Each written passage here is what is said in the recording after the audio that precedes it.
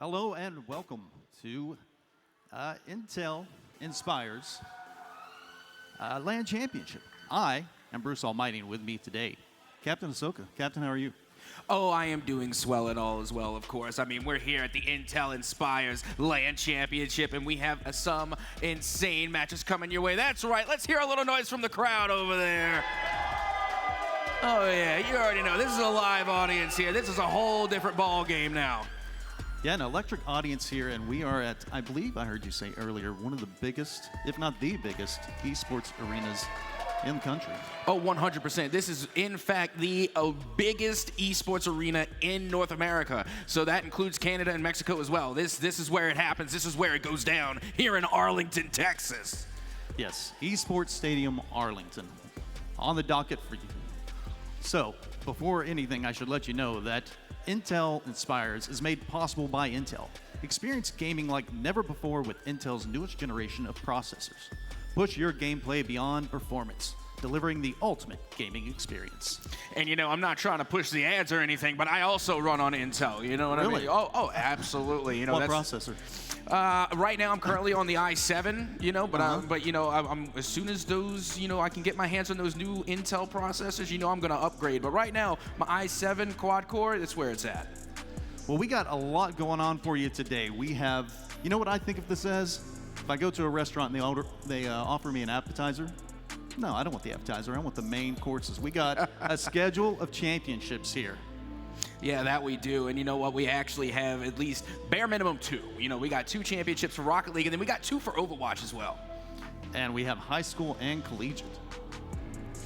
Yep, and you know what? We got to take a look at what these teams are competing for. There is a lot on the line here. So on the line for these players, these teams today, is going to be a $10,000 prize pool plus $15,000 product grant to the champions. That is a lot on the line there.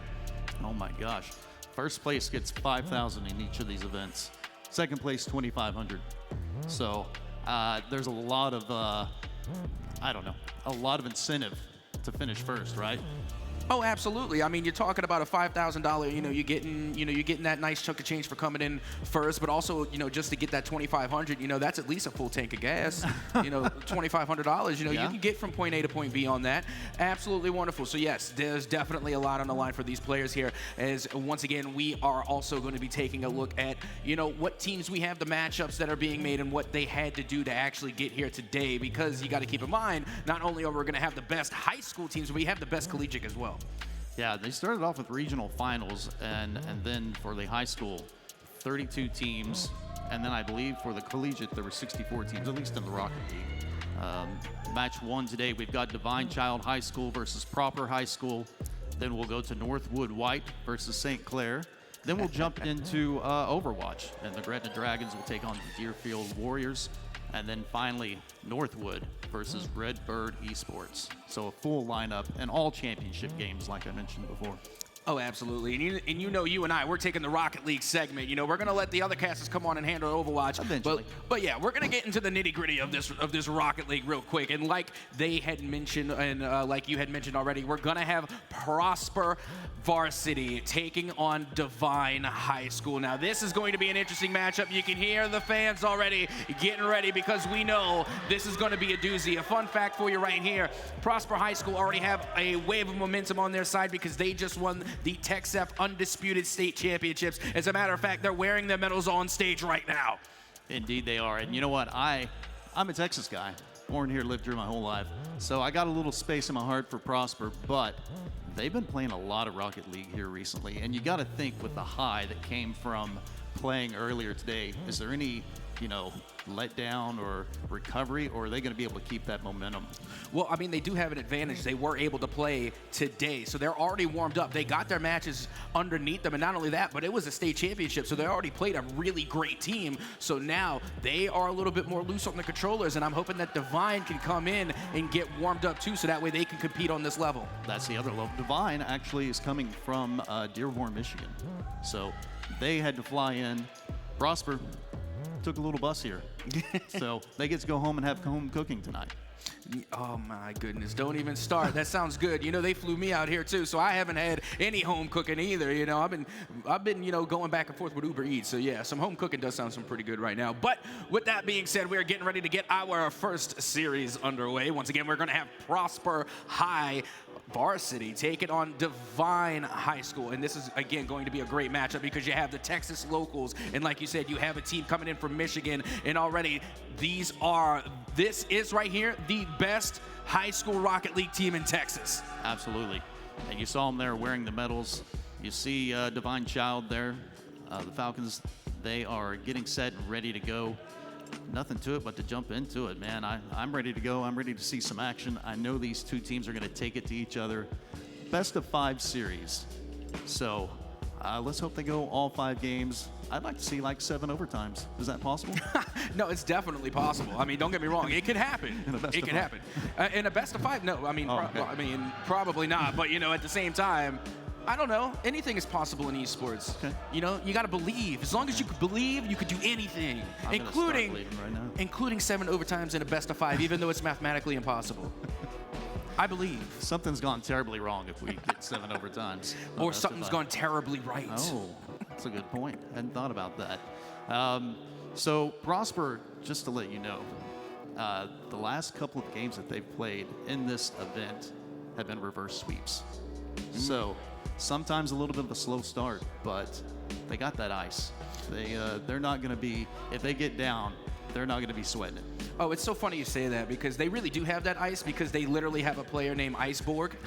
So yeah, Prosper definitely has the ice on their side, and as a matter of fact, you know, you really got to watch out for that player because they are probably the best third person I think I've seen play high school Rocket League.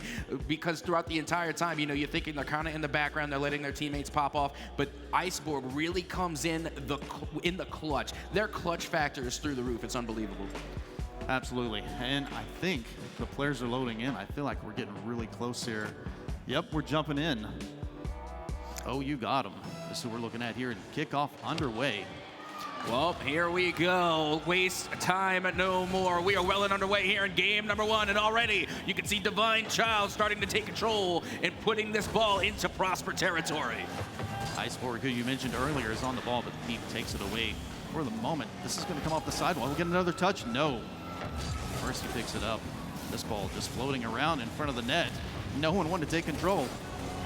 And that's another thing you got to worry about with Prosper. They are not a friendly team. If you get in their way, they will bump you. They will demo you. They will make sure that you are not between them and the net. I know you love the demo, and this team is definitely not afraid to come out and bang some bumpers. Oh, absolutely not. As you can see now, it is going to be Divine Child trying to force the issue here onto Prosper's. Now you got Op Bomb looking to get the flick, but it will be denied and going back out towards the corner as Got him is going to 50-50 this one back out into the possession of Prosper. Mercy, playing a little head game there. I thought he was going to pass it off, but he decided to take it home, but Op Bomb carried it. Will there be a second player? There is, and he puts it right in. Pete scores 1 for Divine Child. And this was a great play here. Pete being able to come in off of that interception and take control back to put that one on and in off the backboard. Not just being able to read their teammate, but being able to read the defense as well. Smart play there. Good awareness. Has 2 50s in a row here on the kickoff. Mercy handles this ball. A little bit of a pinch there. Got away from him. Now who got him? Will he get a flip reset? He does. This ball in the corner for now. Good pass down. Who got him? Met, but that ball bounces off the top corner. Dangerous play for Prosper, and this ball headed towards the net. Mercy steps up. And I love the way that we're seeing Divine pass the ball right now. They are making sure that every single one of these plays is getting centered towards the middle so that way they can get a decent shot on target. And now they're clearing the way here to give themselves another opportunity, but Prosper comes through with the save. Mercy come up big. Amazing shot. It was funny, during the TexF State Championships, we called them No Mercy, the way that they were playing, being able to hit a lot of these backboard double touches. And not to mention, Mercy kind of nasty with the flip reset, so that's definitely going to be a player you're going to have to watch out for. Hop bomb pops this up, but Mercy reads it. This one is on target, but it's a little slow. able to handle this is Peep. And now to Op Bomb. Peep kind of in the way, but he gets out. Battle at midfield here. Who will take control of this ball? Mercy pops it forward. Now Op Bomb with the second touch, not able to get that on, and 2 go for Prosper. It's not going to lead to anything quite yet, though. Yeah, and again, you know, it's kind of like a one turn for one turn coming from Prosper right now, but they need to start doing a little bit more risky plays if they want a reward here, because right now Divine Child is just doing a pretty decent job on defense, making sure that those solo isolated plays do not find the back of the net. So we're going to have to see some more passing plays come from Prosper if they want to try and equalize against Divine Child. Yeah, 3 minutes already gone in this game, and it doesn't really seem like until now. Iceborg puts that one away and evens the score at 1-1. And also Mercy was there to get involved in that play as well. Nice little cheeky pass out to the mid. And I told you, as soon as you can get those pass plays going, you will find success. And just like that, Bruce, we got a 1-1 game. Well, I was about to say they hadn't really put together any offense, and as soon as I did, here they come again. Now, nothing but pressure from Prosper. Refusing to let it leave the zone. And you know, that's the best way to do it. What's the saying, you know, the best defense is a good offense? Well, as long as Prosper is keeping Divine Child confined in their own half playing defense, then they don't really have to worry about getting saves. But right now, Divine Child working on breaking out of their own half. Yeah, one of the worst things you can do is give the other team a lot of time. And if you are in their zone, you're taking away their time on the ball. An unfortunate miss there coming from Divine Child. Could leave an opportunity for Prosper, but it will be, got him to take control, but runs out of boost and can't follow it up, but that one's gonna get cleared out by Prosper as they put this one back onto the Divine Child side. Now, Peep on the ball. He's met by Mercy. This one floats over to the side. Shot there. I thought it was gonna lead to a rebound, but the defense of Prosper able to boom that, and here, just misses an opportunity there. Now you see, it's not all bad. It's not all doom and gloom, even when you miss those opportunities, because the fact of the matter is that you have established that you can create those opportunities. So as long as you're getting your shot count in and you keep making those plays, eventually you're going to find the back of the net. And sometimes the best pass is a missed shot. Whoa, Snapalicious comes up big and drives in the second goal for Prosper. Snap-O-licious taking it off of the ceiling there, off of that pass from Mercy again. Mercy right now with 100% goal participation. Gosh, showing no mercy. Exactly. Well, Prosper is on the ball again. Op Bomb will take this up the side and off the wall. A little bump play coming out for Ugadam, but not able to connect. Seems like Divine Child is ready to bring out that physical play right now to see if they can salvage this game. Ooh, nearly being able to take a goal on the road there, but it looks like time will continue to tick away. This could be the equalizer. Pete manages to score with 1 second left, and now we may have overtime. Still 1 second on there. Crazier things have happened. This is the first step in our 7 overtimes. Yes, it all starts with one. Well, let's see if the ball hits the ground or if they keep it up, and this one's going to hit the ground right away. So overtime it is. You couldn't ask for anything more. Now, this could be a little bit of an omen here, because during the TexF State Championship, Prosper went to overtime twice in their series, and twice they lost. So I have not seen them pop off an OT, but they can turn their luck around here and now. This ball sent over to the center by Op Bomb. Snap will get this in front of the net, but taken away. A nice backboard play there by Pete.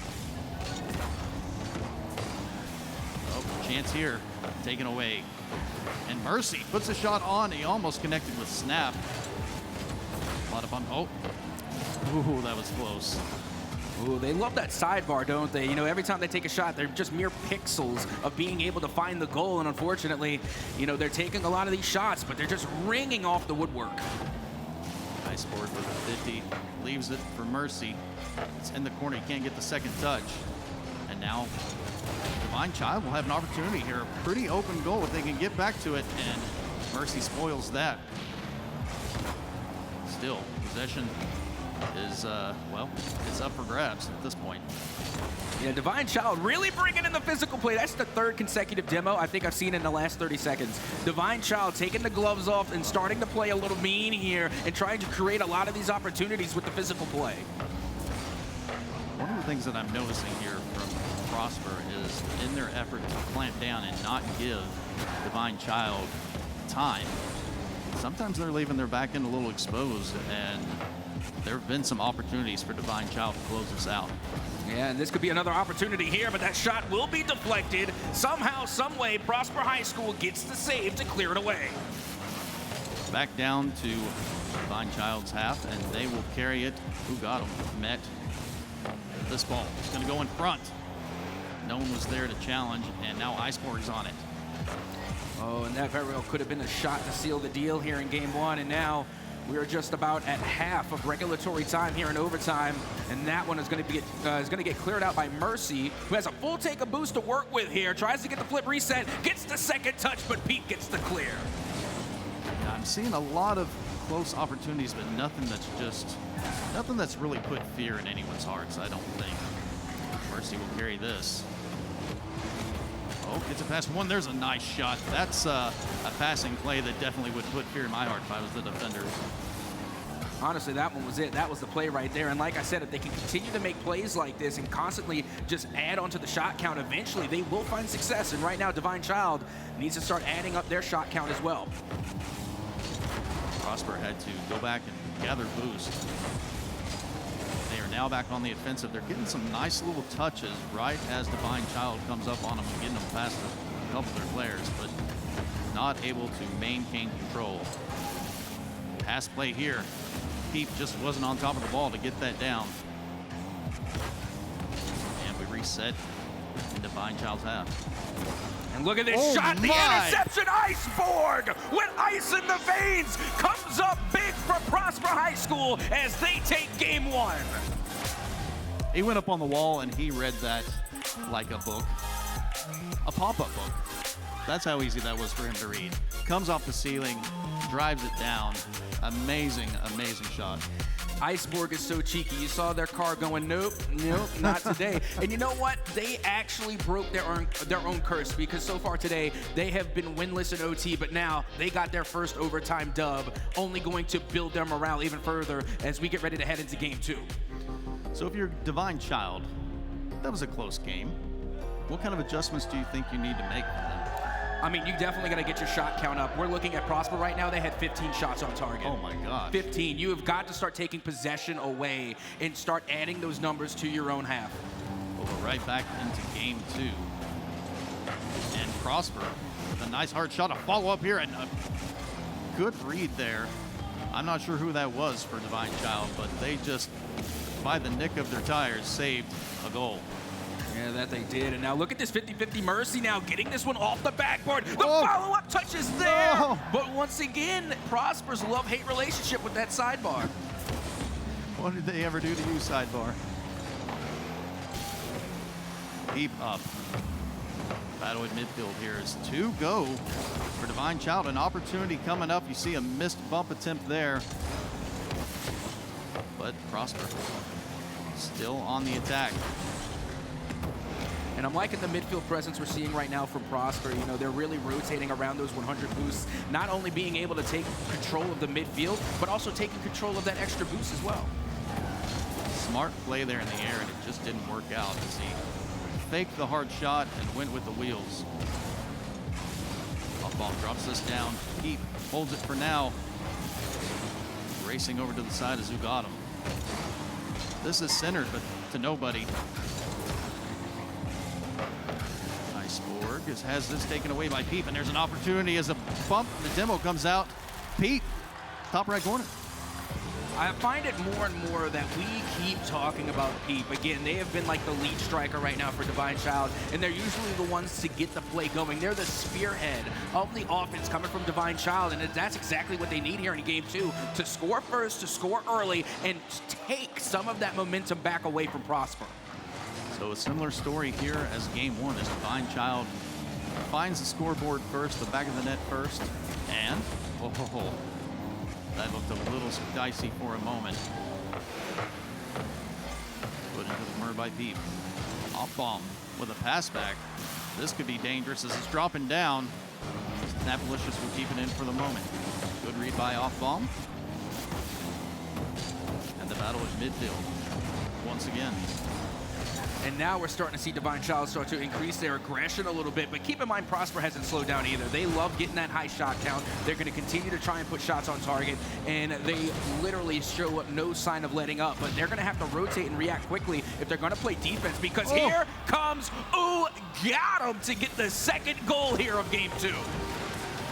Yeah, and I'm really noticing that Divine Child had a couple of misses early on, and they seem to be connecting with the ball a lot more here recently. I think they've cleaned that up, and that might be a little bit worrisome for Prosper. Well, still plenty of time here, about 2 minutes and 40. Still got a solid half of Rocket League left to play here in game 2, and a 2-goal deficit is not insurmountable by any means. Peep gonna be taking this one out back towards the mid. A nice touch in order to get this one out, but not nice enough. Op bomb gonna be taking control to get the pass out to mid. The shot does not connect. Does get the boost steal though. This could keep Prosper cornered in their own half, but not if Iceborg has anything to say about it. And Snappalicious called off there again. The sidewall. Oh, a miss there by Iceborg. He looked like he had it lined up. But a touch came through and took the ball away from him. We just passed that 2-minute warning, that 2-minute mark now. And time is ticking away for Prosper as they try to equalize here in game 2. And now Pete with another opportunity, but they also find the sidebar themselves. And that shot is not going to be good, as that one will get cleared out back into Divine territory. Mercy with a really tough play there to pinch that ball off the sidewall and get it to a space to where it's not in front of the net. A lot of times you make a save and that ball just stays in front of your net and it goes right in.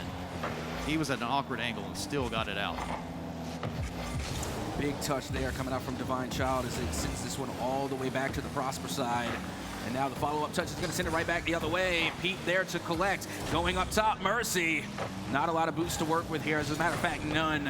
As that pass will go towards the mid, but it's intercepted by Op Bomb. Snappalicious puts this to the center, but Peep is there. This will drop down in front. He decides to turn off. He's going back for boost. Oh, got him. Keeps it on the side of Prosper, and the pressure continues. And you see, this is actually a big brain play coming out from Divine Child right now. They are just playing keep away at this point. They know they don't have to score any more goals. All they have to do is keep Prosper from scoring. So literally, they are just trying to make as much time as possible just to tick away and expire off the clock. If I'm down 2, I want 12 seconds on the clock when I score a goal. To be, that's the minimum that I need to get 2 goals, and we are just 12 seconds away from that. So Prosper's got to mount something here if they want a chance to commit there. Divine Child. Prosper is not going to be able to take advantage. 12 seconds now. Off ball reads that, and it's in Prosper's side of the field. When this hits the ground, game is over, and Divine Child take game 2. Yep, that they do. And honestly, I wouldn't expect it to go any other way. I was not thinking this was going to be a sweep going either way. So, you know, no surprise here that we're seeing Divine Child answer back against Prosper to tie up the series at 1 win apiece. Yeah, and I think what we've seen here is that this is going to be a tight series for sure. You seeing anything here in the stats that's concerning to you? Shots are about the same. Saves are about the same. Ball possession, 55% for Divine Child that time, and that might be the key to what led to that victory for them. Well, you know what was surprising me is that in game number 1, Prosper High School had 15 shots on target. This time, they only got 4. Yeah. So we really saw Divine Child step up and start taking possession away, which is exactly what they needed to do. So, and when you look at the stats, it's really not a big difference maker. They were both equal, but when you compare the stats from game 1 to game 2, there's a huge difference. Well, we jump into game 3, an important game 3. This could be a swing game. Nice forward. Gets a touch. This will center out. Oh, it's taken away by Ugadam. And now Divine Child on the attack. Man, Ugadam has just been an absolute demon at that midfield line. You have got to watch out because they are really good at transitioning and reacting, whether you're going from offense to defense or defense to offense. They're usually the first one in rotation. No doubt. Attempt there, and Mercy gets it past 2. He's carrying the ball and the team at this point with a shot on. Oh, Peep stands up tall to keep this 0-0. And that's a good first attempt coming from Prosper, and that's one thing that they really needed to do here in Game 2, and that's to really step up their aggression. They kind of got laxed there in Game 2, but now here in Game 3, it looks like they're getting back into fighting shape here, as that one's going to go off the backboard and go over towards the side.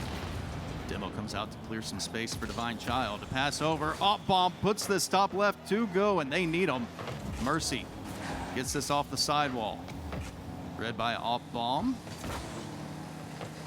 No one really taking control just yet. This ball, just within the reach of Ugadam. Are they caught out here? This ball is on target, and they do catch him out. Peep with a long shot. 1-0, Divine Child. Yeah, I think that might have been just a slight mistouch from Iceborg. I'm sure they meant to put a little bit more strength on it, but it unfortunately came off just a little bit too light, and no one was anticipating it, leaving the net exposed on the side of Prosper. And now Divine Child will score the first goal here in Game 3. And that's the danger of trying to clamp down, using that offense as defense mentality. Sometimes you get left caught out. Now, back to the midfield we go, and already we got some demolitions on the board as that ball will drop down, and the 50-50 goes towards the side. Here comes Iceborg, 50'd out by Op Bomb, back towards that midfield line, and it will be picked up yet again, and the demo's really clearing the way right now for Divine. Mercy has this taken away from him by Op Bomb. He's got another chance at the ball. Can he get it past 2? He does. Oh, if that was on, it would have been in. Pete gets back safely into the corner, but he pays the price. And now Divine Child circling. Will they get a shot? They do. Op Bomb. Direct center. And that was a really good give and go here. Again, we got to see the pass coming out from Ugadam and really force the defense to make a split-second decision. And you already know when you have to react quickly, sometimes you don't get the best touch, leaving an open opportunity for the opposition. And that time, Divine Child was able to capitalize to now get a comfortable 2-goal cushion. 3 minutes left here, and momentum is clearly swung to Divine Child as they are putting some things together. Some passing plays, some bumps. The things you like to see if you're going to win games. And now we are officially at the halfway mark here in game number 3. We just passed 2 minutes and 30. Time ticking away once again for Prosper as they have to fight another time here against the clock. Last game, you noted that Divine Child started wasting some time. It's probably a little too early to do that. What point do you start trying to waste some time when you're in the game? Anytime. Anytime? Any opportunity you get. But Prosper is able to find an opportunity for themselves to get a quick transition goal here and get their first goal of Game 3. Yeah, the reverse of what happened previously. Prosper catches Divine Child out. So, not as daunting. 2-1. Iceborg has that taken away by Pete. This is going to waterfall down. Oh. Chance goes by the wayside, and uh-oh, 2 players in the same position. You don't like to see that a lot of times. Can Divine Child take advantage? And you see, that comes with communication as well. You hardly ever want to see a double commit, and once you do, it usually leaves an opening there on the defensive side. So they have got to start communicating just a little bit better if they want to try and avoid a lot of these mistakes that can lead to opportunities for Divine Child, as that pass went out, but no one was there in time to take a shot. Mercy tries to center this, and he does. Good defense by Ugadam. 1:30 here. Can Snapalicious get this out? He cannot. He reads it, but Mercy's there to pick him up. Nice tap to center. Oh, this one gets through, and Iceborg just off the side. And now the counterattack coming quickly. Yep, and now back to the defense we go for Prosper as Divine Child now has to retreat and react and recover back on the defensive side, which could be an opportunity for Prosper now. But look at this air dribble from Op Bomb, taking it the full distance, nearly getting the shot on, but it's no good. That air dribble, he almost left it for his fellow teammate there. And this dangerous shot, hop bomb, comes in with a finish. Yep, once again, we're seeing Divine Child with that 2-goal cushion late in the game, too. That might be a little bit too much to come back from Prosper. But still, 41 seconds, that gives you at least 1 goal every 20 seconds. It's still doable. Yeah, we talked earlier that this team doesn't generally get rattled. So I expect them to make a push here, if not a run. Snap gets bumped off that ball, and Divine Child has control of the ball with 30 seconds left. Prosper really going to have to dig deep to put something together here. Yep, and so far not much doing for the side of Prosper. And again, those demos are not helping anything for the Prosper offense right now, as now we only have 10 seconds left. Still 2 goals between these two teams. Time continuing to tick away, and I think it's just about out of contention now for Prosper, as Divine Child High School will take game 3 and will take the lead in the series. I really like the way they recognized the score and the time left, and we've seen 2 games here in a row where they've been able to manage that clock. They've played some mind games. They played a whole lot of mind games, and if that wasn't enough, coming from the side of Divine Child, they have 14 shots on target as compared to only 4 coming from Prosper. Literally 10 extra shots going the way of Divine Child. Absolutely extraordinary. And almost a flip of game 1, even though there wasn't an overtime. The shot total was almost a flip. Here we go. Iceboard pushes us to the corner and pays the price with a demo. We're seeing a lot of aggression from Divine Child here recently. Mercy. Over to Iceboard. He will carry it out, taken away. Good comms there to let Mercy control the ball. He's up in the air and he puts it in.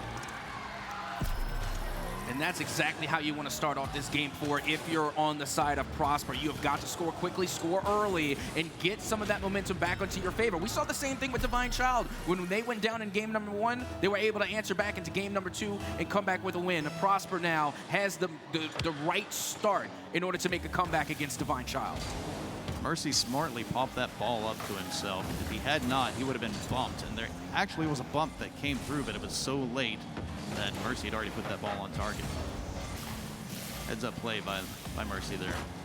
And now Pete getting ready to take control, looking for the bump play, but this one's going to go awry as got him. Now goes up high, has a little boost to work with, can't get control of the ball, as this one is just going to linger here in the Prosper corner. And finally, you can see Mercy able to knock it out.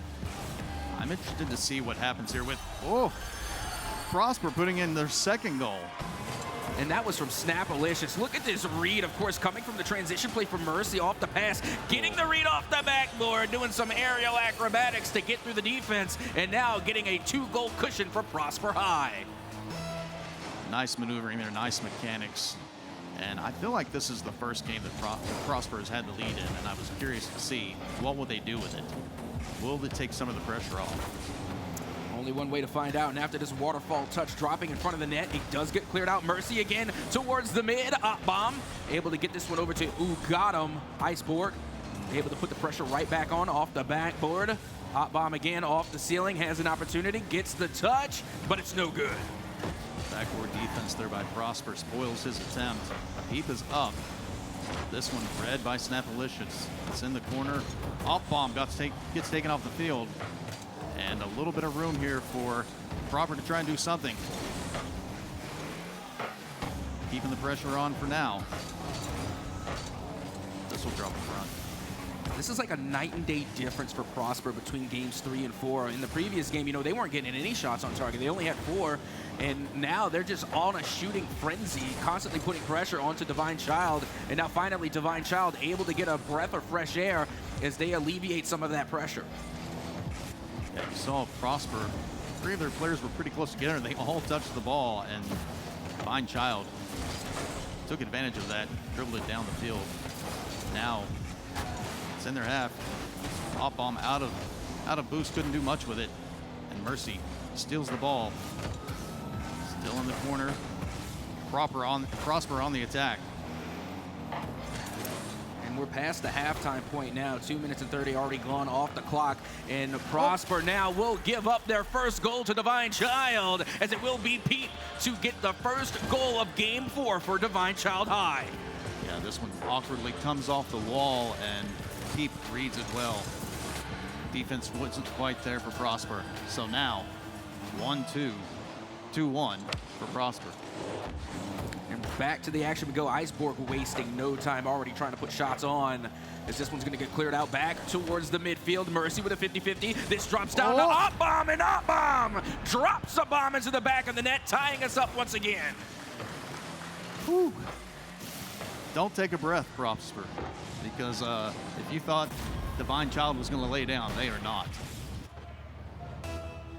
Well, here we go. We're right at the 2-minute mark, and we're tied at 2 goals apiece. Deuce is wild here in game number 4, as it will be Divine Child to try and take the lead very quickly here off the crossbar, but it doesn't go in.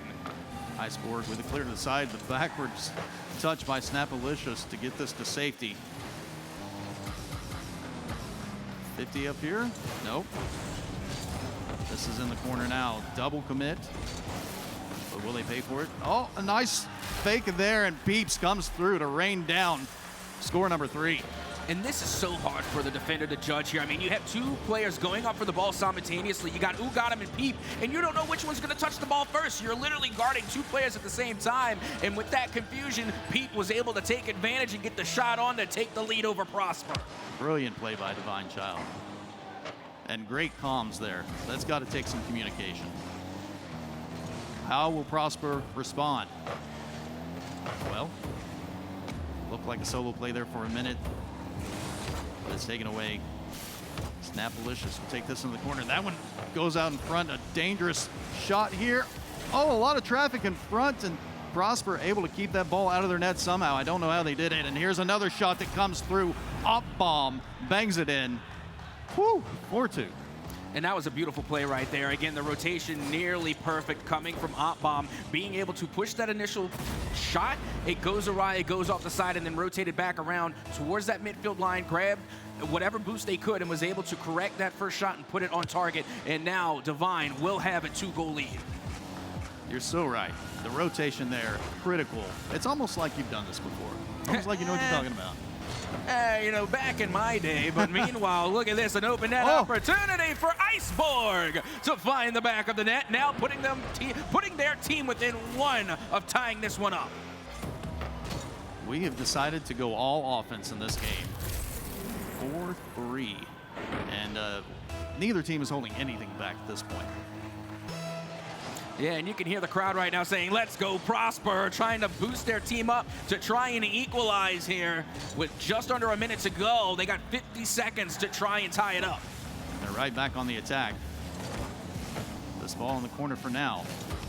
Mercy gets it centered, but Op-Bomb. Mechanics there, a little bit of a fake. Looks like Divine Child is playing a little soft here, trying to make sure that they don't give something up. Oh, and they nearly do, but that was an excellent clear coming from Divine Child, as they're able to get that one away. And another 50-50 right in front of the net. Nearly made an opportunity there, but Prosper still not relenting on the attack, as finally Divine Child able to clear it out. Yeah, they had a crucial demo there, and I think that allowed them to clear the field a little bit and to push this ball out of their zone. 6 seconds here. Prosper's got to do something now if they want it to happen. This hits the ground, and game 4? Yeah, that was game number 4. Game 4 in the books, and that's a 3-1 lead. That it is, and now Divine Child High School are on match point. If they win the next game, they will be your Intel Inspires LAN champions. But we still have more games to go. Prosper still plenty of opportunities to strike back. Yeah, I said game a best of 5 earlier, and clearly I was wrong. Game well, the overlays also said best of 5, and they changed. Well, no, I'm lying. The sheet said best of 5, and then we were corrected on the overlay. So yeah, it's a best of 7. Well, that just means more Rocket League. Oh, absolutely. That's exactly what it means. It also means more opportunities for Prosper to try and turn things around. And, you know, when we're looking at the stat sheet right here, this one was a little bit closer. You're looking at the shot count, and actually it looks as though that it was Prosper that actually had the higher shot count, but Divine Child had a better shot percentage. I think Divine Child was more aggressive in that game. I think that's what led to their victory. A lot of bumps, some demos. But we'll find out what Prosper can do here. Like I said, their backs are up against the wall, but they have shown previously that they have the ice in their veins. And they have ice on the sticks as well. And they got ice board. You can't go wrong. You can't have nerves if you got ice board on your team. This is true. Now, Ugatum is going to take control, goes off the backboard. Mercy able to clear it out back towards the side, and now going up again. Snapalicious puts this one out towards the corner. Pete coming in with the read. An opportunity here, gets 50 up into the waterfall, and it's going to be no good. He got bumped out of that play and almost made it back to the ball. As this one centered, Ugatum keeps it in. A little back and forth here. Pete gets a touch in. Will he get the second? He does. Can he get a third? He does. This is floating in front of the net. It's a rebound. Shot is on, but it's not enough to get through. Pete, he puts that in. And there's really not much doing there. You're able to get the first touch and get the first save, but then all it was a simple readjustment of the shot placement from Pete to put it into the far side to make sure no defender could reach it, and now Divine Child has a 1-0 lead. So many shots there in that short period of time.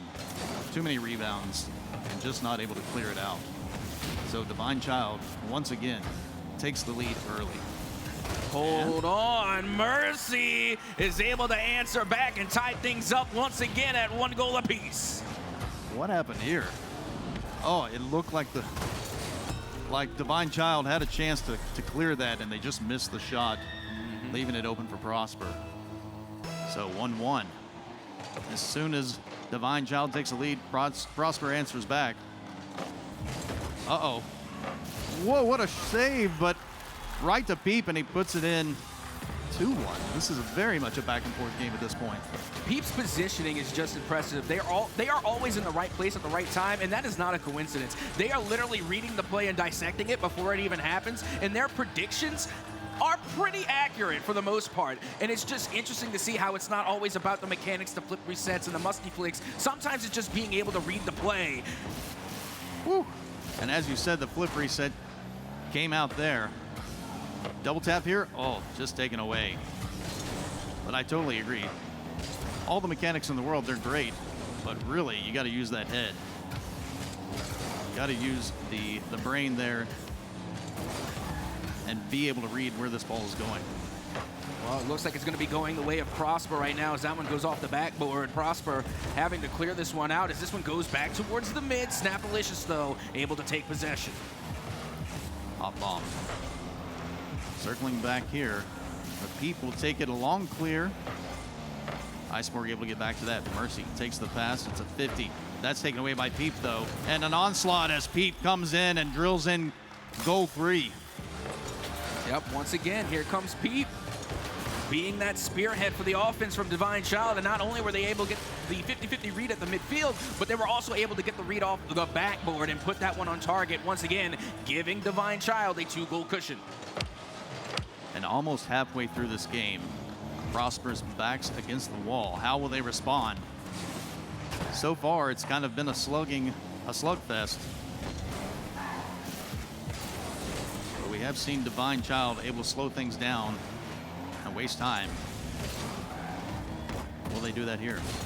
Well, we're past the 2-minute and 30 mark. We're past halftime, so if you're going to start running the clock, I guess now would be a better time than any, as this one is going to go up high, and Pete able to get the redirect to clear it out. Yeah, really nice job getting in the air there and not only making contact, but getting it over to the corner. Pete will take control again, but Mercy, good read. Pulls off the ball here. Who got him? Left that ball, but no one able to come in and take it away. And that shot, 4-1.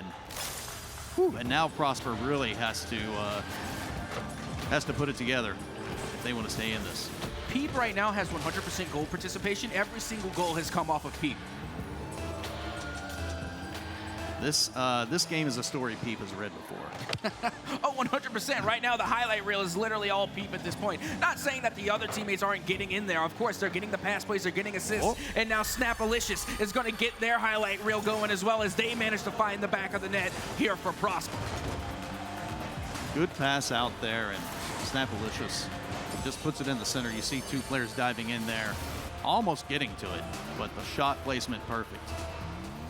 And this is what I love about Rocket League. It's not over until it's over. Even when the clock hits 0, you still have opportunities to make shots and make goals. And now you can see with 1:40 remaining, only 2 goals separate these two teams.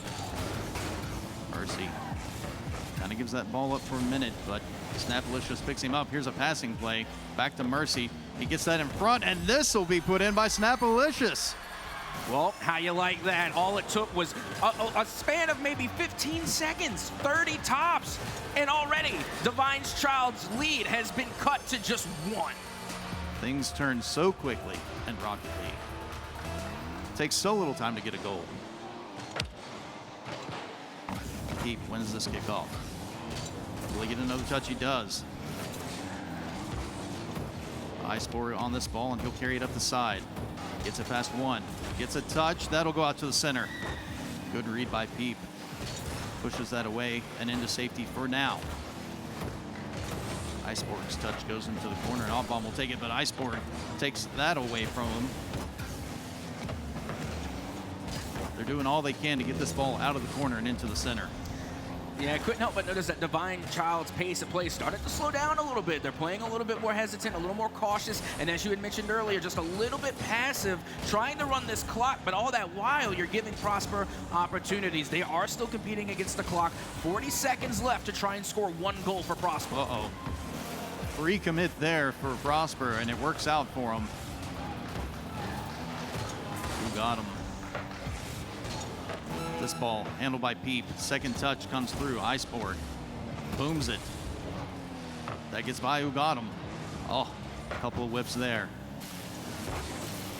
Peep sends this back to safety and actually into danger. Bump comes through. Oh my gosh, so many whiffs, and that ball almost sneaked into the goal.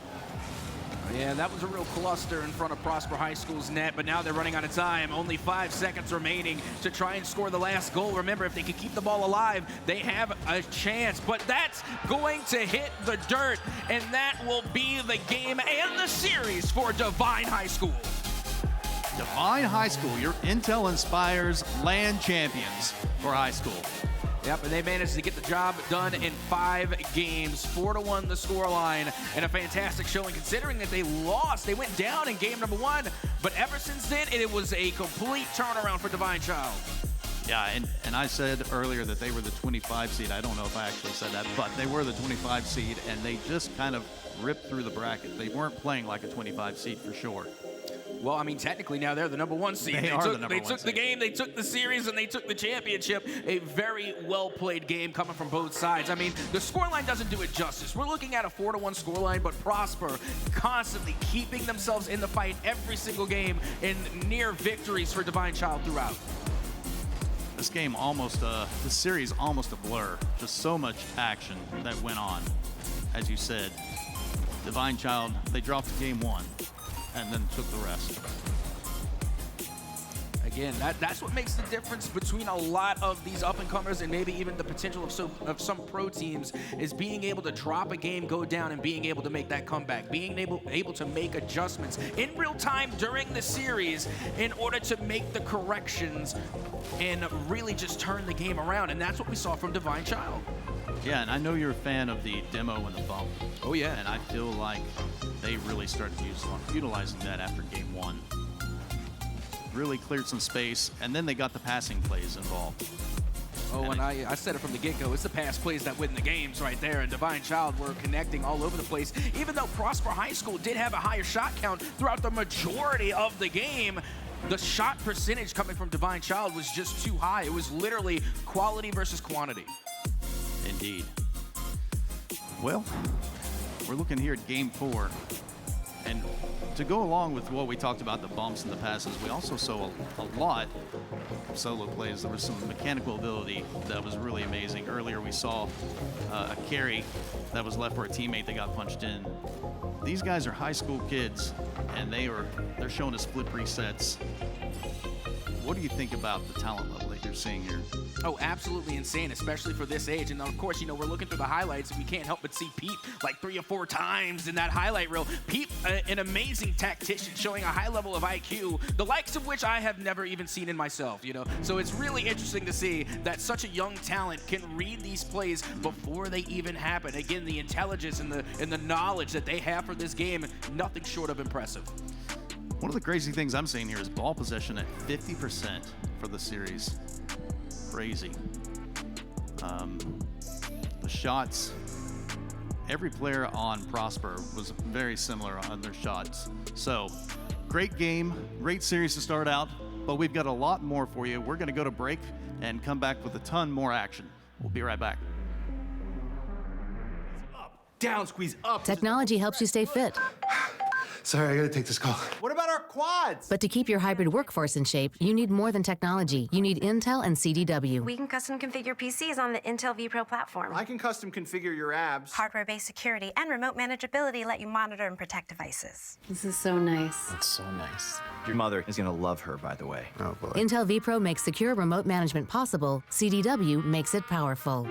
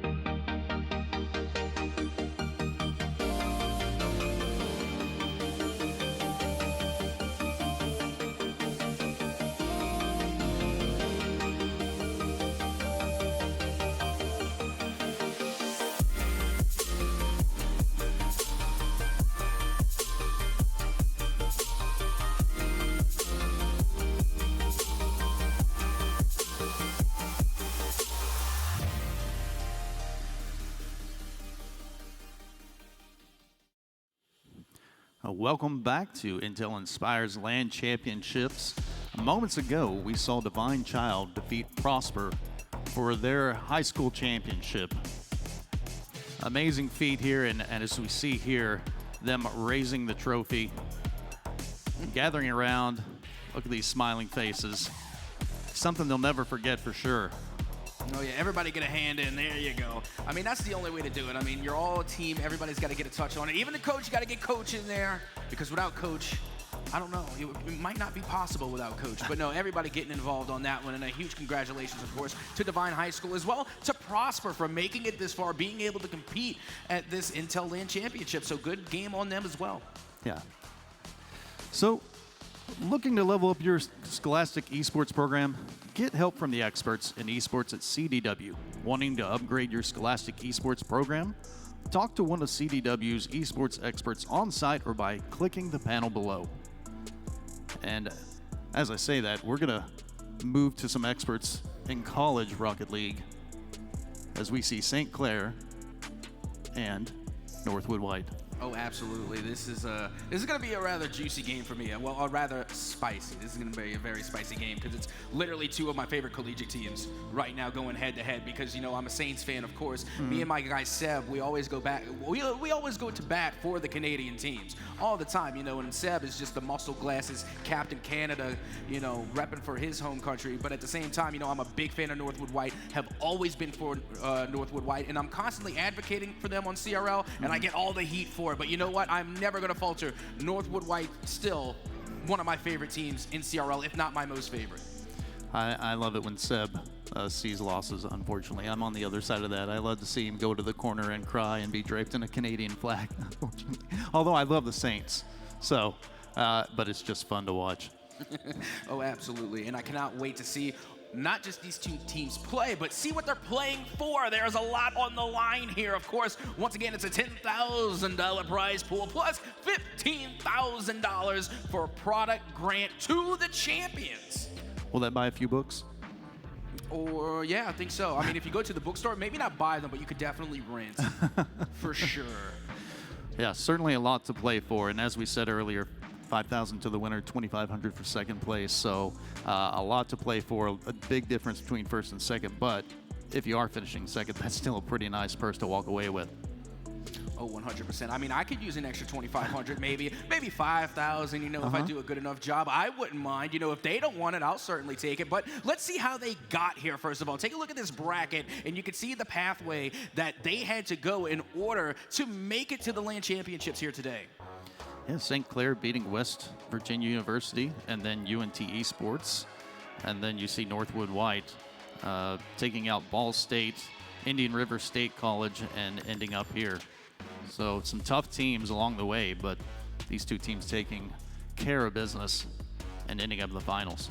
Oh, absolutely. These are, again, some of the best collegiate teams for Rocket League in North America, and I can only imagine how bad UNT wanted to be here. That's the University of North Texas. They would have had home field advantage here in Arlington, here in Texas. That could have went a long way, but I gotta say, St. Clair, I guess they wanted it more. They're the ones here. And then also for Northwood, they managed to take out IRSC and Ball State. Ball State, all day has been popping off in the leagues, and they have been playing phenomenally, but they couldn't stack up against Northwood. Yeah, and both of these teams end up in CRL Worlds. They were in 2022, but the Saints roster has changed a little bit. They still have Spoods, but Comp and Jay are now gone. Rahman and Christian are here. And so a little bit of drop-off for a minute, but they seem to have caught fire here recently. And as you saw, broke through the bracket there to get to the finals.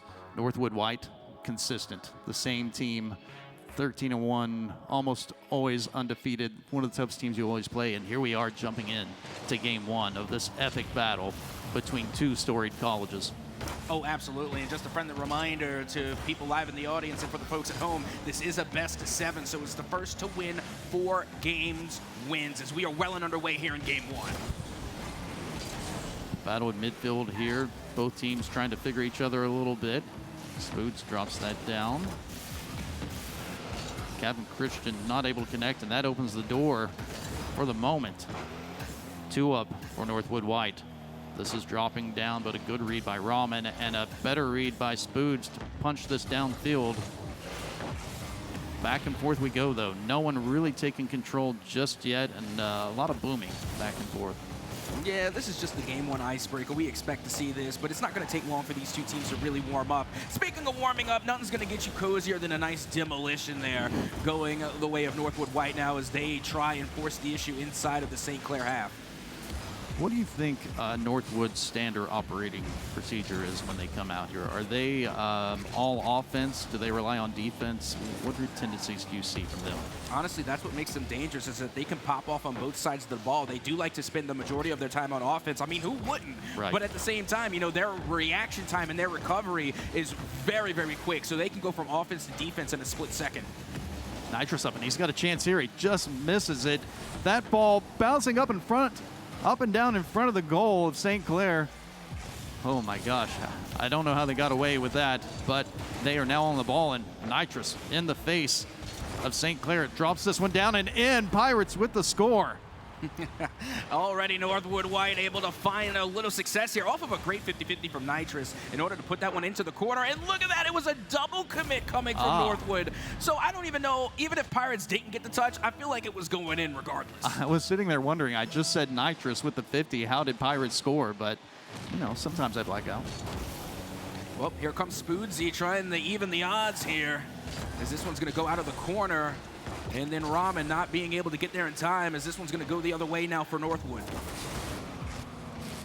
This ball drops in front of the net. Christian punches it downfield. Spoods met. Good play on defense there by Northwood. And Nitrous carries this. He's got a flip reset. Another. Ooh. Keeping that ball alive and on St. Clair's side of the field. And here's another shot attempt from Nitrous. It's just high. And that gives St. Clair an opportunity to clear the ball, but Pirates says no. Oh. Nearly finding some success there at the midfield line, and right now that's where Northwood White is spending the majority of their time. They're at the midfield, and they're creating a stranglehold right now that is leading to more and more goals. Good grind. Noxus able to find the back of the net for the second time here for Northwood. Outstanding play as they, as you said, hung out at midfield and just waited for their opportunity to pounce as St. Clair tries to bring it out. That's going to be hard to overcome if they keep doing that all game. And a beautiful 50 there, putting this one out towards the mid. St. Clair with the recovery, able to take control. Noxus again is going to meet them in the midfield in order to keep this ball inside of St. Clair territory. And really one of the things I'm seeing here and picking up on is Northwood is so patient. They're at that midfield line, and they know St. Clair's going to get the ball at one point, and they're waiting to see what happens before they make their move. And I got to tell you, that's a level of discipline that I simply don't have. I'm always trying to score the next goal and the next goal. I mean, Northwood, they only had a one-goal lead, and, you know, that's not something you really want to relax on. But Northwood took their time, they waited for an opportunity, and they were able to find their second goal, giving themselves a little bit more leeway. Nitrous with a great read there as St. Clair was set up for a redirect. And St. Clair isn't done yet. They are still applying pressure. Christian out of boost, not able to do much with that. Spoods will carry. This ball pushed over to the corner. Oh, it was in front, and they had an opportunity, but great play there by Noxus. And you know what? That just goes to show that positioning on offense isn't just important. You also got the positioning on defense that I don't think people give enough credit, because you really have to find yourself either aligning with the near post or the far post in order to play effective defense. But Nitrous manages to find none of the posts as they put that shot on and in. He kind of pulls the string there. It looks like he's going to get that second touch, and he lets it go and then gets the ground pinch. Total surprise there. And St. Clair, with 1 minute left, down 3-0. Yep, 1 minute left to go. And believe it or not, 1 minute in Rocket League is still plenty of time to get 3 goals on the board. But the way that Northwood has been playing, that's not going to be an easy feat. They're clamping on the offense of St. Clair, hanging out at the midfield. Just not really allowing too much to happen for St. Clair's offense. They did mount a little pressure earlier, but they're really going to have to put it together here with just under 40 seconds left. Yeah, well, here you go. It's going to be an opportunity now for St. Clair as they finally get the ball inside of Northwood territory, looking to find the back of the net here. The shot goes on, but thanks to Noxus, it does not go in. Northwood again on the attack. 19 seconds, and they are not taking their foot off the pedal at all. Oh, absolutely not. And they honestly are pretty much out of time. I didn't want to call it early, you know, but at this point, you know, you only got 5 seconds left to score 3 goals. I think it's safe to call it. I mean, I'm no fortune teller, but it seems like this one is going to go the way of Northwood for game number 1 as they will close this one out 3-0. Rule 0 in effect there for a moment, and the ball touches ground. Northwood, as you said, takes game 1 pretty convincingly. That they do. And again, let's take a quick look at the statistics here, taking a look at the shot count.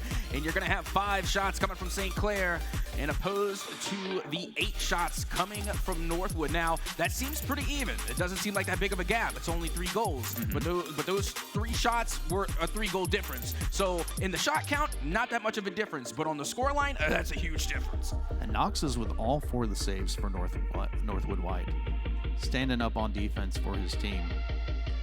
What kind of adjustments do you think St. Clair's got to make here? Do you think the demo game needs to come out? That's my default, is that I want the demos out. Oh, I mean, I always want the demos out, first of all. I mean, I definitely have another point to make, but 100%, I'm always in favor of demos. I vote yes on physical plays 100% of the time, without a doubt. But where I think St. Clair needs to step up is at that midfield. The midfield possession, if you look at field domination right now, 64% in favor of Northwood White.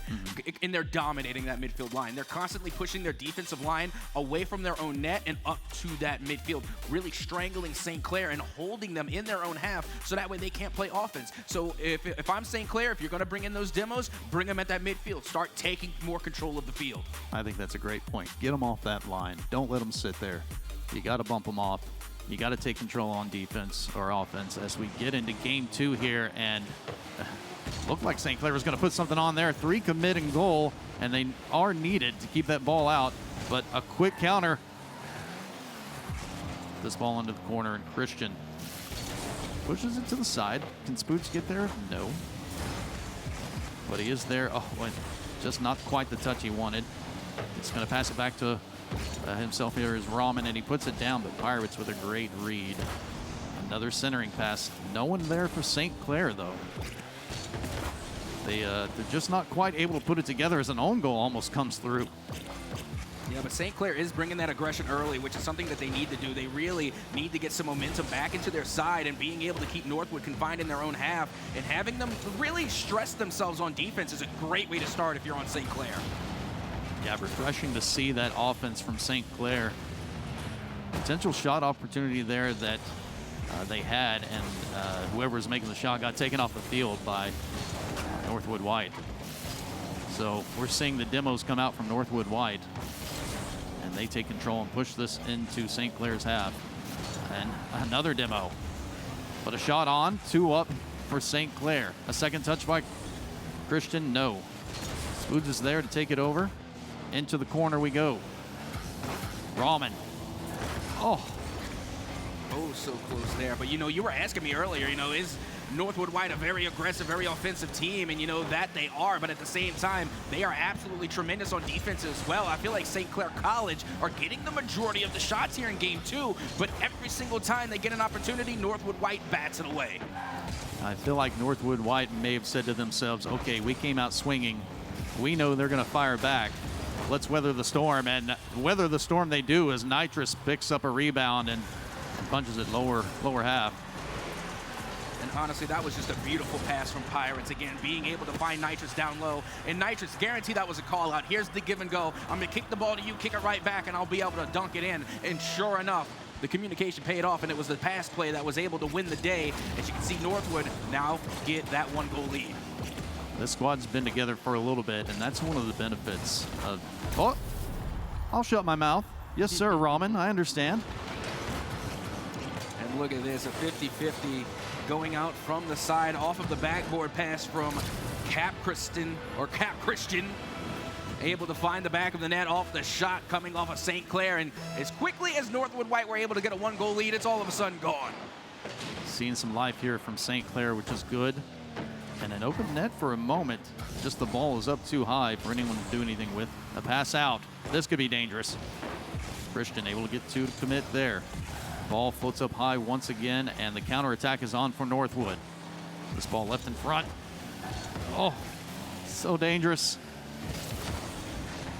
Quick turns on the ball. Pirates will carry this out to the center backfield. The backboard defense doesn't come through. And there's a shot. Top right corner. Nitrous hangs out, waits for that ball to be in an open spot. Takes advantage.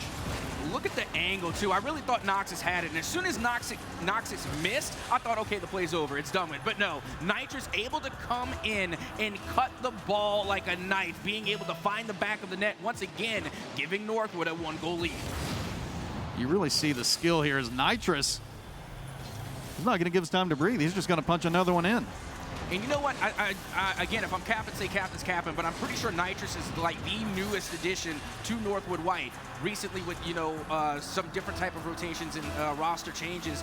And, a lot of people were wondering, is Nitrous going to be able to fill in nicely with Pirates and Noxus? Pirates and Noxus have been on teams together for so long, and I think Nitrous is such a great addition to this lineup.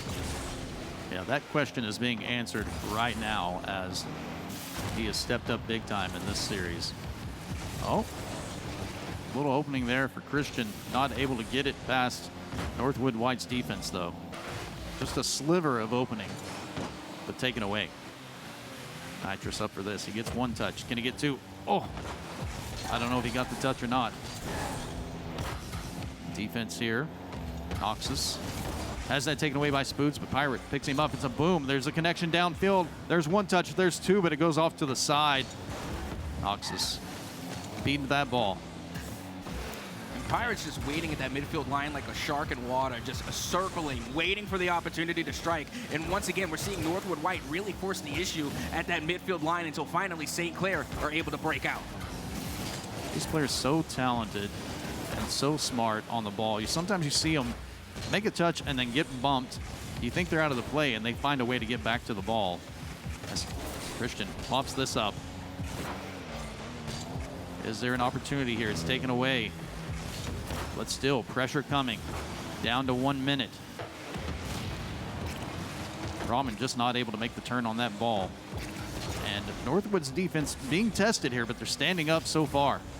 Absolutely, and St. Clair again showing a good amount of presence inside of the half of Northwood White. They just need to get a little bit more speed on the ball, put a little more strength behind their shots, and they will find the back of the net with that second goal, again shrinking the Northwood White lead to only 1. You talked them into it. The ball off the sidewall there. Christian reads it nicely, punches it in, and all of a sudden it's a 1-goal game with 36 seconds left.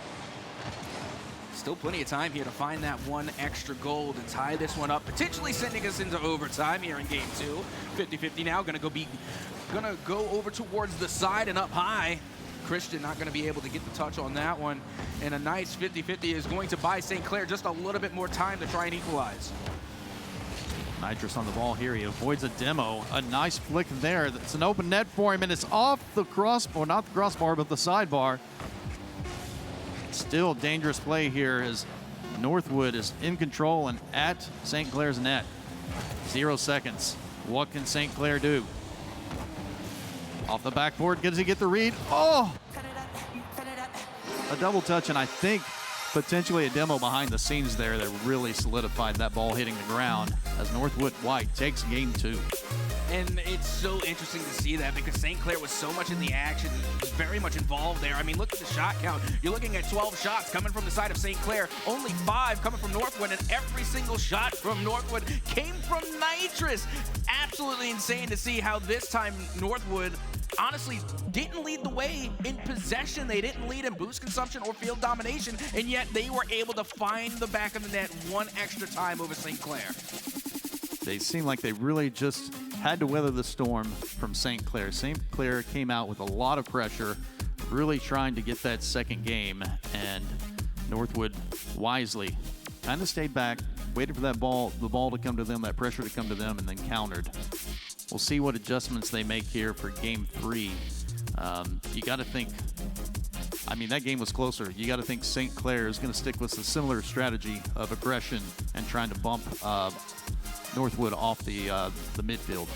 And not only that, they really need to try and put more shots on target. Not saying they're not taking a lot of shots, but they're not finding the gap in the defense. They're getting demos, but they're not getting the demos in net. They're not making ways for the ball to go in.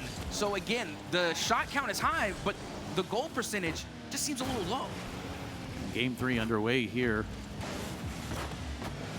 St. Clair with an opportunity. Rahman's going to go for a bump. He doesn't quite get it, but Spoods is there to put this down for Rahman. No.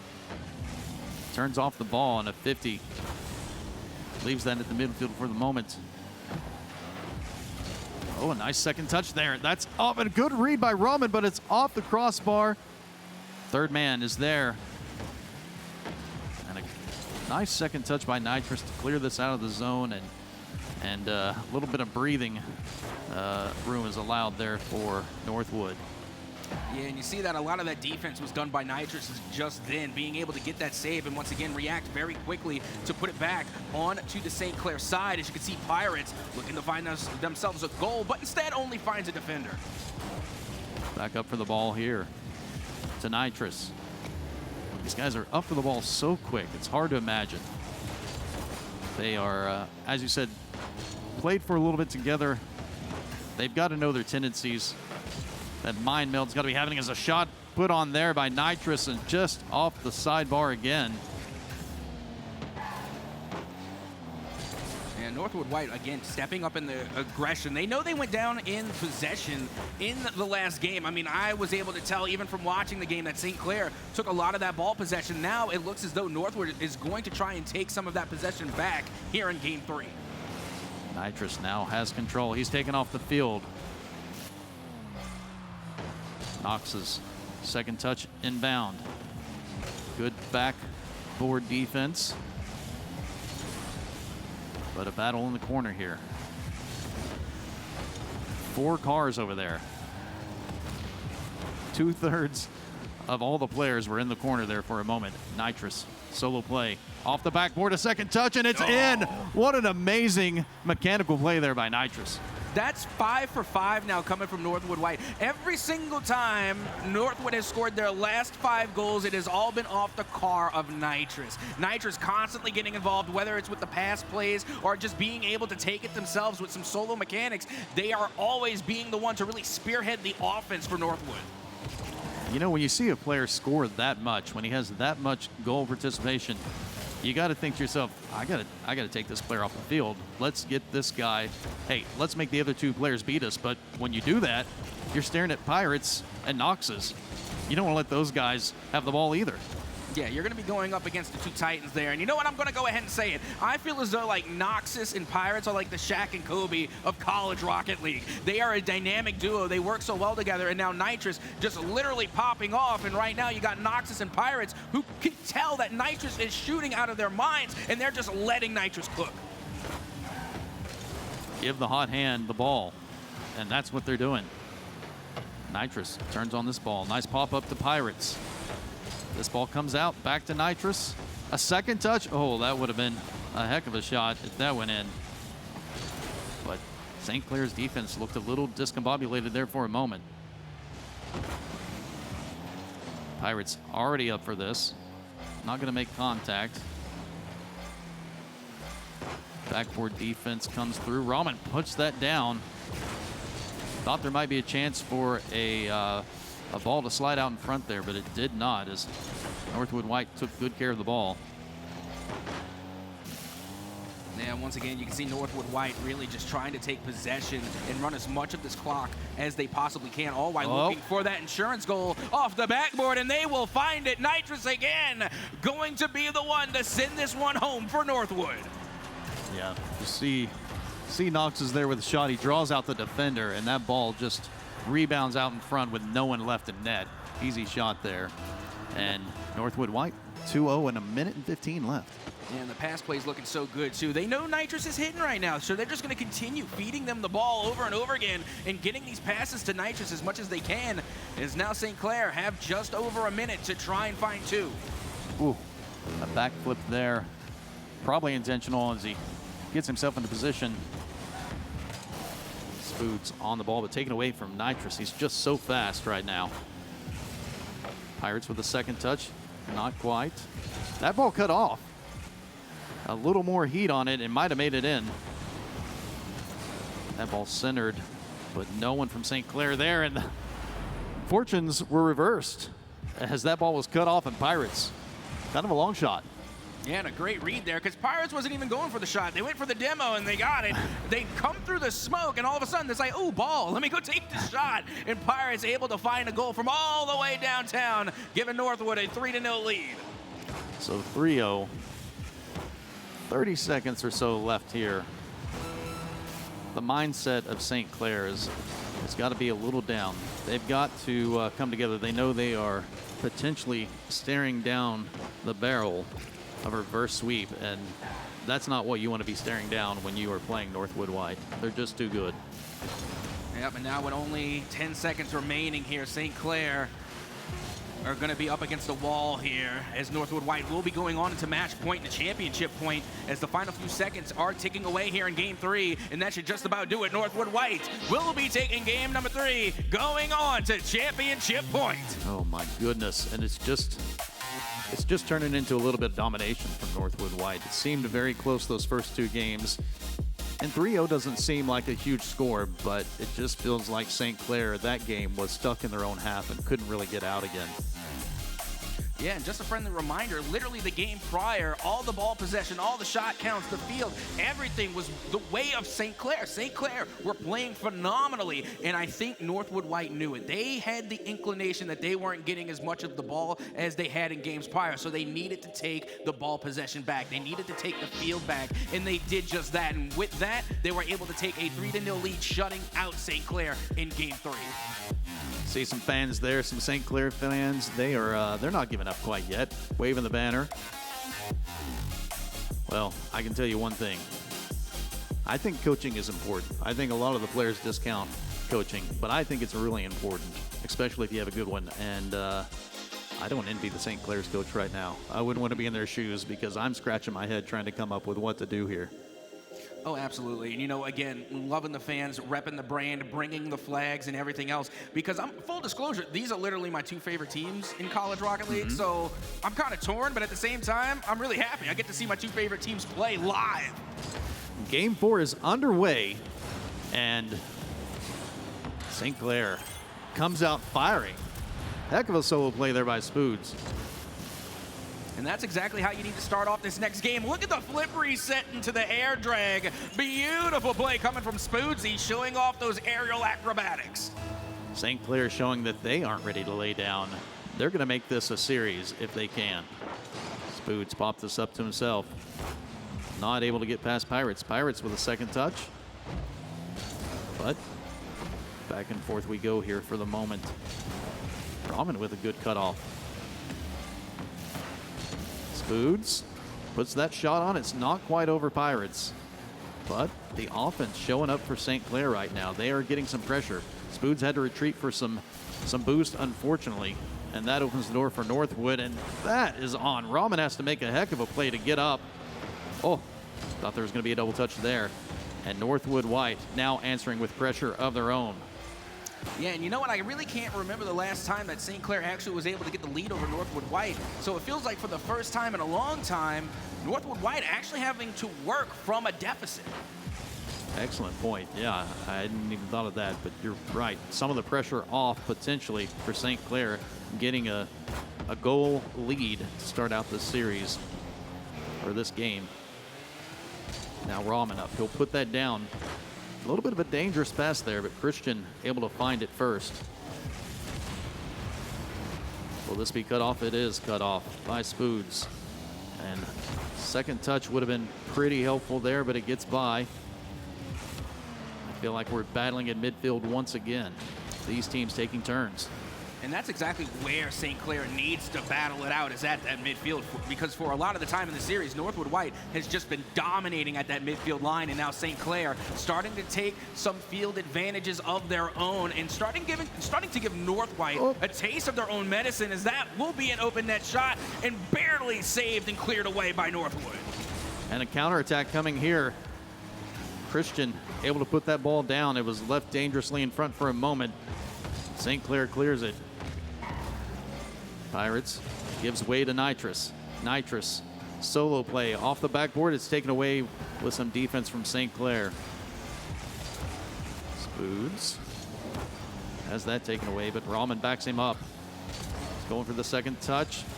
Just missed it, and Nitrous will take over. That midfield battle continuing, and Nitrous just too witty, too smart. Looked like a flip reset attempt there, and he just mind gamed him. Oh, absolutely. You know, and this is why I say all the time, well, rather, I don't even say, I ask, what's more dangerous, the flip reset or just the presence of the flip reset? That threat that they could flick it at any time, and they don't have to. Nitrous just let that one fall into the net without even using their second flick. These players are so skilled that they hit flip resets so often that, you know, a high schooler might be in love with that flip reset. But if you've done it 1,000 times, you don't care if it looks good. You just want the ball to go in. So you're willing to pass up that flip reset for a goal anytime. You know, well, Nitrous able to do so and tie it up. Now looking for another shot. Noxus will be denied. Back out towards the side. Nitrous going to give that one over to Pirates, who's able to put this one back towards St. Clair. But look at the rebuttal coming from St. Clair, looking to put a little pressure onto Northwood. And now the redirect will go on from Pirates off of the pass. And what a play to take the lead. Unbelievable pass. And Pirates, so smart to get there and be in position, put that down. 2-1 Northwood with just 2 minutes, and a scary position for St. Clair. They've got to buckle down. They've looked very good so far, battling in the midfield, doing what you said, controlling that midfield line. And it just seemed like they were in position doing things correctly, and somehow they're behind 2-1. And it's really just that positioning, that good communication coming from Northwood to call out a lot of these passes and just find each other at the right moment at the right time. And now another opportunity will be deflected and cleared away by St. Clair. Crazy. Nitrous just kind of sat there. He knew the ball was coming right where he was, and he didn't move. That would have made me panic. Sitting on, still in Rocket League makes me think I'm going to get demoed. But he wisely sat there and waited for the ball to come to him. If you sit still on my field, I'm going to demo you. Just letting you know ahead of time if we ever meet up in ranked. But with just a minute left to go, St. Clair still operating from a deficit. Have to find this goal as Spoodsy is going to come off the sidewall, has some boost to work with. Now 50 out towards the corner. Here comes Nitrous again, taking control, has a little to work with here, but will get beat out, and back to the corner we go. 45 seconds left here. A demo comes out, but St. Clair has got to pull the goalie here. It's time to make their move. Spoods, head games, but not able to get past Nitrous just yet. Has to wait a little time. The shot on. Christian able to get to that ball. He's gathering. A shot on here. Dangerous play for St. Clair. They are reeling a little bit when they need to be on the front foot. 10 seconds. And again, the ball is on their side of the field. Can he carry this out? Oh, it's taken away, and a shot on and in by Noxus. I think that'll just about do it. What do you think? Yeah, I think so. It's not completely over, but you're going to need 2 kickoff goals in a row. And that's asking quite a bit. Yeah, back-to-back kickoff goals like Jordan 96 and 97, back-to-back. I just don't think it's going to happen as, Northwood White now have a 2-goal lead, mere seconds on the clock, and already it looks like that'll just about do it. Northwood White will end this game and for a 4-0 sweep over St. Clair, and Northwood White will be your Intel Inspires LAN champions. Excellent job by Northwood White. You see them there fist bumping. Never a doubt in their minds. They knew it. They knew they were coming here to take home the gold. Well, they got it. They got it. They were able to come through in a major way. Again, not falling a game and really being able to put the stats on the board. Again, the shot count not always going in their favor, but the shot percentage can't be denied. Yeah, you see, I'm mostly shocked about the field domination here. 54% it ended up being for St. Clair as we look at some replays there. Nitrous left that down, and quick turns here by Northwood. Good defense you're seeing by St. Clair in that game 1. This was the closest game, I believe. Man, it truly was. And again, you know, we see a lot of Nitrous time and time again finding the back of the net. But, you know, that 1-2 give and go between Noxus and Pirates can always be counted on no matter where they are in the field. We're going to see a lot of Nitrous in these replays as we are here. Good dunk, good read, great positioning throughout this series. And this is where Rahman steps up big for St. Clair. But they get close here in game 2, but as you well know, in a sweep, they didn't end up pulling that out. More Nitrous. Well, you can see, and that's the thing, you know, what we saw from St. Clair time and time again was great fundamentals. Whenever they did get reads and good plays, they more often than not ended in a goal. The only thing was, I felt as though Northwood White just simply outpaced them. St. Clair played phenomenally. They were able to get the reads, they were able to get the passes, but they just couldn't keep up with Northwood's speed on defense. That was literally just the smallest difference maker. And not to mention, how about Nitrous on the mind games? Nitrous being able to get so many goals for Northwood White, whether they were coming off the pass or even just isolated solo plays, Nitrous was just in the zone today. He really was. He was unstoppable. He seemed to be where he needed to be at all times. So, great series there. We're going to come back with a little more action right after this.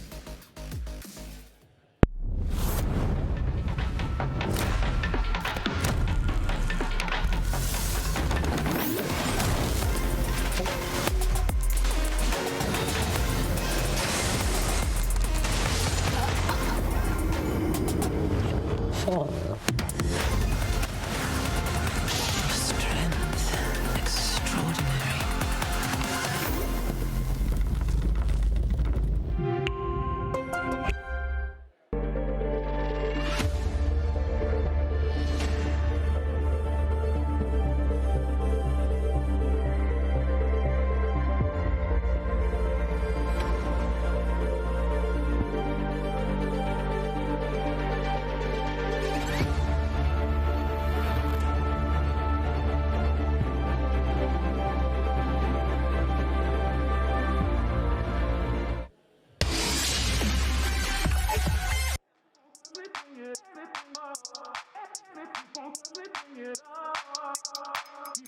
extraordinary.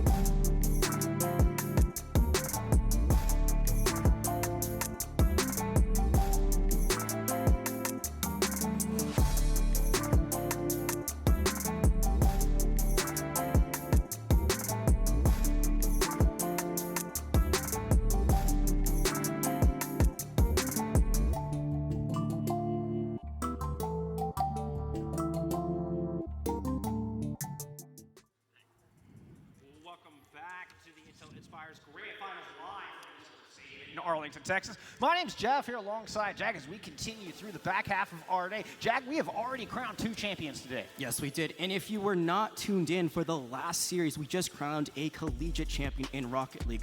Northwood White taking the 4-0 sweep over St. Clair in very, very efficient fashion. And here they are lifting the trophy as the victors. What an amazing moment. An exciting moment for this very talented squad as they add a bit of prize money into their bank, as well as adding another trophy into that case back home in Michigan. An exciting squad. And you know what? We're gonna see a little bit more out of Northwood a little bit later on today, but we'll get to that when the time comes. Let's talk about what these teams are playing for here. Yeah, absolutely. We are getting into the Overwatch High School Championship, and this is what they have on the line: $10,000 prize pool. They're playing for the top 2 prizes in that, as well as $15,000 in product grants to the winning team, plus that trophy that they will get to lift at the end of the day, just like we saw in that replay. A lot on the line, not including pride. And these players have been going at it for quite a while to get to this point. And it's LAN, baby. It is what you are playing for, being on that stage, raising that trophy. There's nothing like the environment of a LAN, playing in person. I mean, it's what esports is all about. We've kind of gotten used to this remote setup, but this is it. This is where the magic happens, and I cannot wait to see these 2 teams take to the stage here today. Let's take a look and talk about how this match is going to go down. It will be a first to 3. First to 3. As you can see, it's going to be King of the Hill, Push, Hybrid, Escort, and then another King of the Hill, and then potential 6 King of the Hill if we do need a tiebreaker. The highest seed will choose the first or second ban. Teams ban until 1 King of the Hill map remains, and the losing team of the previous game will choose the next map. So there's a lot of strategy that goes into this. You try to pick what you think is best for yourself. You try to go against what you think your opponent will be bad at, and with so much in the map pool, there's just so many potential choices. Yeah, then let's take a look at those choices. Quite a few. We do not have the newest map in Ann Arbor Peninsula, so you do not have to worry about that one. We're sticking with those same classics, the 5 of Control, and that's where we'll start. We'll kind of run down the list here. We do have some of our newer maps. You can see down the bottom, of course, all 3 of our push maps. We also got Paraiso and Midtown there as options for hybrid. You know what's not there? Nambani, which is a little sad because it is back in the map pool nowadays. Very dive-heavy map, but we will not be seeing that whatsoever. We look at Control, we look at King of the Hill. A lot of the time, teams like to play Legion Tower as a first pick, that or Oasis, which play very differently towards very different styles. Both these teams, there's VOD footage on each other, so we're going to look at what those teams are exactly. But with those 2 different play styles, I'm really interested to see what that map pick will eventually be. And Control is going to tell us a lot about what these 2 teams want to play. And let's talk about these 2 teams. You have the Gretna Dragons coming in out of Nebraska, taking on the Deerfield Warriors, hailing from Illinois. Your top 2 out of 64 teams. These 2 were the ones that made it down here to Arlington, Texas to compete on the stage for that big prize pool. And I mean, both of these teams had very different ways of getting here. Yeah. Deerfield, they went through the entire bracket without dropping a single map. They were on fire. Well, Gretna, they struggled a little bit. They dropped a few maps here and there, especially in that semifinal, going all the way to map 5, the full distance, but still being able to bring it home at the end. And I think that plays a little bit to the fact that they've been playing together for a very long time. This is a squad that's made up completely of juniors, third-year students, but they've been playing together for quite a while. They've won 2 championships together now. Yeah. One actually just this past Wednesday, the Play versus Central champions. So they are coming off of that high of winning 1 trophy. They're going to be looking to add another today. But Deerfield, they've been playing together for quite a while, but in a very different way. Yeah, the Deerfield squad has been playing together since they were in 7th grade. Almost the majority, or almost all of this team has been playing together for that long. Now all seniors. And just this year, finally decided that they were going to go compete for their school. But despite the lack of competitive experience, the synergy this team has and the history they have together has made them a force to be reckoned with. Their teamwork is superb. I've been watching footage of this team, Jack. It is incredible how well they work together. They move as one. And, well, Gretna's certainly going to have their work cut out for them, putting a stop to this Deerfield squad. Yeah, I don't want to give too much away, but we know these teams like to play very different play styles, and I think Deerfield being able to play so well together, play just kind of as one unit, will play very well into what Gretna might bring out later with maybe a potential Chaos comp in the mix, but it does look like at least we know what the choice will be for this first map. I'm seeing Ilios, which is maybe not the choice that you'd expect from either side, considering that it doesn't really play to either team's strengths from what we know. From what we know, but who knows what we're going to see. Maybe they're going to bring out something a little different than the footage that we have seen in the past. But from what we've seen of these two very different styles, Ilios doesn't really fit into either. And Ilios was not played in any of the footage that we have thus far. So this is a surprise to me. I'm very anxious to see what comes out of the gate. I will say I'm expecting a little bit more mobility coming out of Gretna. Yeah, what I want to see is a Widowmaker duel. I think there is plenty of spots on the sub-maps of Ilios you can play Widowmaker. I think Ruins is the one that you think of the most because you have kind of the different opposing sides. You can go up to the high ground, get up there, and then try to go for those shots. But we'll see what these teams bring out because we're about to go into game in just a moment. And that's where we're going to see that first look of those initial compositions. Now, we might get baited a little bit. Sometimes teams like to do a bit of the funny and spawn and not show us their cards right out the bat. But once the timer ticks down, that's when we'll finally see what's locked in. Oh, and we're about to get this underway. If you take a look at our players on the stage, I can feel it. I can feel it. The energy is going, and it is time to start your Intel Inspire Grand Finals here for Overwatch. Here we go. Lights dimming. Stage is ready to explode. All the lights on the players. This is what they've been playing for. Esports Stadium Arlington, let's hear the noise! And as we see these compositions early on, you might see a bit of a tank duel between the Winston and the D.Va, two very different playstyles. One very dive heavy, might have the Sombra try to run in and the Genji try to follow up with the Winston. D.Va might be a little bit more passive, a little bit more playing to defend their backline with the Echo in the sky. Deerfield here starting off with Deo in the lineup, pulling out the Genji.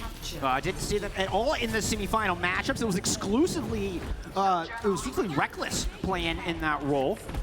Interested to see how they come out here. Is this the Sombra Genji look? Mesmer very good with these traditional main tanks pulling out this Winston right now. Deerfield looking to hold this high ground. Oh, Mesmer was in way too deep, though. Gets caught out early. Great focus fire from Gretna Dragons. First two kills going their direction. They're going to grab first control in the back of it.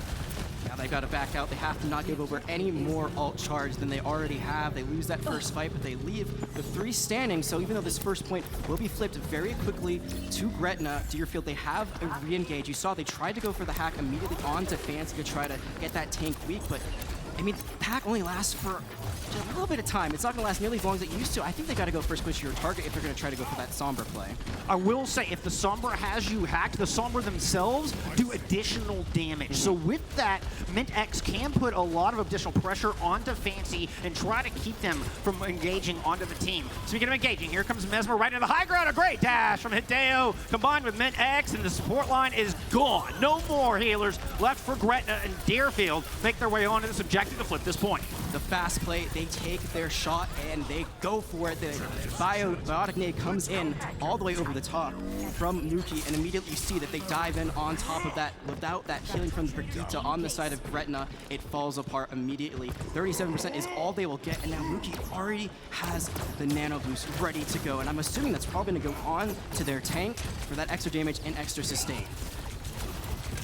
Okay, about to pull out our first ultimate. Meek takes Hideo down at the beginning of the fight. Mesmer does receive that nano boost, and much harder to kill, putting out a lot more damage. It's enough to find a pair of kills there. Despite going down one early, Deerfield pulled this fight back. And even though they lose that member very early on, they stay the course. They stay to the game plan, which is, again, we're going to re-dive this high ground. We're going to throw the nano in, and Winston is almost impossible to take down when they have that nano. There's no tank buster on the other side from Gretna. Maybe Meek could do it if they're able to get them to half health and then use the focusing beam, but with no Reaper on the other side that's going to do all that chip damage, I mean, they're just going to live forever. Gretna, however, does have the relevance, and they're going to use the nano boost right off the bat. Yep, Rose is going to put that one out also onto Gretna's tank.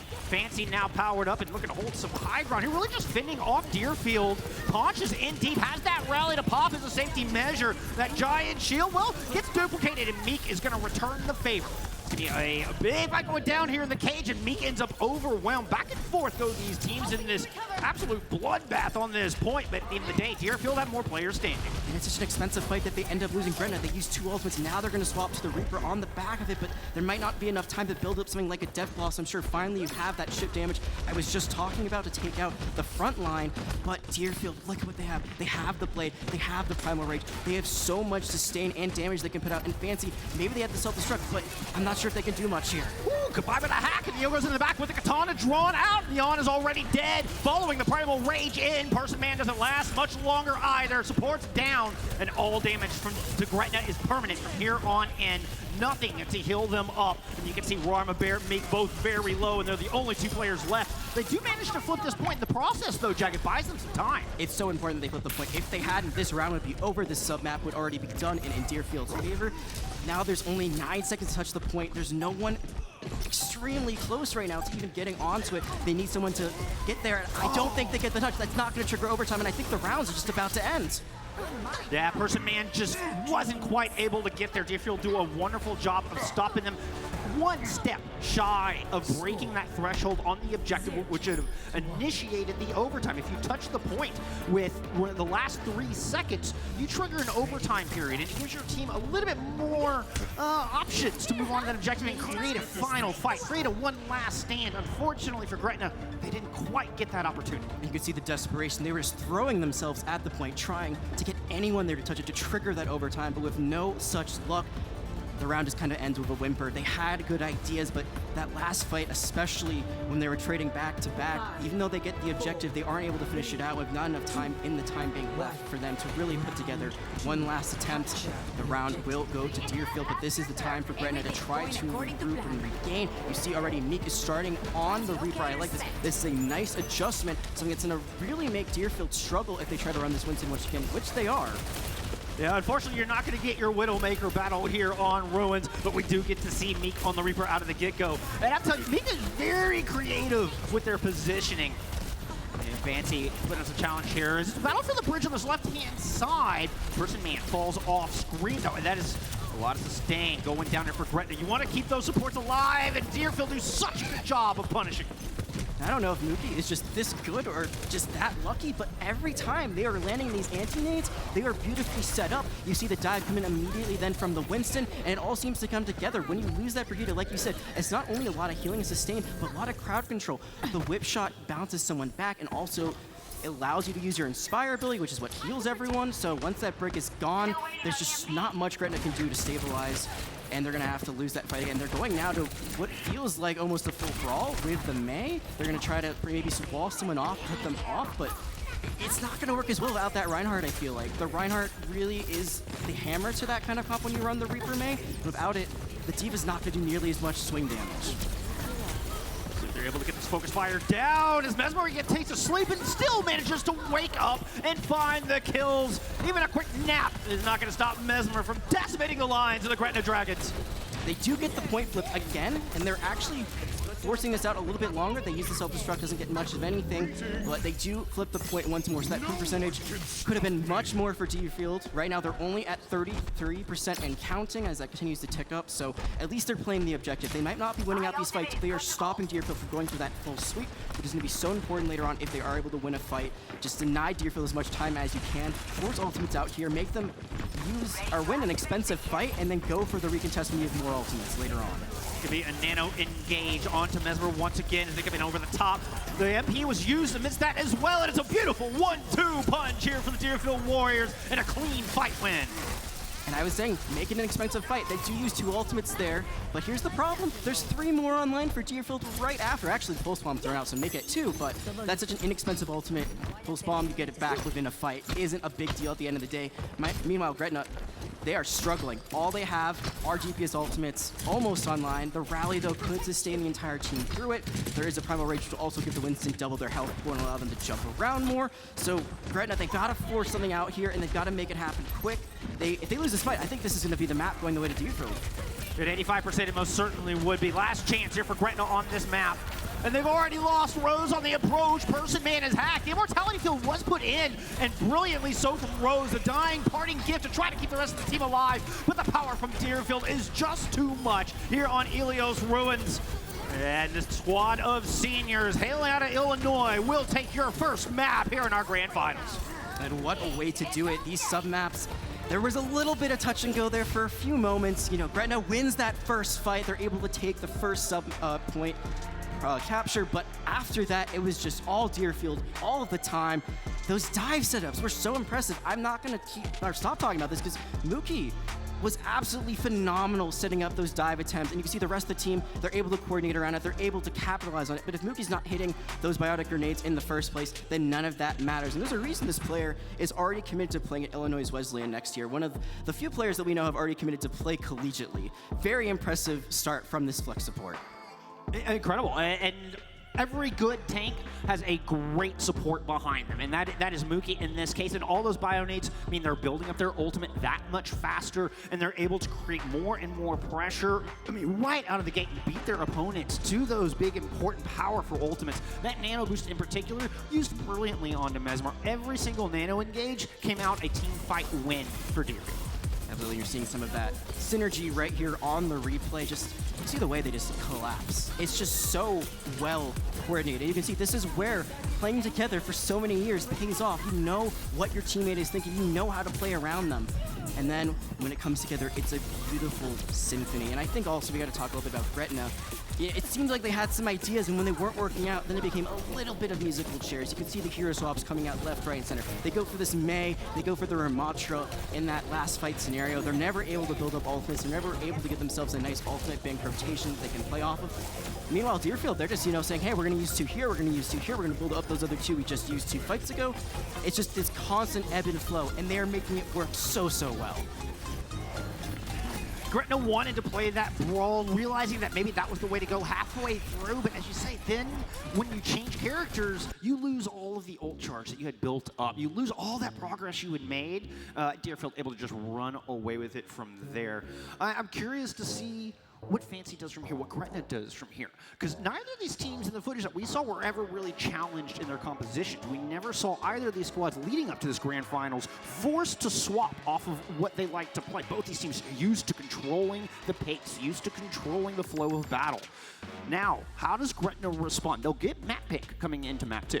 Yeah, I think they've got to make something work towards what they like playing. And we've seen Fancy a lot on the Wrecking Ball. That's what we saw a lot when we were going through the VODs, when we were looking at how they got to this point, how they made their way to the LAN championship. And we did not see any Wrecking Ball there. I don't think Ilios is a great place for it in the first place, unfortunately, but we saw a lot of D.Va, and it just didn't really seem like they could focus fire as much as they wanted to. The whole idea of a Wrecking Ball comp is you want to split up the enemy team. You want to make them scatter, you want to make them chase the Wrecking Ball. Maybe you have the Tracer that they're chasing on the side too. Then you focus down their backline while they're vulnerable. But with D.Va, you can't really do that. D.Va, she can sort of dive and take high ground and maybe just dive into them a little bit, but it's not nearly as powerful because you only have a flight ability every few seconds. A Wrecking Ball can just roll around the entire time. So I want to see them go towards a map that allows them to play that Chaos comp a little bit better, or maybe go towards a Ramatra. I mean, we saw the Ramatra very, very briefly, but we do know it is something that they like to play on the more brawl-type maps. We've seen it on their King's Row. Hottie likes to call it a poor man's brawl. I like to call it, it's still pretty good brawl, honestly. New school brawl is the way I would describe it. But with this next map, it looks like we're getting Colosseo. That is, I feel like, a push map that goes more towards the brawl because there's a lot more tight corridors, especially that first fight area. I mean, there's really nowhere to go. There's nowhere to hide. You might have a little bit of natural cover you can run behind, maybe try to find a health pack, but in general, this makes sense if they want to run their Matra comp.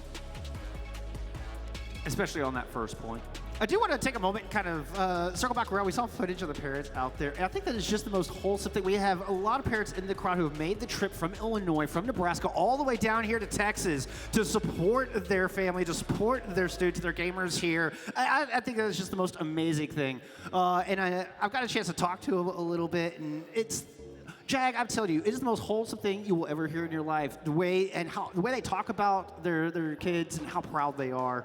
Man, it just makes me all warm and fuzzy inside, Jack. It's amazing. I mean, esports in high school, it's super important to support. It allows us to have this thriving collegiate and then potentially even professional scene later on. So seeing parents come down, support their children, what more could you ask for? But we're going to be moving on to the next map, map 2, in our first 2-3 series. Colosseo has been locked in. We are loading in as we speak. And I'm very intrigued to see what compositions come out of the gate once more. I'm expecting that Ramatra versus Reinhardt. That's what I'm expecting. We know that Deerfield loves to run Reinhardt. True. I can also see the Genji making an appearance here. And I'll tell you why, because there's a good at poke and good with high ground, good at getting into the back line. It was an interesting pick that we saw come out.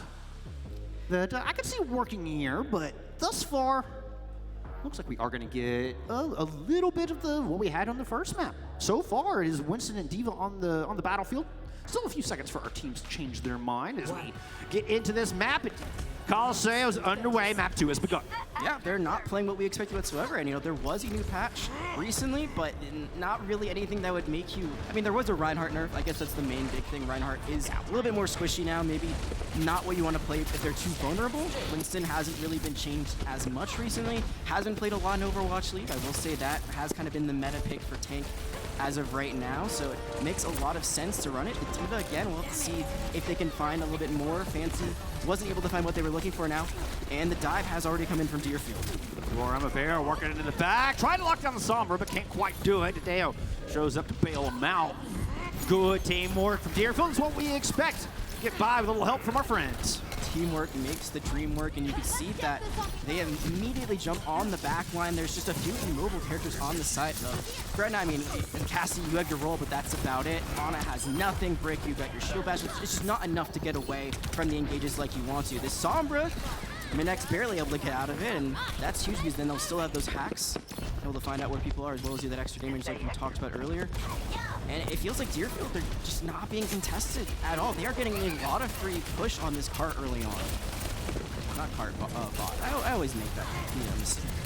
I know what you meant. The objective. It's the Timothy. That's they call us TS1. I call him Tim Smith. Give me a dive into the high ground there from Mesmer, and the Pulse Bomb finds 2 from Adeo. What an opening! I think Adeo might have just come into the lobby. I think they were not originally starting in that last map, so here as their Tracer Specialist coming in, getting that huge double pulse bomb there, just continuing to push their advantage. The D-Mech, this is a huge stagger onto this D.Va. Fancy is not finding any success here on the tank role thus far. Really struggling to get anything out of the gate. And with this Pilot D.Va still out, only 150 health, they know that they continue to push this objective and not really have anyone deal with them. And yeah, that's going to be the first capture show. That's going to be a much nicer spawn, a much closer spawn right now for Deerfield. Yeah, hitting that checkpoint that just unlocked is a massive milestone in any push map. You do get closer spawns on the back of it, and that means Deerfield can continue to put down all of this pressure. Rally in Primal Rage, 2 ultimates invested into this fight that net big results. Plethora of kill, and Deerfield looking flawless on the back of this push map. EMP as well at the tail end of it. Maybe a bit of an overcommitment. Now all they have is this nano for the next fight, which, I mean, could be all they need. Realistically, if they can get some big value out of it, but that EMP, huge team fight ultimate, it can hit every member of the team. But as I say that, already Meat falls. This is a 5v4 potential opportunity. The hack comes in, but Mintex is traded out. Person Man with a huge trade, much needed here with the rally and that giant shield's gonna drive away Mesmer. Despite Mesmer having the nano boost, they can't contend with that new rally coming out of Person Man. And now you see them on the back, but they're trying to back out. It looks like they should be able to get out of this unless they're tracked down. You can see their Tracer Meek is trying to track him down, but this fight is all over the place. No one has really fallen after the initial fight, and actually they get the hack and they get the kill onto Meek. Oh, such a disastrous turn there for Gretna. What a disengage from Deerfield, knowing exactly when to pull back and how far to pull back, where they could counter punch, and now they're back on the assault, and Tim Smith starting to move forward back in Deerfield's favor. Gotta know when to hold them, when to fold them in there. They did not show their cards until the very end, but Mookie does end up falling. I think with that, again, we're gonna see another disengagement. So they are allowing the objective to be pushed just a little bit. We'll go back to that center spawn, so that spawn advantage there that they had for a bit will be gone. There it goes. But they'll be able to recontest this very briefly, but they will have to deal with 4 ultimates on the side of Gretna. There's a lot they have to work with. And when we've seen Gretna have success in the back, a lot of it's been on the back of the teamwork between Fancy and Meek. These two can combine for a lot of damage. And with the Pulse Bomb, they are primed and ready to go. Punch feeling the brunt of it. Nice sleep comes out of Mookie, and it's going to stop Fancy, at least momentarily, but Meek continues to wreak havoc. And finally, Gretna is starting to get their feet underneath them. Huge fight win now. They're starting to finally get some momentum. It felt all Deerfield all the time up until these last 2 fights. And now they're starting to get some stuff going. You hear the crowd. They are getting excited. They are getting into it. And it was not expensive whatsoever. Only 1 ultimate, the Pulse Bomb used at the very beginning. They still have this Amplification Matrix, which would create a lot of state. The self-destruct as well could absolutely not only take the team apart, but at least get them away from the objective if they use it right. This Deadeye, I'm interested to see how they use it with the amplification matrix that amplify damage. It could be massive.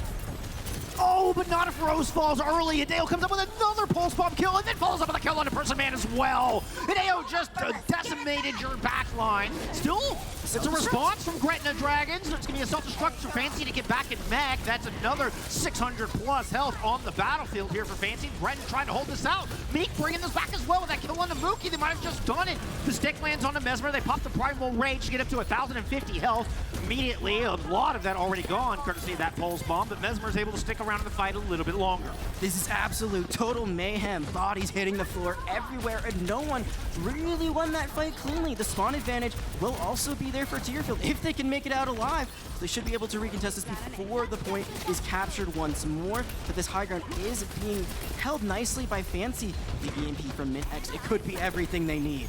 Oh, this bot is so close. The contest comes in just in time. Up into the air, the EMP lands onto everybody. The rally does come out from Person Man just before the EMP hits, and Min-X falls. Gretna might have just survived the onslaught. They take Punch down as well, who was also mid-ultimate. What a play from Gretna. Oh, Hideo. This is going to bring this back. Mesmer as well. This one is going down to the wire. Meek responds. It's a 2v2 left on this point. Hideo out here breaking legs and hearts, dueling the Cassidy and winning and stopping that capture coming through. And it still has not come through. Meek tries to make the sneaky play, but it does not happen. Now they have to back out. They are being tracked down by Hideo, the Tracer 1v1. It's going off, but again, the point is being contested. This fight has just never ended. Oh, the recall off the edge and gets the gorgeous delivery of the pulse bomb right into the lap of Punch. And Gretna continue to put some damage down, but they've lost control of Timmy. And the objective nowhere close to where Deerfield could leave it at the very end. You can see 106.12 meters to 66.39. So there's still a lot of work to do. Not getting that forward spawn really hurts their chances of getting a fast recontest. They do get Mookie though. That is a huge pick. That is a lot less healing now available for Deerfield. Let's see what Gretna can do on top of it. Still more work to be done. Meek is going to fall right on top of the Mega. They were so close to getting fully healed as Hideo brings them down. Hideo with eyes onto Rose. Jordan trying to land the stick under the back. Jeez, how many pulse bombs have they had, Jag? Hideo's had half a dozen pulse bombs in a matter of like 7 minutes. Ridiculous play from this Tracer thus far. Forward cap does come through now, I believe, so they will get that forward spawn, but they lose their capacity right off the bat. This fight is not going their way. They do trade Brigidas, but that is all they will get. Diva demeched once more, and they do get the objective, but I'm not sure if they'll be able to recontest it and not give it the forward spawn once more. But these DPS, they're just continuing to duel each other left, right, and center. And oh, they're gonna fall off the map. Meek tried to contest, but could not last long enough on that objective. And there you go. Forward spawn lost, and this EMP from Min-X again ready to go. They have been massive with these. They've been connecting with at least 4, if not 5 members the entire time. X hunting in the back. Eyes on the supports. Very vulnerable targets. The EMP comes out. It's 4, and immediately Rose goes down. Rorma Bear follows shortly thereafter, and it's a beautifully executed plan out of Deerfield.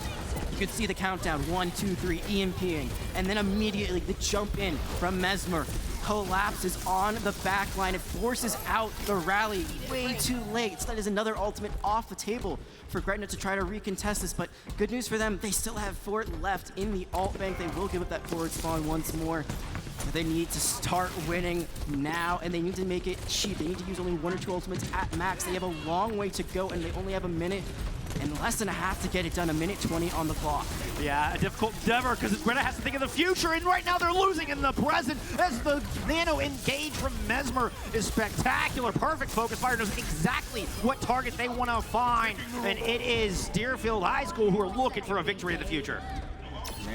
It's going to be the pulse bomb. That's the only ultimate used. Again, we talked about it. It's not very expensive, so there's still a lot for Gretna to try to hold on to what could potentially be final fight territory. We're not even talking about time expiring. We're talking about a full capture here. The amplification matrix already going to be used to create space, but Deerfield, as they always are, very calculated and smart with their play. They're going to back out of this line of sight completely.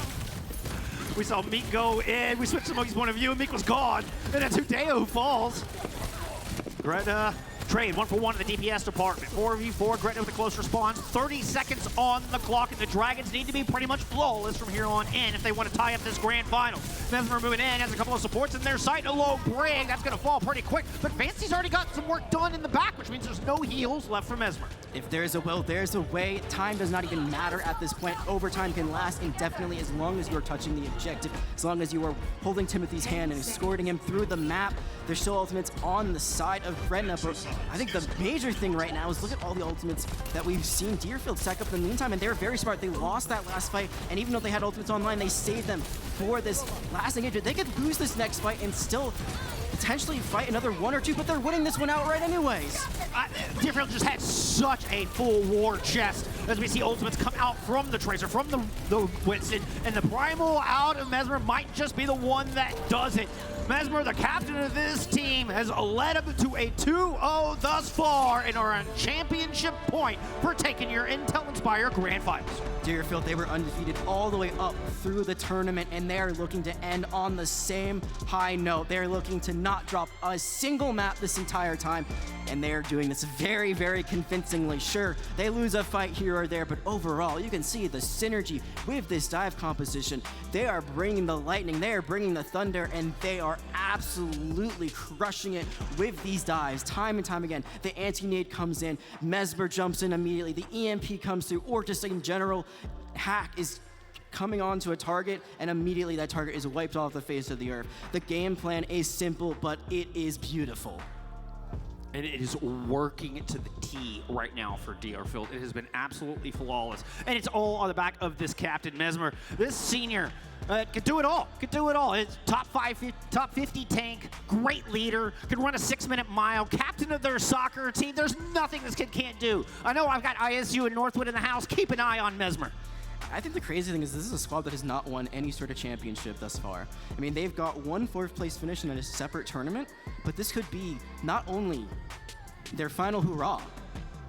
What a way to end, right? Your final game as a high school team playing together, and you get to lift such an important trophy. You get to show how you are one of the best high school teams in the country. And like we talked about, I mean, there's a lot of potential for scouting here. There could be teams that say, hey, we want one of, maybe we want the whole team. Who knows? Maybe we want one of these budding stars on our roster to play as a freshman next year. So there's so much opportunity in this tournament, and they are one game away from taking it away in what would be a 3-0 sweep. I can feel it. My hands are energy. yes, my palms are getting sweaty. Like, we're getting down to the nitty gritty here. And I mean, Deerfield have to be feeling really good about their performance thus far. Honestly, I would love to see both of these squads like form an OD team.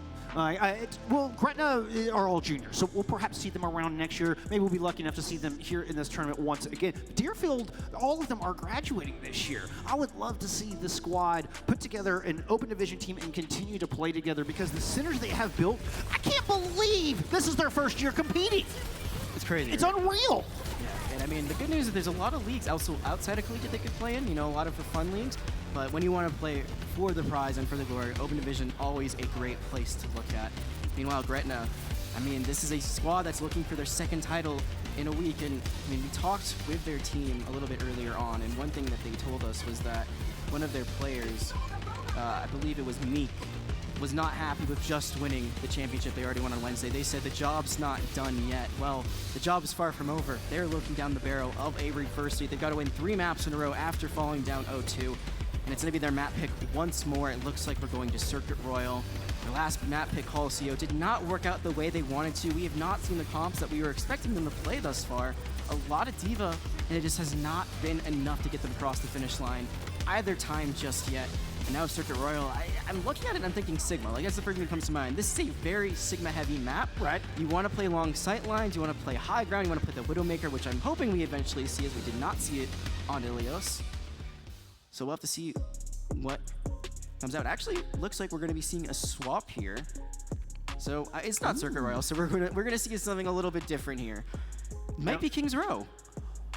Hey, you know what? We've seen King's Row once or twice in our time casting. It's probably, I'm not going to say probably, it is the most played map in Overwatch. It's the one that's always practiced on. It also means that nobody has a real advantage, I would say, as far as map knowledge or a specific plan for the map. There's really nothing we haven't seen on King's Row. And it's just a matter of, can you execute? I mean, I've seen Wrecking Ball work on Kings Row before. Absolutely. Just play the high ground, you know, throw around an Echo and a Tracer, make them chase the DPS while you're terrorizing the backline and taking out their supports. But I mean, I've said it before. I said it on Coliseum. I was expecting the Reinhardt versus Ramattra matchup, the two kind of different variations of Brawl. One is more of a tempo-paced Brawl where you play a bit more long-range with the Ramattra, and then you activate the Nemesis form, and then you run in and you pummel, because Ramattra with the pummel can punch through shields, which is a very nice ability. And has bonus speed. True, and bonus speed. But we did not see that at all. We did not see that whatsoever. We saw basically the exact same thing we saw in Ilios, the D.Va versus the Winston. But it looks like potentially we're going to see at least the Ramattra from Fancy. Mesmer has just been locking in this Winston and just saying, you know what, come at me, bro. What can you do? We're up 2-0. Why stop the hype train? We're not even going to bother playing the takes that we've been playing for most of this tournament. We're just going to keep running the same old, and same old has really been brand new and winning, so why not?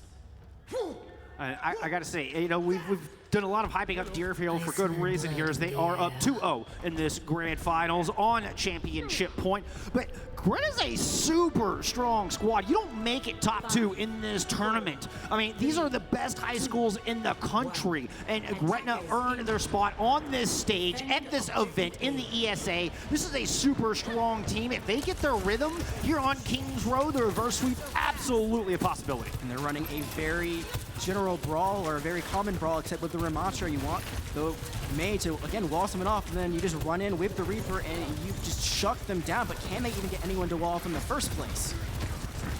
Everybody from Deerfield has got so much mobility.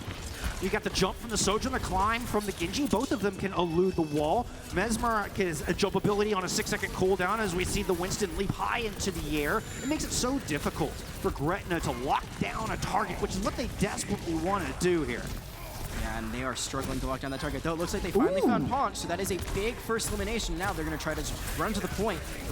Take it. Our mortality field already up, but they're up now 2 kills. This Roar Bear picking up 2 kills with that Mei. And this is going to be a one and done from Gretna. This is how you get your rhythm back. That's what I'm talking about. Well done, Dragons. We are waiting for this to finally come out, for this competition to finally flourish. We saw it very briefly on Ilios, but the swap was way too late. It was like 70% already on the point for Deerfield. No time to build the ultimates, no time to really get your strategy aligned. But if they're able just to run them down like ducks in a row, they are going to make it work very, very well already. 74% to the Mei Blizzard, but most impressively, 93% to that Lucio Sound Barrier, one of the most expensive ultimates in the game. That will be very, very nice when they get those extra shields if someone falls low. Early Maywell trying to block off Mesmer, who has gone over to the Reinhardt despite taking a little bit of a nerf recently. But a good bio nade from Mookie and a nano boost sends Mesmer propelling forward right to the front line of the Gretna Dragons, driving them back, and it allows Deerfield to hold at this very important choke. They're going to use the Matrix on top of it. But Rose with 3 on the Baptiste. That is the Portal Combat at its finest. That is a team kill.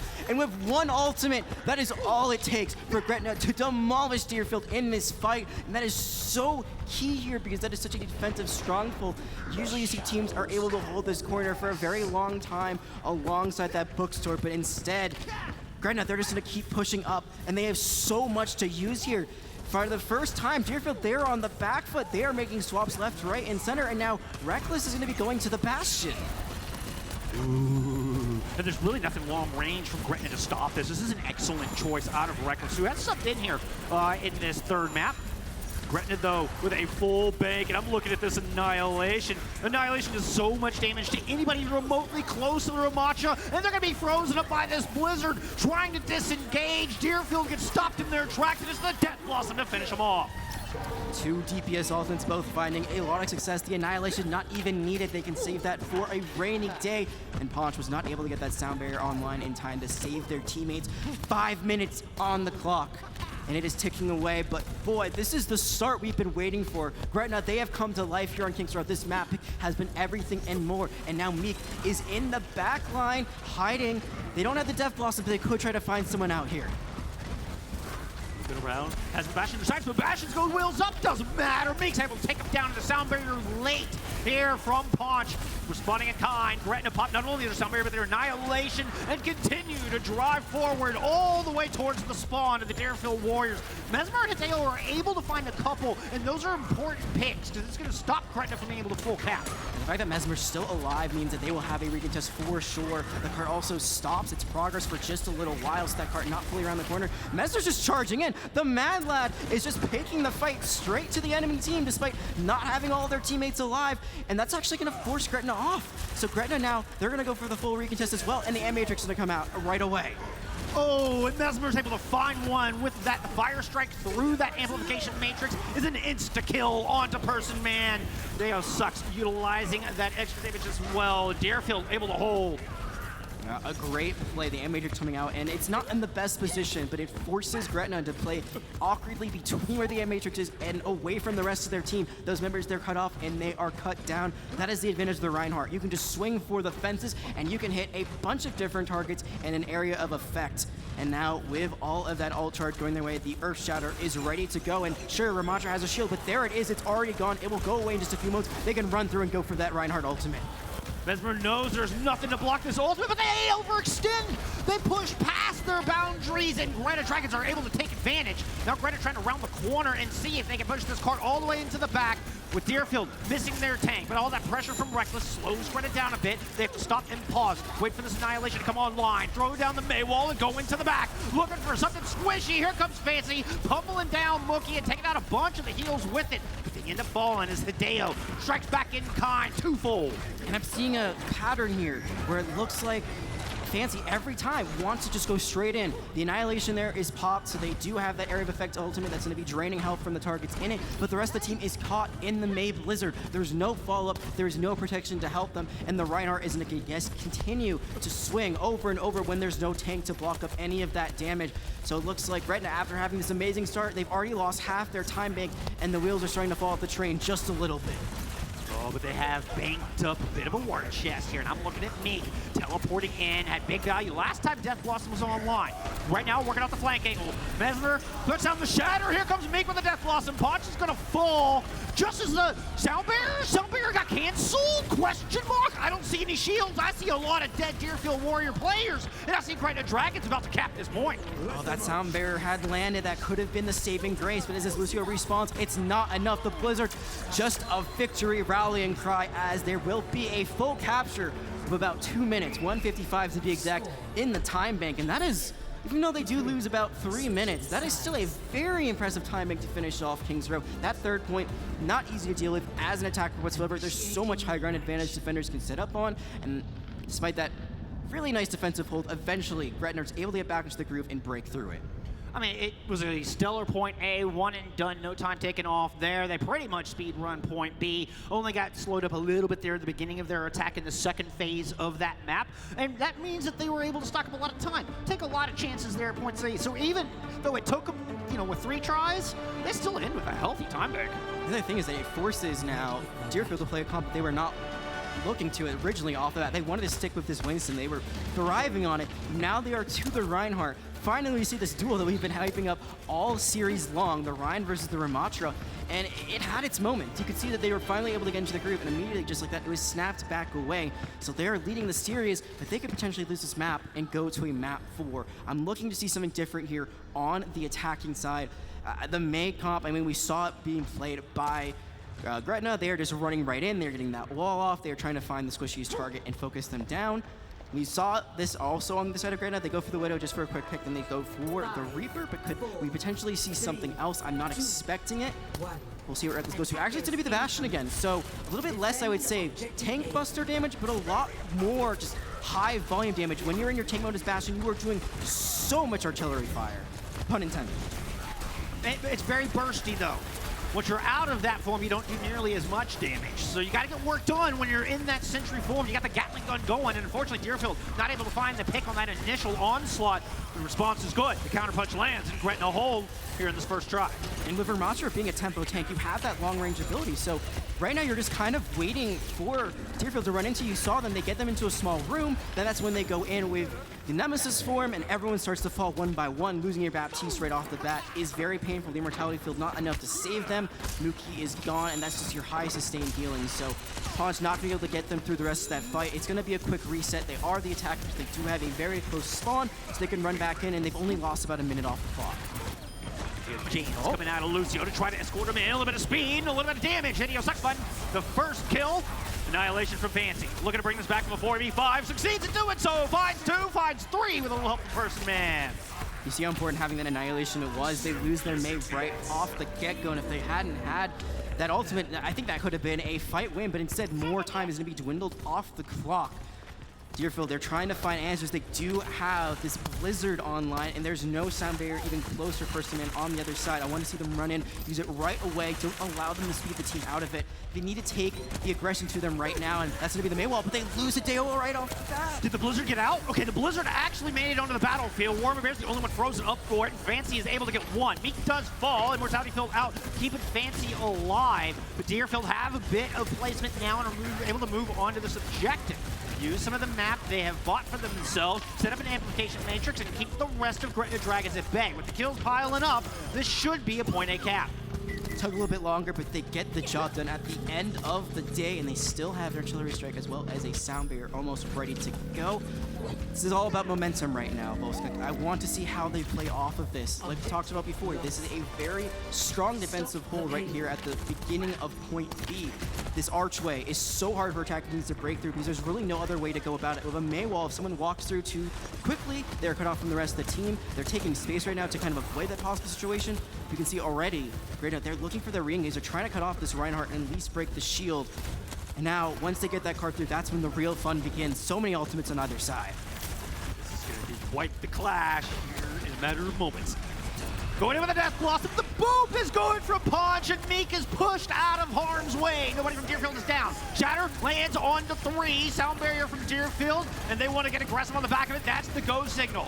Gretna trying to survive using a sound barrier of their own, but unfortunately Meek just cannot withstand the onslaught coming out. Fancy gonna fall as well, and Gretna will continue to push. Deerfield will continue to push through point B. This is what I was talking about before, though. You can see that like Fancy has a separate idea from the rest of the team. They are going all the way into the backline. You are trying to 1v1 a Bastion, sir. That is usually not a fight you will win, unfortunately, because Bastion does a heck of a lot of damage. The rest of the team, they are caught behind the cart. They are trying to deal with this Reinhardt who continues to just push right into their face. Mesmer is creating so much space for their team, and that's what you want to do as a good tank. So I think this disconnect, it has to be solved soon, or this second point will go the way of Deerfield. Definitely time for Gretna to come back. Warma Bear has the Blizzard, but they're running into an Amp Matrix, and that Fire Strike takes War down. They don't get a chance to throw the ult onto the point. An ultimate that could have controlled all of this space, but alas, it goes the other way. Deerfield are going to cap this point at 1 minute and 30 seconds in their time bank. Deerfield right now, they are not letting anything go up to chance. They are picking their fights brilliantly, using the Matrix right away, not giving any time for this engage from Gretna, and you see immediately a pick right away when they throw that ultimate down, and from there, they just find target after target after target. And there's a good opening for Gretna. They have tools to re-engage, but when you're being engaged so quickly on and you don't have the answer, when you're not calling what you think your enemy has, and when your Ramatro is caught out like this, oh, you mean you got to use a lot of research. You see, they had to use a counter wall just to get them out, but it's going to be the Blizzard now being thrown in. Annihilation from the other side might prevent Deerfield following up on that Blizzard. Fancy does fall, but everybody from Gretna is able to thaw out. Though they are missing their tank with Meek at the helm momentarily, Gretna should be able to keep Deerfield at bay. Do have a Blizzard. Warma Bear looking to use that here, but doesn't want to push too far up and die once again before they get a chance to throw it out. Meek now retreating back. Deerfield slowly making their way forward. Shield already thrown in from Gretna. Here comes the Blizzard. Shatter in response. Shatter's able to get 2, including Person Man. Fancy is back on their feet and just starts killing. Meek getting into the mix as well, and the Blizzard is exactly what Gretna Dragons need.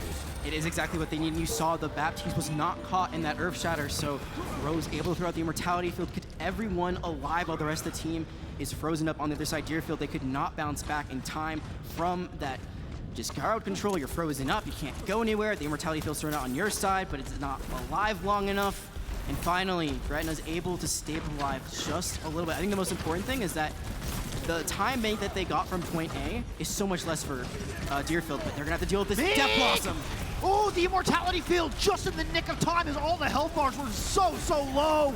Sound barrier comes out from Persiman, keeping Meek alive from Poncha as well, and everybody has tons of shielding. Fancy looking to burn down that backline, throwing some long range damage down onto the Bastion, now turns it into the Nemesis form and starts pummeling the Reinhardt, putting a lot of damage through that shield, trying to chase Mesmer around, but Mesmer runs away, runs right to the back of the objective, and finds 2 on the end. That might be the end. That might be the end of this map. We might be going to overtime. We definitely will be going to overtime with this holding up. There is an artillery strike that come out at any moment. There it is. The Tracer Meek touches for a moment. The rest of the team, they get there with the artillery strike. It finds 2. Stalling, but momentarily, but the ultimates here from Deerfield will close this out. Ice Block cannot be killed. Just got to wait out that cooldown, and eventually Deerfield get the inevitable cap. Only 20 seconds dividing our 2 teams. I'm not sure this can get any closer here, Jack. Absolutely not. The first 2 maps, it was just Deerfield flexing their muscle, but Gretna said, hey, we are not going down without a fight. They get the better time bank in 20 seconds. Might not seem like that much, but as an attacker with a much closer spawn, that might be an entire new recontest, an entire new fight to get you into that first point capture. So that advantage could be everything they need, but first they have to put up one heck of a defense, as it will be Deerfield with that lesser time bank putting up their attack first. And they struggled more on the attack. That's the big thing. Usually when we think about how these maps are going to go, we look at the first attack. It took them a full 2 minutes to get that first point captured. They did not seem to know how to play against this Ramattra right away. The Bastion was not getting into the positions they needed to really find the advantages with that spray and pray strategy. We'll have to see how they adjust here on this attack. It looks like they are running the exact same thing. So my biggest advice would be, do not go into a close corridor room. You want to play out in the open to have your Bastion have the best sightline possible. I think Meek really threw him off. Meek's positioning is so unusual as a Reaper. Likes to play in these spots you don't normally see, spots you're not normally looking for an up-close and personal DPS hero like a Reaper, who's most effective in that 5-meter range, because just a wonderful way of finding their home into spots you would never expect, and it's really put Deerfield, at least early, put Deerfield on the back foot. They adjusted nicely as the map went on. How they do here in extra innings. The Bastion able to get into a better position, but Reckless taking a lot of damage early. The Immortality Field has to be used from Mookie early in this fight. They don't make the rotation. Fancy using that additional speed we talked about earlier, was able to chase him down. What did I say? Don't go into a small room. This is what happens. This is what Ramattra does as the tempo tank. When you get someone that close quarters, especially with the Reaper also backing you up, you go for that Nemesis form with the pummel, just punch everyone to elimination, and then they go back to spawn now with only less than a minute and no ultimates to spare. They've got to find that May wall, they've got to corner someone off and then burst them down with the Bastion really quickly, but that charge will be really good. Just get the Immortality Field out, a very important cooldown. Mookie falls early again. That is a lack of sustain here from Deerfield Warriors as Gretna is able to move into the back, and it's Meek finding those all-important high-priority kills under the supports. There is a trade on to Meek, but with Reaper's mobility, I think they should be back in the nick of time. The big thing right now is I need to see Rose use this amplification matrix right away. Like, I want to see just come out, cut off a choke point, and just spam all of the damage. Find those initial picks like we've seen Deerfield do so many times. They need to use this tempo play to enable their tempo tank. Gretna needs to act first, needs to be aggressive, and a good May wall starts things off. Gretna wasn't happy with it. They didn't strike fast enough, and Deerfield's able to recover. You're exactly right. That moment of hesitation is all it took for Deerfield to respond. Now they've got some progress going. And maybe they were waiting for Meek to get back fully into the fray, but Reaper's not going to use that Amp Matrix anyway. Send them off on a flank around the top and then have them drop down for the Death Blossom. Instead, they use it as a way to try to answer the Amplification Matrix on the other side, and by that point, they've already lost Fancy. The good news, however, though, is your ult pick is still looking a bit healthier, but they have to pull the trigger first. They have to press Q right away. They cannot let Mesmer get another Earth Shatter off. They cannot let Reckless build up their artillery strike and let it go from the backline. They have to press the go button, because if not now, when, Bullskunk? When will they do it? Gretna aren't going to be able to challenge the choke. Meek dropping out of the sky, lands there, gets 2 with it. Not expecting it. Deerfield caught completely off guard as Meek once again puts them into the spawn, but not before Deerfield are able to put 4 points on the board. And that's what we've been waiting for. That is exactly what we wanted to see. They pressed Q right off the bat, the Death Blossom coming all the way from the top rope. into the Annihilation. It's just too much damage. The Maple Blizzard that comes out, it's not enough for Deerfield to be able to hold on to that point. And now the win condition has been set for Gretna. They've got to get a first point cap and then some. They've got to push the cart a little bit underneath the first choke point after capping the first point. So can they do it? That is the question we will see answered. Their first point attack was much quicker. They were much faster at able to get that first point. In fact, they have more time. If you're able to get it on your first attack, you might have a minute plus to get the job done. So the ball is in your court. You don't have to win that first fight right away after getting the cart. As long as you've got some time left in the bank, you can build up ultimates. Your spawn is much better. If you're able to get a pick and you trade, then you can re-engage with possibly a numbers advantage. So all of the advantages that Greg could possibly need to stay alive in this series are theirs to play with, but can they execute it? And I'm very intrigued to see if Fancy actually does stay on this Winston. You'll do both. I don't think so. I think it's going to be a swap. I think it might be the Winston bubble up top to protect the Widowmaker, and then they'll just drop down. Yep, that's what it looks like. So you use that. Use a shield to protect Meek. If Meek can find an opening kill with that sniper, the Widowmaker, then it makes point A a breeze. But Deerfield are wise to these games. They're not going to give up any easy kills like that. Swap over to the Ramatra, and Gretna speed their way into Hotel. They're not going all the way to the back line. It's Deerfield. Look how much they are pushing up. You don't see the defense push all the way forward like this, and it's working out for Deerfield nicely.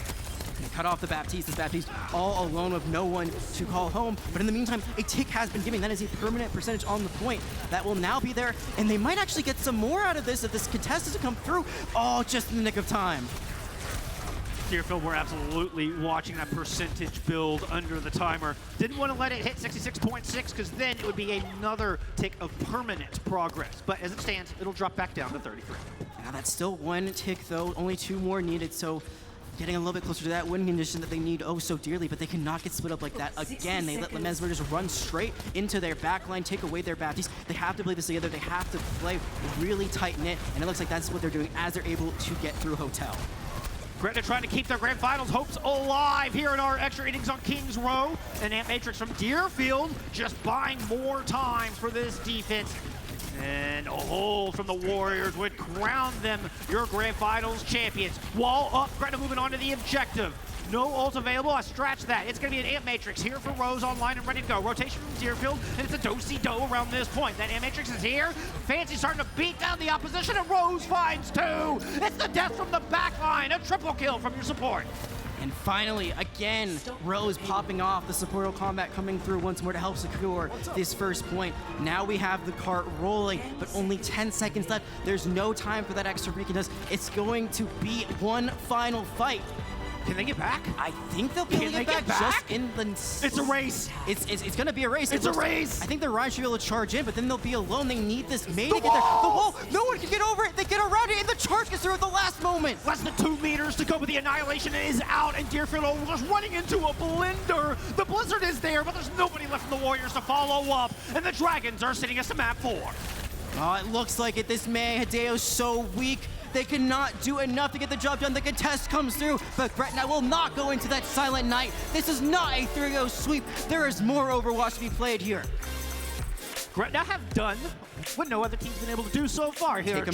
Take a map off of Deerfield. Deerfield, they are not immortal anymore. They can bleed, and they're still on that championship point, but Gretna, now they've got a little bit of momentum. That's all it takes, that spark to get you back into the swing of things. We know they can go the full distance and win. They've won on map 5 already, and now they're one step closer to getting the job done.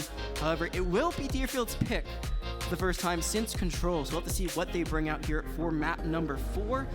They're going to be, reeling a little bit from that. Like you said, they had never lost a map in this tournament in Intel Inspires, and now for the first time, they're going to be on the back foot.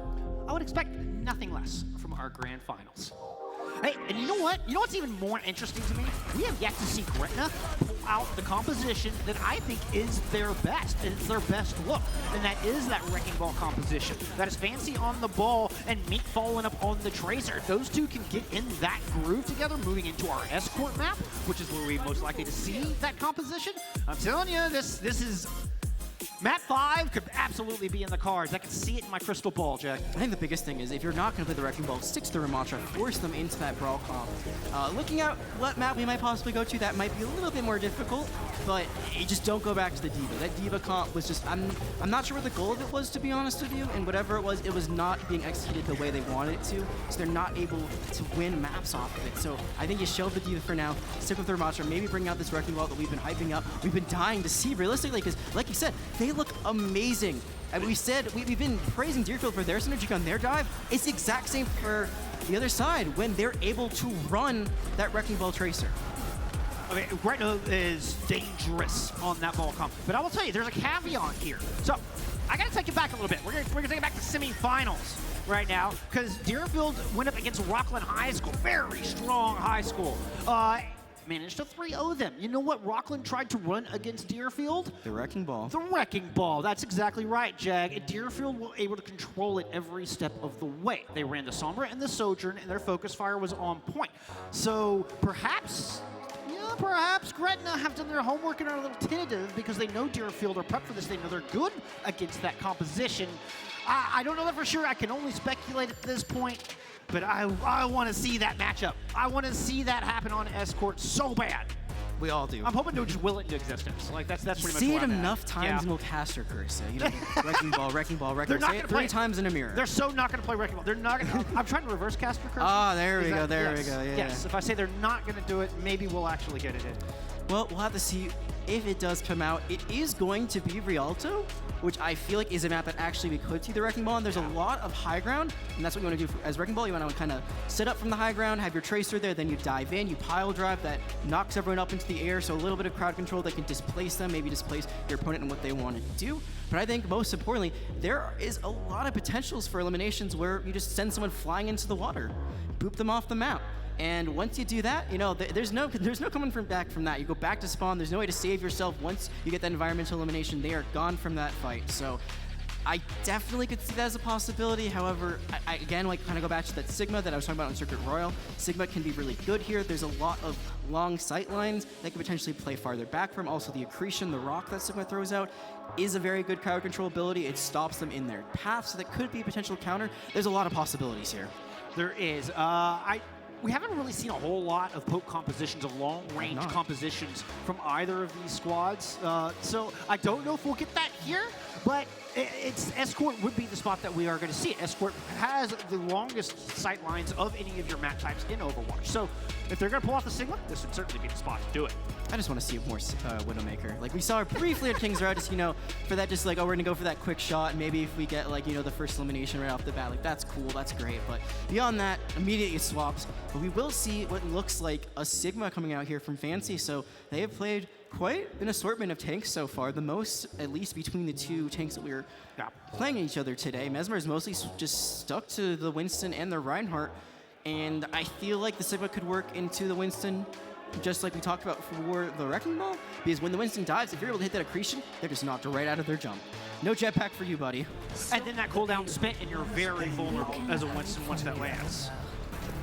Deerfield Warriors still on championship point. One win here, and they'll take the crown. Gretna looking to send us to that deciding map 5 as they start us off on the attack here in Rialto. Yeah, and you can see the defense, they're setting up very far back, so they have most of their team all the way back, actually, at where you'd hold at the end of this first point. They're trying to set their Widowmaker for success, already getting some chip damage in, and they're just going to have their Winston play the front line and contest the cart. Mesmer heading back up to the high ground. This just creates a bit of a kill box here. Gretna will get into a very vulnerable spot. Deerfield shield just kind of pounce on him from all angles. Reckless able to land one, but look at Rose getting the job done to the Zenyatta before Mesmer finally takes him down. Bit of a back and forth. This should favor the offense. And it's Roar, I'm a bear counter sniping with a Mei. Yeah, I mean, the Mei out-sniping the Widowmaker, that's not something you see every day. That's a projectile, that's a hit scan projectile. You've got to aim where they actually are in that moment. Hit scan, it's just where they were when you shot your bullet, so that is a much harder shot to hit, and the fact they're able to get it done, and they're able to trade something back, it works out, but eventually they do end up falling, and it looks like the defense is stabilizing.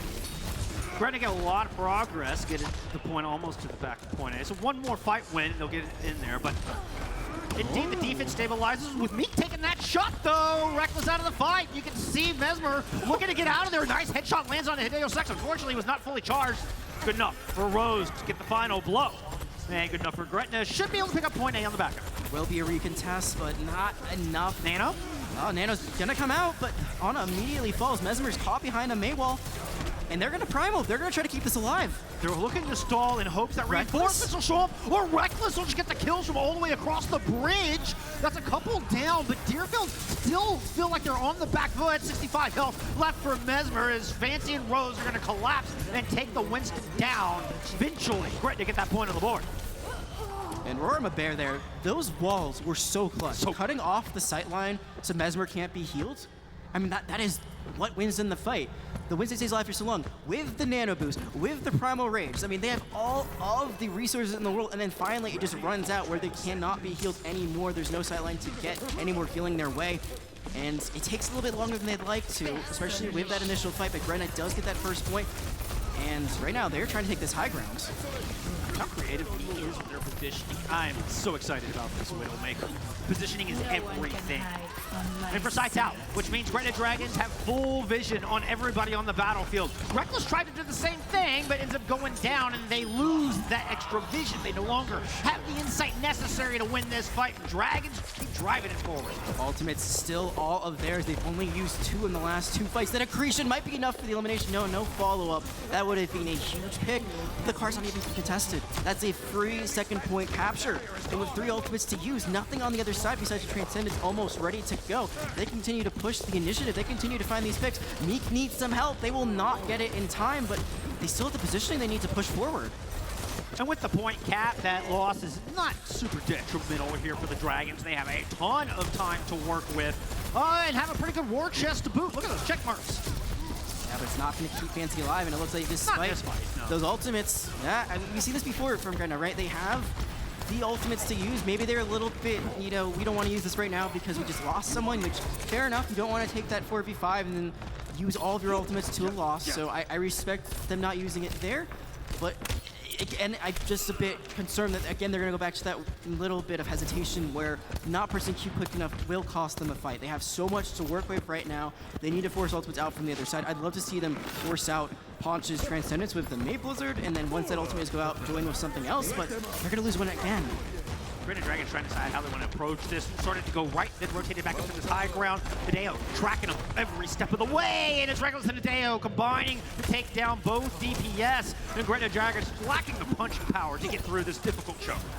Mead started out on this Cassidy, went to the Widowmaker, was having some great duels against Hideo, now goes back to the Cassidy. You can see they're trying to roll around, not really finding the sight light they want.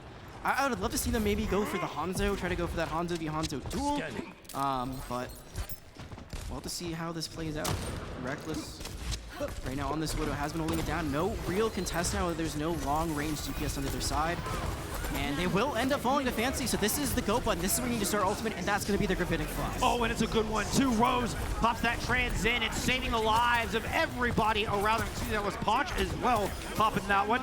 Ponch eventually falls. 5v2 favoring the Dragons as they round the final corner with tons of time left to go. They continue to chase down the kills, and Rose continues to hound the nightmares and the dreams of the Warriors. And you know what is still available? Blizzard. That Transcendence is off the table thanks to the Gravitic Flux. They can use the Blizzard right on the point, freeze everyone up that tries to this, and that's exactly what they're going to do. Wall on the right side, Blizzard in the middle. Mesmer gets frozen up and it's gone. Hideo follows as well. Punch, the last. Gretna cap with, wow, what is that time bank? That is monstrous for Rialto. On Rialto, that's ridiculous. Like, you're lucky if you get 30 seconds on Rialto usually, so this is a monster statement. On King's Row is, hey, we're battling back. This is our homecoming now. We know we are in this to win this. And it didn't seem like Deerfield really had any way to counter it. There was a fight won here and there, but beyond that, they never found their footing. It is all Gretna all the time, and they just need to send it home. They just need to have this defense hold. They need to hold that first point. You're killing it, Rorima Bear. You're killing it. You're killing it. I mean, you should not be able to outsnipe a Widowmaker. Let's just talk about that. The fact they're able to get that headshot. You sniped a Widowmaker. Projectile versus hit scan. What is that? Is this Flux DPS making a statement just as their team has been? Can they hold? I mean, can you imagine what a full hold could do here going into map 5? Potential reverse sweep, the tiebreaker. There's so many storylines being played out right now, and right now they are trying to make that dream come true and add another championship to their trophy collection. You see it. You can see it on the faces of our players. Deerfield focused. Zone in. The other side smiles. High energy. All smiles. All smiles. You can, like before, you could see them. They were nervous, and now they are feeling themselves. They are feeling the energy in the venue, in Esports Stadium Arlington, and they can feel the crowd cheering them on. Attackers incoming. $5,000 in prize money on the line, plus massive amount of funding for these high schools. A lot riding on these students, on these gamers here in this Intel Inspire Grand Finals. Gretna Dragons looking to hold and send us to that defining map 5. Now Mesmer moving over to the Sigma, so Sigma versus Sigma duel. This is the first time we've actually seen a tank mirror the entire matchup, which is pretty crazy to think about. But they will get a lot of progress immediately off of this initial push, and that's what you want to Sigma. You want to create those long sight lines for your team. I did not have this one going into a mirror tank matchup on my bingo card. I can cross it off. Finally, it's the bonus space. Fancy takes a lot of damage in the Immortality Field. Has to be invested early here from Person Man, which allows Mesmer a little bit more agency to work around this very important corner and continue to put damage down. Now, Deerfield has had to use some of their own resources, and spending as they have and not really getting any space means they're going to slow down and regroup. The Immortality Field already out. Nice block on Huge. The wall is not going to connect the way they want it to, so it's just kind of a stalemate right now. Every team, or each team is trying to find something, and that's going to be the M Matrix. Well, the onus is on the attacking team, right? Gretna can just sit here all day long. Gretna doesn't have to get kills to win. But yeah, Gretna somehow loses their tank. Fancy falls. Oh, disastrous turn. I believe that was the accretion rock off of the shield that did the self-damage. Yeah, Sigma, one of those heroes that can damage himself, so unfortunately, just too weak to be healed up, and the accretion is their own undoing. That there will be Ultimate to recontest, as Fancy does already have the Riddick Flux, as well as an Matrix coming out from Person Man potentially, so they're all Ultimate to recontest already. Matrix, but the Dragons are going to be thrown in to try to cut off the team. And now they're able to blind the healer, so Person Man's kind of just shooting blind, hoping that they're keeping Fancy topped up for the moment. Fancy with a Discord means they're taking a lot of extra damage as they move in and try to hold this card. Riddick Flux picks up 4, and Fancy immediately falls, sniped out of the sky by Hideo with the Hanzo. Deerfield getting aggressive, moving past, and maybe a little too much so, as the Blizzard in response, and the Dragons are going to hold. Meek with 3 off of the back of the Blizzard. They still lost the point. They still C9 the point. All of that. I didn't catch it till that. They still C9 the point. Oh no. What more can you say? It's an oopsie daisy. You win the fight, but you lose the objective. And one thing I always say, usually in a Kazakh game, technically you could win the entire map without ever getting elimination, as the other team never touches the objective. Not likely, but it is possible. That is the name of the game. The objective at the end. And Rose gonna fall early on. It's gonna give more time for these attackers to move on, but the Riddick Flux can be thrown in anyway. The objective for the attackers and the clock for the defenders. What you're really playing for and what you're really on your side. This is such a tough corner to get around. It's a bit of a U-turn. 2 very difficult right turn angles here, as well as this high ground for defense to use. So Deerfield really kind of poking and prodding and searching for a weakness at the moment. They're gonna use the M-Matrix to try to create some space, but the wall cuts everyone off.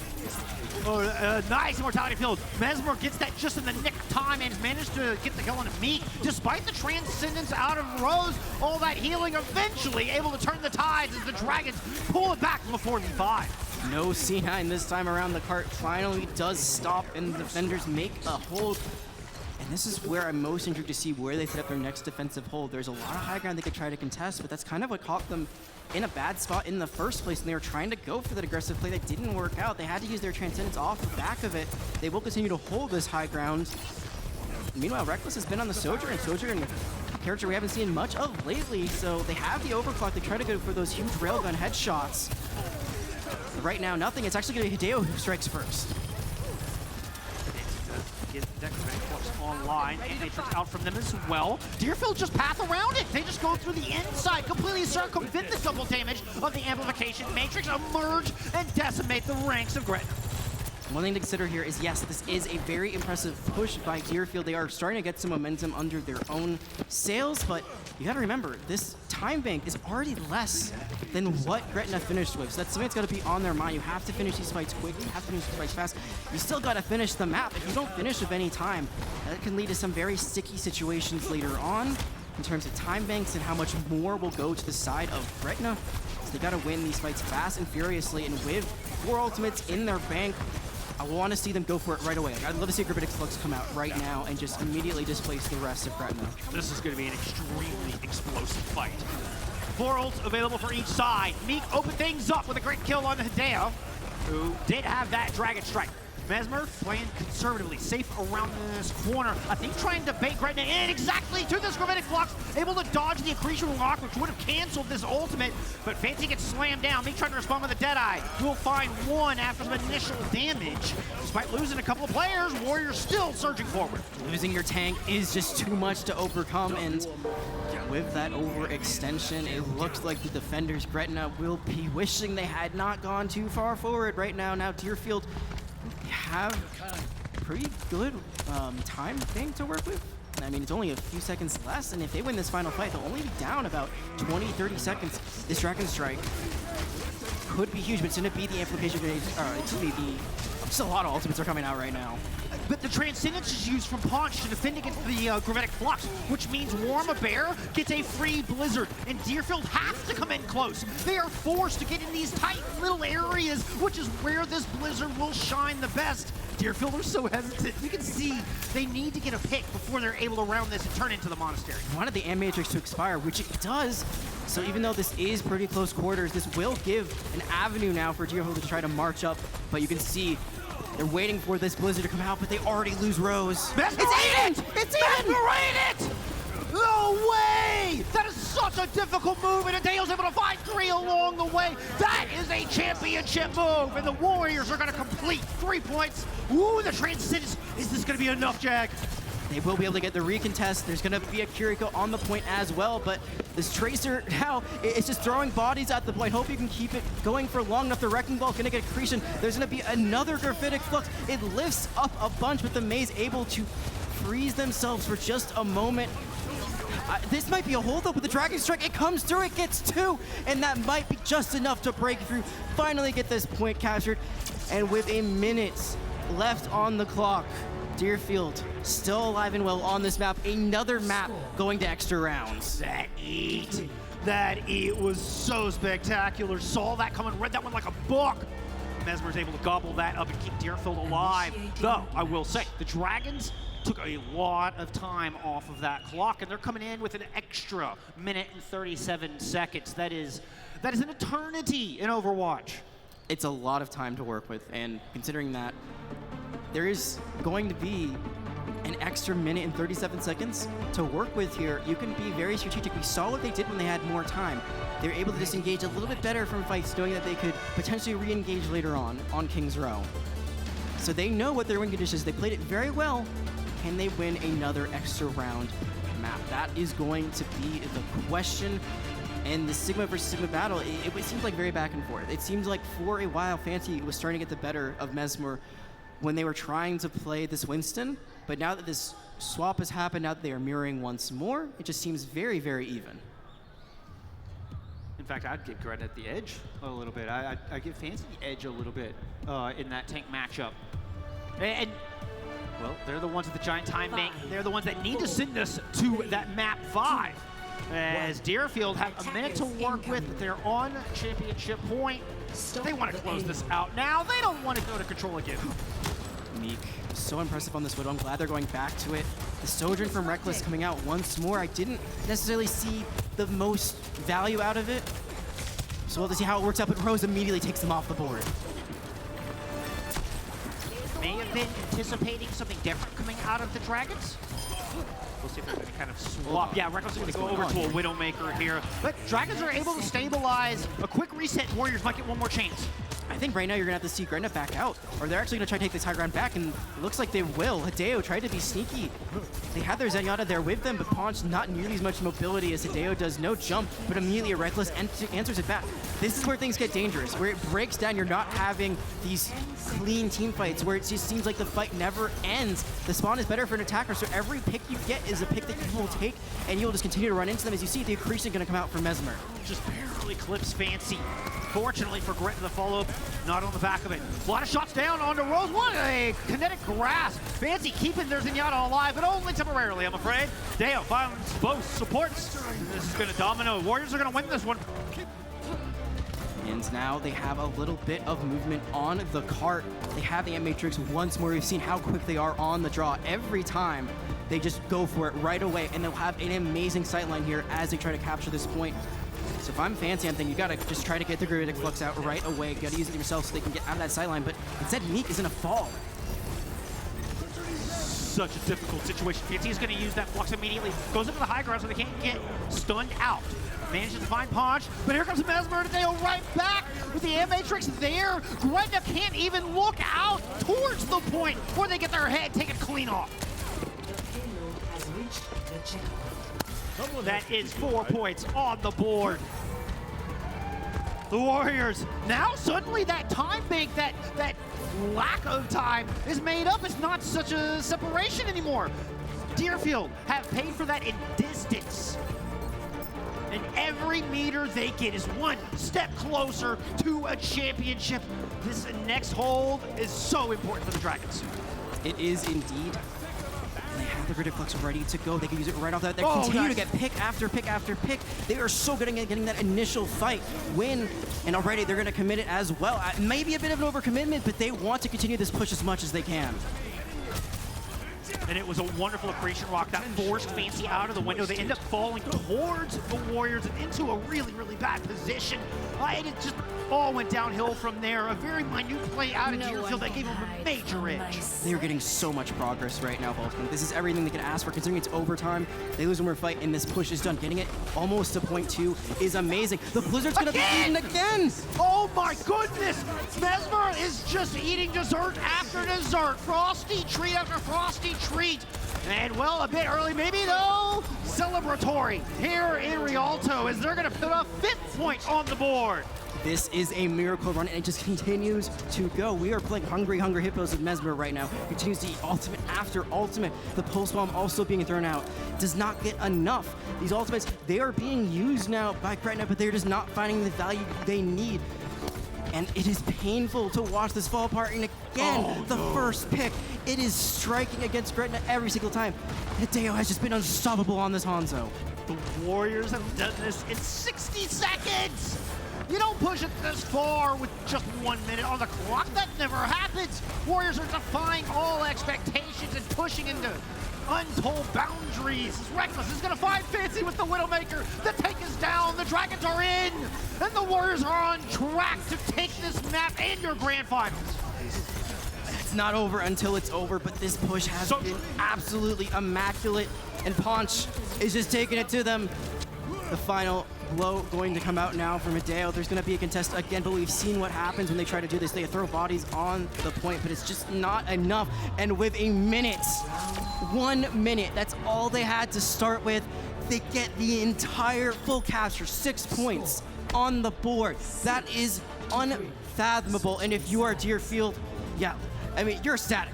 Yeah. You feel it. All of a sudden, the momentum that you were worried about falling out of favor from, it is back. That's Mookie and Paunch on your screen right there. Very happy. The Captain Mesmer. Look at that, all smiles. Now, let's go. All right, all right. Job's not done. Job's not done. We've seen this happen in recent memory. I remember a Kings Row match recently that went to an 8v7 or something and went on forever. It is not over. Do not get too confident. And right now, if you're Gretna, you're thinking, just do it better. Just do it better than they do. Do it again? We've already done it once. And they have more time to work with, so they can lose more fights. That's the most important thing. You know, they don't. If there was a situation where, you know, for most of that map, Deerfield loses 1 fight, it's done. They lose if they move, like they move from the cart. They don't even lose the fight. They C9. They forget the objective. It's over. Yeah. There's still a lot to work with here if you're Gretna, but you have to keep. You got to keep your spirits high. That is a very tough pill to swallow to give up all 6 points, but you've already done it before. You did it with better time. You've gotten the full cap. As long as you can keep the momentum going yourself, you can regain it. We'll see how they do that. I think they're making the swap to the Sojourn now because the Mei has not been planning out as they have wanted it to. But to see how this new projectile DPS coming to the lineup helps them. I mean, Mesmer eating 2 blizzards. Yeah, but yeah, that'll do it to you. That'd make me swap off Mei as well. Warma Bear's a far better Mei than I am. No, you don't. Dragons around in the first corner. Deerfield sitting on this high ground. Look at Fancy. Fancy's already up on this high ground. Really wants to force Mesmer back, but they're outnumbered. There's a 3-to-1 up there, and the Immortality field is just a touch late. And everyone swarms immediately. You see the Baptiste and the Hanzo backing up their tank who is battling the enemy Sigma, and now there's no shield to protect them. They are stuck in a tiny room, and this primary fire from the Sigma, it bounces, so it can hit multiple targets through that. They know exactly where they are because they just used the Sonic Arrow, but it's too late. I really wish they capitalized a bit on that, but I think they were a bit worried about, being too aggressive, going too far forward, and then losing the fight. Gonna err on the side of caution are the Warriors on this defense. Mesmer 5% away from a Gravitic Flux. Dragons move in towards the courtyard and push toward the back of point A. Hideo getting burned down, but they will take down 2. That was a 3v1 approaching Hideo, and Hideo just killed all 3 of them. Hideo has absolutely found their stride right now. This Hanzo has been popping off. They're getting their dragons so quickly, and that's an ultimate you can just kind of throw in there and hope for the best. Sometimes it's just a zoning ultimate. You cut someone off, and then you're able to find the pick after that. Other times it can do great amounts of damage. So there's no real long-sighted DPS on the other side that can deal with them. There's no enemy Hanzo. There's no Widowmaker. All they have is mid-range with the Sojourn as well as the Cassidy. It's just not enough to deal with them right away. Sitting up on that high ground, very difficult. 2. Perfect Dragons! Right away. No way! This time bank, it is shrinking. The rocks Fancy into the river. I mean, honestly, if you're fans, you're thinking, thank you for the reset because they need to get back into this. They are not anywhere near the cart. They only have the Gravitic Flux to work with, and they are not really approaching the cart in the right way. They tried to take the high ground, that didn't work. Now they're just trying to take main middle of the road. That's not working. They've got to find a way onto this site. They've got to cut off the sightlines of Reckless as well as Hideo soon because they are being shredded by them. And Mesmer landing that rock to sit Fancy off the edge means a Nice lot wall. more ult charge, and now they've almost got another Gravitic Flux, but Mesmer dies. The wall is perfect there from Warama Bear. Meek able to get a kill after swapping over to a long-range hit game finally here for the Dragons, and it looks like they will continue on. They've got everybody positioned on this bridge. Cart will hit the end of point A and 4th point on the board.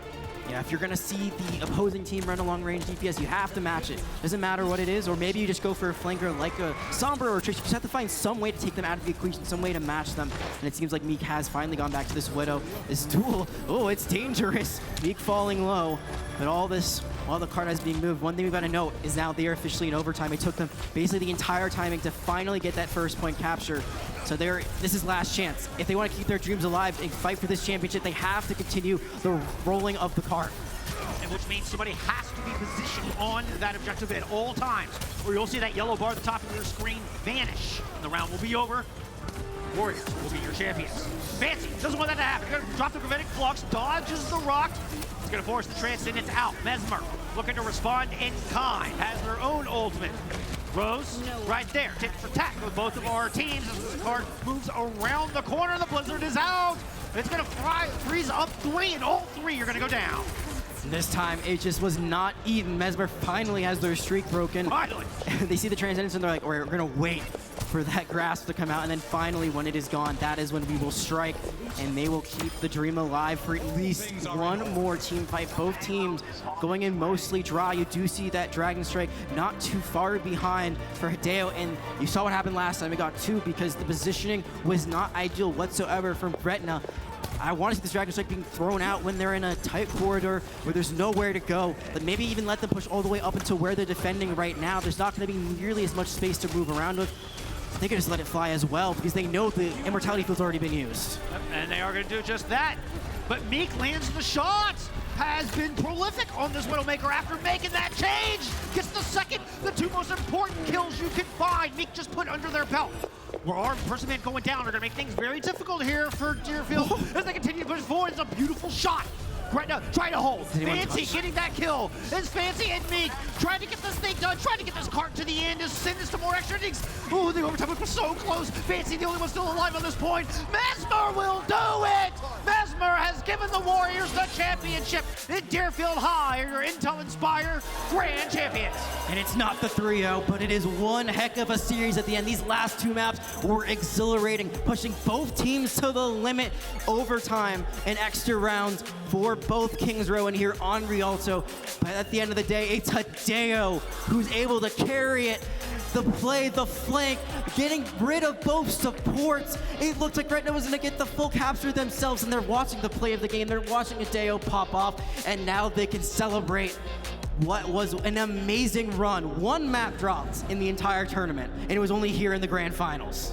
Massive, massive congratulations to the Deerfield Warriors coming out of Illinois, making a long trek here, and they come out on top against a very talented and worthy squad in the Gretna Dragons. The Dragons are no slouches, and I look forward to seeing what these juniors bring to us next year. But man, what a story. This team that had never competed ever in an official capacity after playing together for so long finally decide that they're going to put up what they have, show us what they got in a competitive high school format, and win the championship their very first year out. Playing together since 7th grade, this was their swan song. This was their last competition as a high school team, and they go off into the sunset with the Intel Inspire's LAN championship. You can't write a better story than that. And like you said, for Gretna, sure, it's not the result you want. You really wanted to add another trophy, but you have another year. You'll be back next year. You'll be fighting for that Intel Inspire Championship once more. I guarantee it, because this squad can only grow. They are so good already, and I just can't imagine them not being in the finals once more. I mean, I got to reiterate, I wish both of these teams would just make an OD squad. And just go compete in OD. I think both of these squads would put up a really strong showing, and it wouldn't surprise me at all if I see this roster in contenders later on this year or further into the future.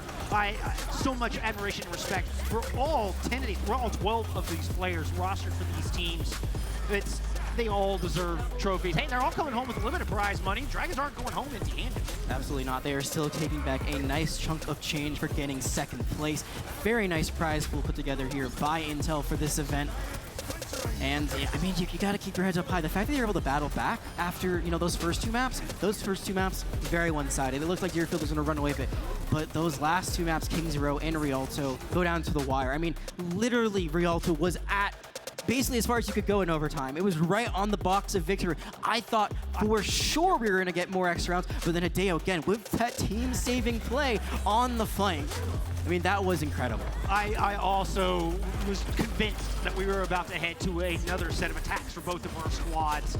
But it's Deerfield, the Warriors. That's a championship performance that was required. That is exactly what they gave us here today, Jack. And oh my, what a treat. And there's what a still match. More Overwatch to come. That's the best part. We're not done yet. We still have our collegiate championship match in the wings. Yeah, that will be coming up. I mean, we gotta take a breath. We got Wusa, because this is about to heat up all over again. Yeah, absolutely.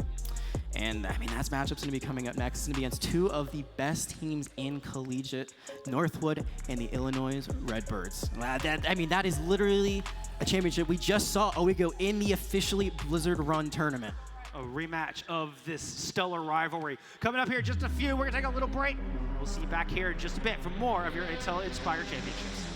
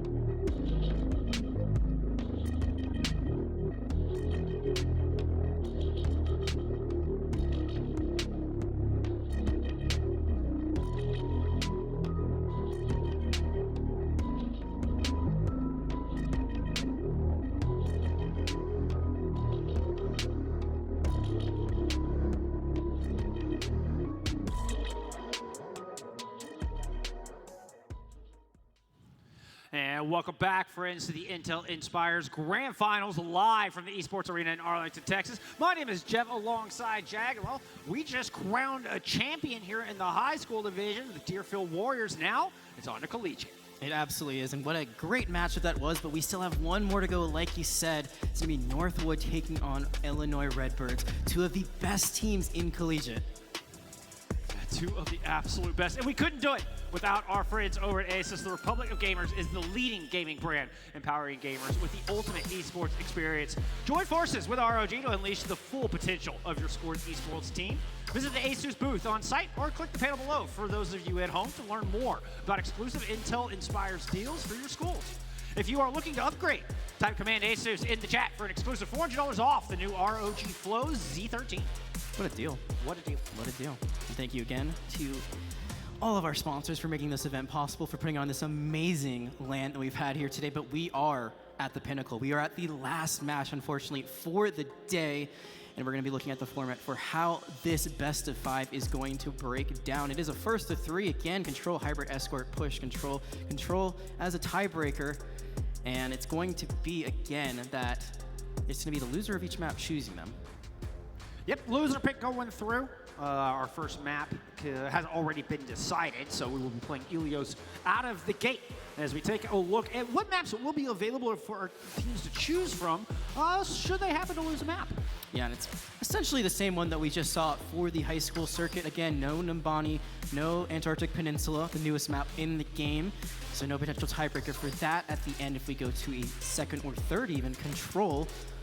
Shabali Monastery is in the pool. We did not see it played out last time, but I would love to see it, honestly. I think it's a very interesting map, and I don't think it's one we've really seen the teams that will be playing today have played yet. So it will be Northwood, the defending Overwatch Collegiate Series champions, who just beat Redbird 4-1 in that grand final, playing against each other again. However, there is a bit of a twist today, at least in terms of the rosters that we're seeing.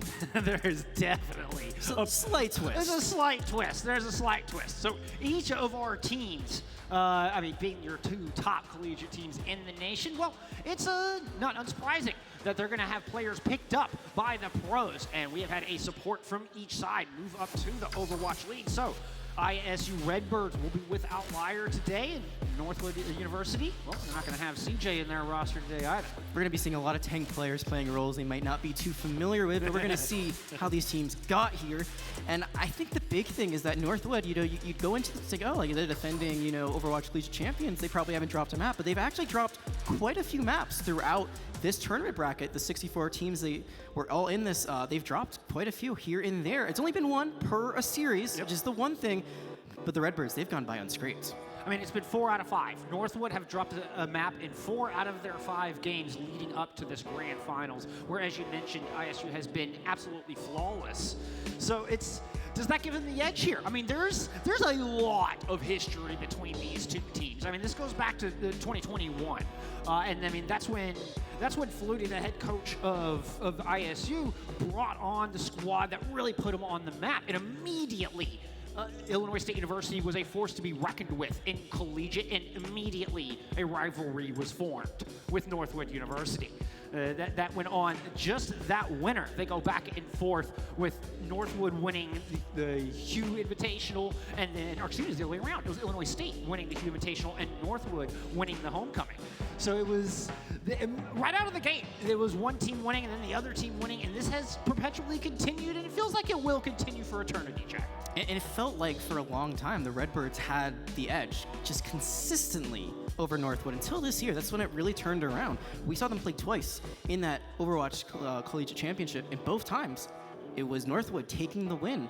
Now, it wasn't, just a walk in the park by any means. Those very competitive matches, but they were coming out with pretty positive score lines. But I think part of that is these changes that you talked about. I mean, the Redbirds, they lose Lethal to Lennon Spitfire. Weiss goes to Toronto as a coach, so they have a very different coaching staff. Meanwhile, Northwood, they've just been upgrading, it feels like. They have now a new head coach who comes from Overwatch League, comes into the picture, and since then, they've looked like the best team in collegiate.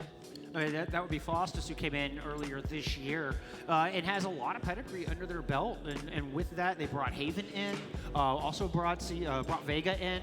And Vega and CJ had a long-standing chemistry together and played together a long time. And, I mean, honestly, pretty much hands down the best backline in collegiate. And one of the reasons, I mean, CJ immediately gets picked up and moves up to the bigs.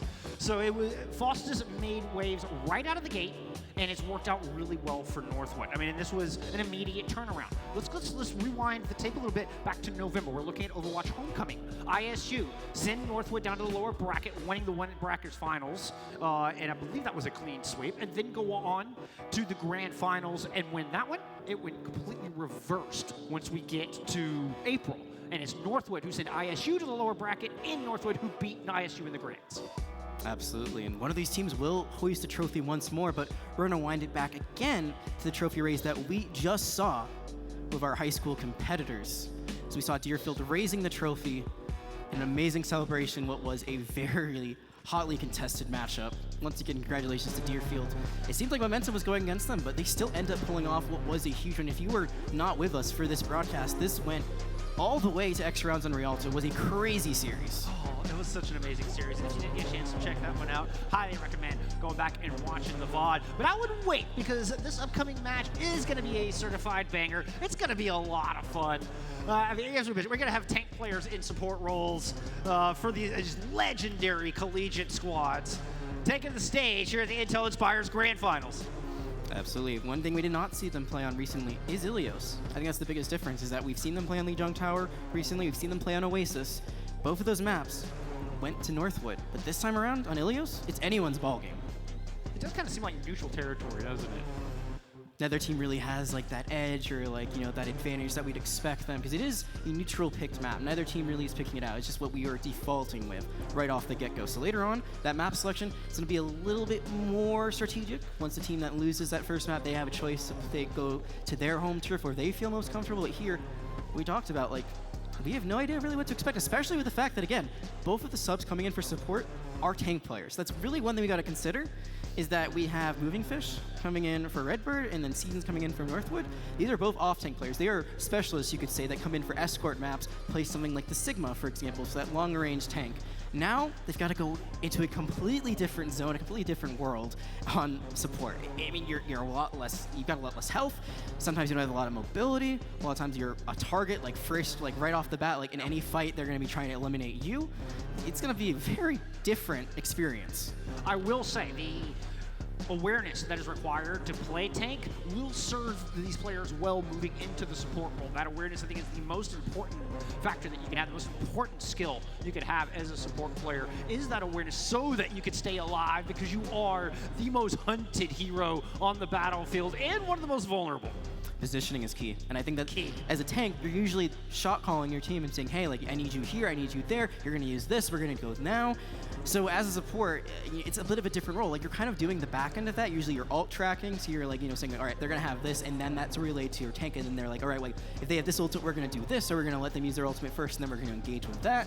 So it's a very different, like, leadership role too, potentially. Right. I mean, we do have, you know, still like Renko and Vega, who are the traditional support players in the lineup, so maybe they will be taking over those duties if it was done by their previous partners.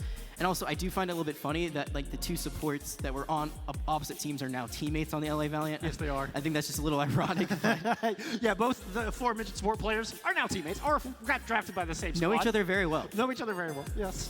I think another factor is it's typically your main support that does the ult tracking. It's the Lucio player most likely is most common played in this day and age for main support. But that is one where they are the ones who follow the macro, what you're talking about. Follow how much ults you have available. Follow what should be the game plan going through to this fight. And Vega, one of the best at that, still here for Northwood. I don't know exactly how the comms work for either of these teams. This is just kind of an overarching generalization. But I can't help but wonder, is ISU going to be missing that shot caller? Was Liar pivotal in that role? Well, wonder no longer, because we are about to get into game. Ilios is booting up, and it's going to be Ruins once more that we'll be starting out with. And already, something that I love to see. The Cowman Junker Queen. We've scouted this a little bit. I know this is something that you put in your notes about how it looks like Redbird really want to go back to Jotes, the Junker Queen goats, as we like to call it. Well, it is alive and well. There's going to be so much sustain with that shout, giving them temporary shield, that speed boost, and gig. Gonna go back to the tried and true Winston. It's a bit of a Winston brawl, but the one caveat is that Vision is gonna be going to the Widowmaker. Lot of speed available here for Northwood. It is Northwood in the red, by the way. Coming on that Junker Queen alongside Vega on the Lucio, both of which have the ability to speed their team across. It's gonna be an early DPS trade as Vision gets taken out, so it's just rapid here to do the damage. But Northwood now looking to respond, take back some of this space that excuse me, Redbird's able to push forward. The names up top got me fooled there for a moment there, Jack. Yeah, and right now it looks like it's going to be Northwood immediately taking to the point, but getting battle back. I mean, this thing with Junker Queen, she can just run into you constantly. Well, the Winston's going to engage on the backline, so it feels like there's going to be like going and like kind of trading position the entire time. Well, Northwood have more map control, and Redbird are struggling to get out of this little back zone. This is like the third time Gig's trying to push in, but still just cannot lock down any of these players. And Vision is under too much pressure, not landing the shots from far. In fact, it's taken down. Now Northwood are getting hyper-aggressive on the back. In fact, a little too much so. As Seasons gets caught in the bubble, burned down by Graphic. Graphic looking to return fire now onto Haven, all the while Northwood building percentage. Absolutely, they're building percentage and they are creating space. This Winston does not have anywhere to really engage it. That's going to be the pulse bomb, but it's going to be Suzu, so the protection comes through just in time, and it's going to be a Kiriko rush on top of that. That is double attack speed coming out. Redbird moving on to this point. Got halfway to flip it, but Northwood able to stall it out. Sound barrier used in that regard. Here comes the Primal Rage from Gig. Counterpunch from Redbird. Also using a sound barrier of their own. Later sound barrier, typically the betters. Now there's a lot of health available. Seasons trying to escape with the rally, but could not find any solace. Haven finding none either. It's back to spawn room for Northwood. It doesn't matter how much bigger that Brigada shield is with her ultimate. That was a nice little gain for her character. She's much stronger than she once was, but when you're getting booped around by a Winston and Primal Rage, it's just not going to protect you enough. And finally, Redbird will regain the point. All they have is Infrasights to their name. There's no defensive ult. This Rampage from the Junker Queen, which will make everyone unhealable, will be big, but Renko does have that Suzu. So that's the big counter to this Junker Queen. It's just going to counter that ultimate right away. The thing is, if Vision just starts heating up. We see Vision get their first final blow of the day here moments ago. And if they can start locking on that Widowmaker, Northwood is going to struggle to approach this point. But losing nobody on this one, well, outside of Boat. Now working along the outside. Giggy to Bionade has to just jump back, trying to avoid the damage coming out of Season's Brig as well as Cowman. Moving Fish, unfortunately, cannot avoid it long enough. The cap comes through just before Gig tries to recontest. I think that was the Rampage that actually came out, and just there was no Suzu to cleanse them to get rid of that anti-healing. The points flipped in the meantime. Renko trying to flip back, they cannot get the job done, and now it's just Grafton on their lones, and Vision is there. Actually, they have Moving Fish now, who is moving pretty nicely, I must say, on this Lucio. Has been able to wall ride and stay alive and sustain, and they're gonna help lead their team to that point capture once more, but it's so much captured for Northwood. 91% on the point. They have the overclock as well as the pulse bomb ready to go. They could get some picks right off the rip to help them secure this first sub-map. On the other side, Renko has the Kitsune Rush with the strongest ult in the game right now to enable the team to move forward. Grafton taking a lot of damage early and just has to recall out, disengage from the fight. Haven eats a few bullets coming onto the point. In fact, it's Grafton right on their heels, popping the overclock. They're not able to lock him down. Renko is actually the one that gets that kill with the kunai. 3 here for Redbirds, and they should be able to stabilize. Both the go doing a little bit of work, but it's not going to be enough this time. Haven pops the overclock, almost gets Vision right away, but then it's just focused down the entire time by Grafton. They are marked for death, and finally they are found out there's no healing in sight. It seems like the team's a bit discombobulated. They're not in the right position to really contest that. You don't want to necessarily be sliding in with the overclock. You want to play at range so you're not focused down like that. And now this is last fight territory. One team is going to win here and take this sub-map. There you go. Dropping the sound barrier early. Seasons dies before they go down, but Bolt is able to respond. Moving Fish now throwing down a sound barrier of their own. Gig with the Primal Rage, and Redbirds on this point trying to force Northwood away. Here comes Boat trying to help out Cowman, and, well, Turning down Gig's hell pull. It's Vision who's actually getting the work done. All the while, from a long way away, Vision gets 2. Rinko does fall. It's Vision picking up a 3rd. Vision heating up indeed. Finally getting warm on the back half of this ruined sub-map. It's a 4K here to cap it out. And what could you expect but this? 99 to 99% last fight territory for our first sub-map. And Cowman was so close to clutching it out for their team. They go for the Rampage. The Suzu comes out and responds immediately. They are invulnerable. There's no anti-heal possible to affect them. And you can just see that it's a perfect collapse for Redbirds. Already up now 1 sub-map. This is what they need, you know, after facing this team so many times. They really are destined to do this forever, but they have not been on the winning foot for quite a while. So winning this first sub-map gives you so much confidence, especially considering both teams, again, are playing with these support substitutes.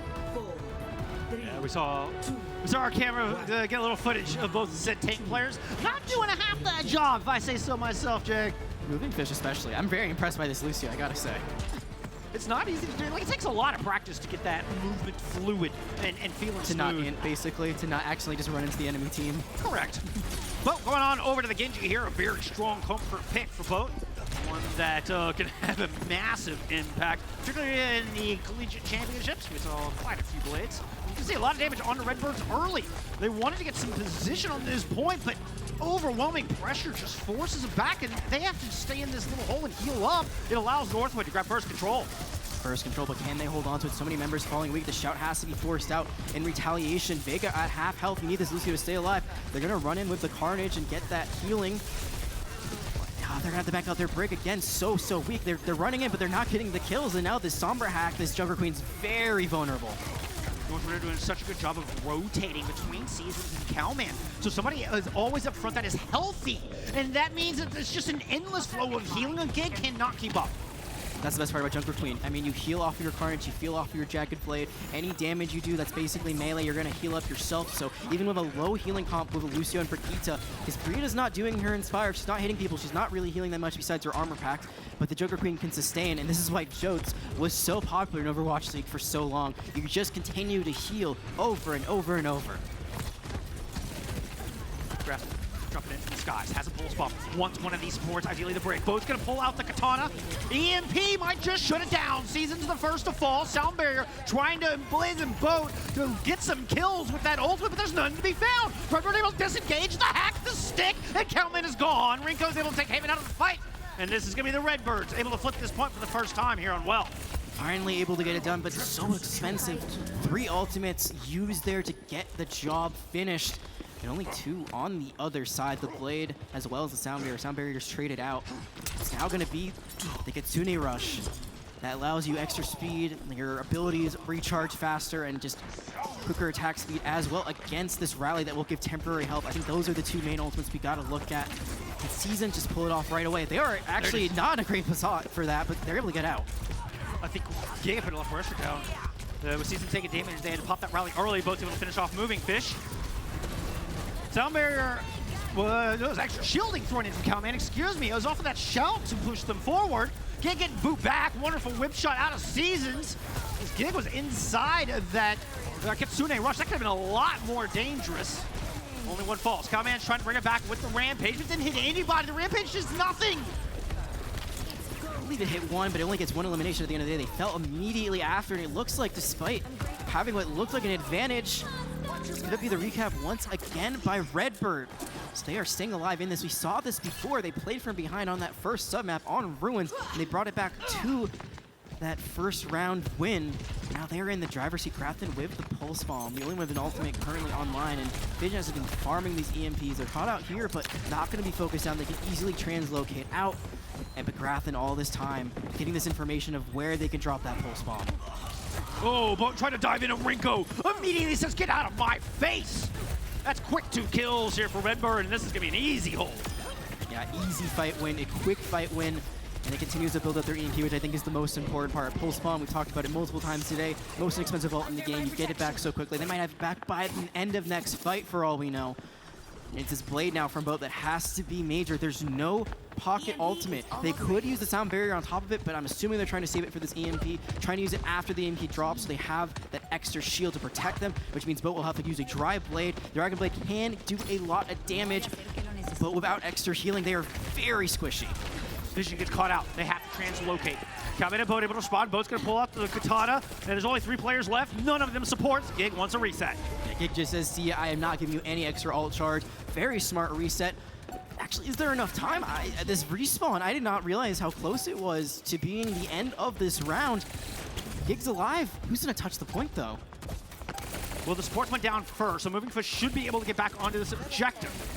This could be one of those moments where not having as much experience might hurt them, but they get there. It's going to be a 99-98 fight here on the well. Coming on the outside. Vega with the sound barrier. Moving Fish is going to pop theirs initially. Vega's able to drop theirs with only 1 health. EMP is out.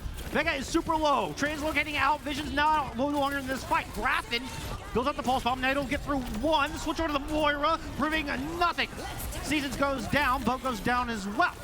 Haven still here, still trying to hold on here for Northwood, but there's just too much left for them to bring this one all the way back. Redbirds find the team kill. They're going to flip this point and take Helios in a 1-0 lead here in our grand finals. It's a 2-0, but it is such a close 2-0. 99-99 on both maps. Renko there with such smart gameplay on the Kiriko. I was watching the POV and I'm thinking, you're going right into the well, but Kiriko can wall climb. Immediately gets out. Suzu's teleports right out with a swift step. Such smart play to keep this main healer alive. And there you go. It wasn't easy. It was a challenge. They had to fight for every tooth and nail, but Redbird will go up on map 1. And I mean, they have won maps against Northwood on both the series that we saw in the Overwatch Collegiate Championship. That they were able to win at least one. So this is not a surprise, but can they do more than just the one? That's the real question. Can they get over the hurdle? Can they get 2? Well, there's a reason this isn't a first to 1. You know, you got to be able to win on multiple game types. You got to win in different kinds of styles, different kinds of modes. You got to show the variety. You got to show that you're not just a one-trick team. Hey, you know what? We've seen a lot of teams be just good at control, but not able to close out series. Now, I'm not saying Redbirds is that team. In fact, the prevailing script says that Redbirds tend to drop control, but I think that kind of got thrown out the window here recently. Certainly did today. Absolutely today, and again, like, let's not discredit Northwood. It was still a battle. It came down to one last fight every single time, and I think you just see that the composition that they ran out with on Redbirds, this Winston brawl. It's not a dive, it's a brawl. They seemed a little bit more comfortable on it than the Junker Queen Goats. And the positioning, I think, was the main thing. You saw some of the rampages that came out. They didn't really hit the targets they were going for. Calvin was just a little bit to the side or just was a little bit too far forward. And I think Moving Fish, again, I'm just going to keep mentioning this, on Lucio, was very impressive. Seasons did well on the Brigida. I don't want to discredit them. I will say every time they rallied, Gig seemed to just focus them immediately. I'm not sure if that's like a personal like tank v tank sort of thing or what's going on there, but they were caught out quite a bit by this Winston. Moving Fish did a great job, and not just providing like speed boost, but staying alive, which I think is one of the key things you can do as a Lucio, is literally just being annoying and wall riding. That a little bit of AoE healing could keep someone up. Anything you can do as a Lucio just is like name of the game. Stay up. Yeah. It's just survival. Which means it goes back to that awareness that we're talking about. You're not looking to engage and rotate with as you are with the brick. I feel like Seasons has a lot more complicated job to try to get the same effect out of the brig. I mean, not to take anything away. I mean, Moving Fish did a wonderful job of staying elusive, of keeping in the fight and having an impact, but not going down. I think it's a bit easier on a Lucio than it is on a brig.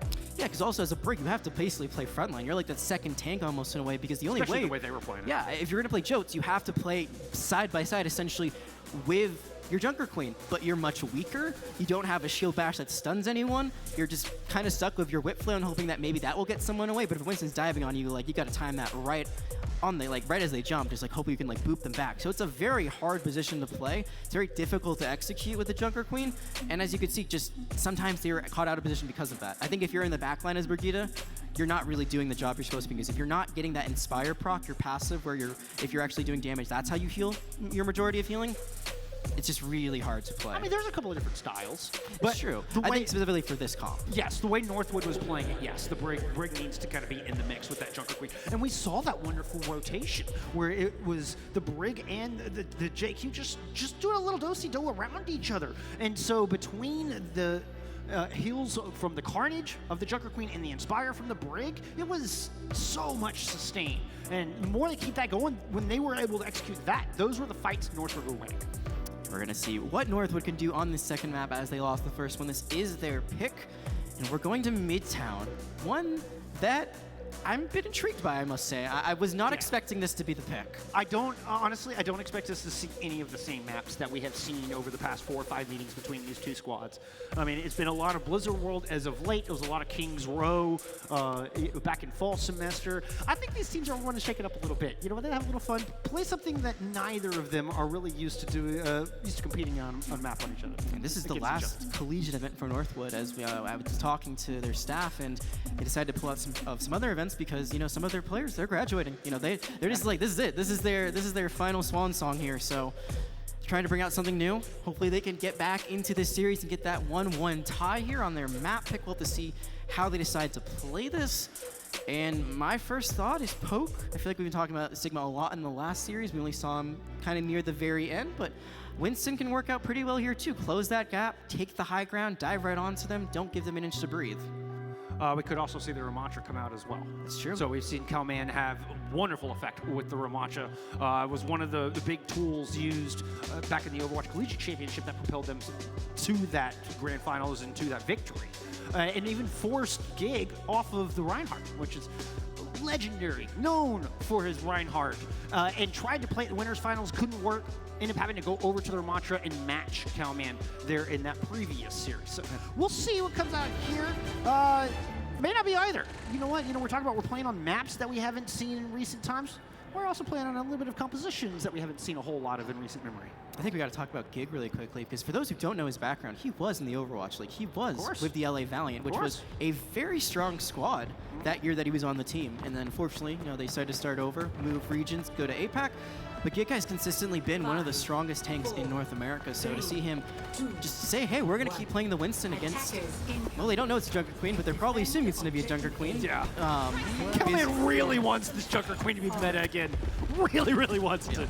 Just please, make it meta again, Blizzard. But, I mean, it's going to mean that they're going to play these high ground setups for the defense. As you see, they're playing on the stairs already, but that means, as an attacking squad, you can kind of just get through this subway section for free and get closer towards the point.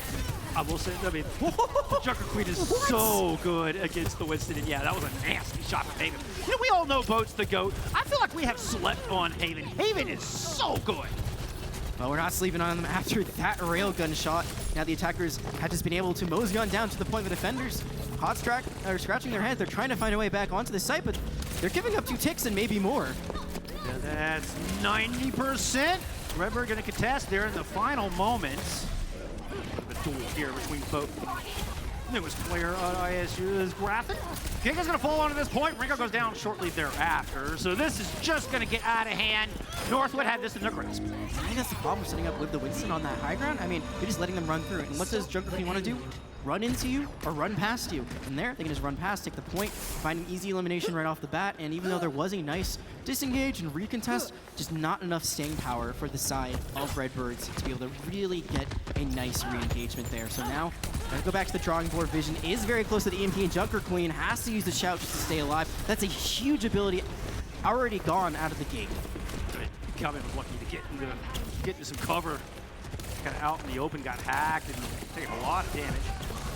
Give me Gig trying to follow up on that, going way deep into enemy lives. There's a hack in there as well. In fact, that was the EMP out of Vision, and it looks like it'll work. Gig sacrifices himself to the cause, and it's gonna be a fight win here for the Birds.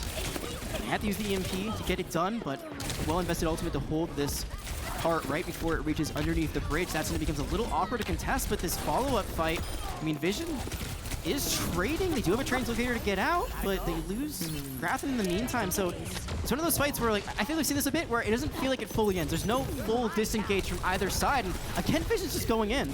No, there's been important picks from both sides. Taking out Lucio down was huge, but there you go. Talk about an important pick. The Coalescence of Seasons on this Moira just escorts Northwood to a fight win all the way to the other side of the tunnel. And that position is now going to be so good, getting that cart underneath. And the high ground's not going to matter nearly as much. Sure, you can try to contest it from above once it gets to the end of that hill, but you really wanted to stop it before it ever got to that point. So now Grafton's going to have to go for some sort of hero play. It's going to be the overclock used. Oh, I was joking around with Northwood's coach before this series about pulling out the Moira. I didn't think I'd actually see it. Sound barrier out now and coming to both. Got the goods. Gig is nanoed, but just losing teammates all around them. There's no reinforcements left. This is going to be a point B cap. Yeah, there's no contest. They have to back out, even though they do have some members alive. That's 5 minutes on the clock. Northwood looking really, really sharp. And like you said, this Moira, I think people meme on Moira a little bit. Yeah, like, sure, maybe she has a low skill, like, basement, but skill ceiling-wise, it's all about positioning. It's all about really how you play this character. I think a lot of people just throw out her damage orb and just say, hey, like, we're just gonna go for DPS, but her healing orb does so much crazy healing if you throw it out at the right time. Just combo that with her primary heal fire, like, she can keep people alive for days. You know, we've had some legendary aggressive Moiras in the history of T2 and Collegiate. It's gonna be a kinetic, excuse me, that is gonna be the rush out from Redbird Esports, allowing them to pick up 2 kills and chase down Cowman all the way into this hallway. Finally, they're able to get a hold, a stop. It's a dry fight, which is I think the most important part, as right now Redbird, they're just trying to build up ultimates. Actually, I do believe they used the Kitsune Rush, so never mind. Not a dry fight, but one ultimate expended. Not the end of the world to build up this EMP once more. This EMP, there's nothing to counter on the other side, so as you can see, already Vision is setting up for it. They are spotting everyone out, and it looks like they're going to go on the engage. A beautiful collapse from Redbird, but they haven't gotten any kills yet. Cowman was able to disengage. There's one for Redbird, but Cowman's able to respond. Northwood, the beautiful kite, but Griff chasing him down, finally lands that pulse, but they had to overextend to get the kill, and now Northwood's able to respond. Yeah, it's just too aggressive. The EMP, it's big, but the follow-up, it's not quick enough. They don't do enough damage. Now Gig's just stuck in no man's land, alone, probably gonna fall any moment. There they go. And the cart isn't being moved. I think that's the one good thing you can say about this EMP from Vision. It forces them so far back that the cart doesn't really get any progress, but now Northwood is back on the attack, and they are moving this cart, and they have so many ultimates right around the corner, both support ultimates as well as the Rampage. If they fight this out long enough, they should be able to build up all 3 of them. Redbird needs their own ultimates ready to go, most notably that sound barrier. And Vision killing Haven, that's a heck of a start. May not even give Northwood an opportunity to hit that Q key. Yep, the Coalescence from Seasons, but immediately wiped out. Yep. The ultimate is off the table, and seems like so is Northwood potentially for this fight. They're not going to use anything else. They're just going to try to get back, which I think is the good and safe play here. I'm surprised Seasons used the Coalescence. Like, that was... I think you're seeing some of the Tank Brain gameplay come in. You know, Tank is just press W, go burr, and they are not the opportune time, and unfortunately not going to find any success with it. Hey, I mean, I can't fault it. Coalescence builds up really quickly, and if Seasons able to burn one down, you turn that fight. I mean, no, I don't fault the attempt. Get really aggressive there in that tiny hallway. Has a Primal Rage here, but lost their Kiriko. He's gonna pop that Primal Rage nevertheless. See if they can burn down Vega. Vega don't even want to have to use this sound barrier. Eventually is gonna drop it, but Cowman's already dead. It was too late. Now it's just both Seasons and Vega left on this point. Gig is able to back out, disengage, get away from the range of both. This cart is inching ever closer though. It's gonna force the Kitsune Rush.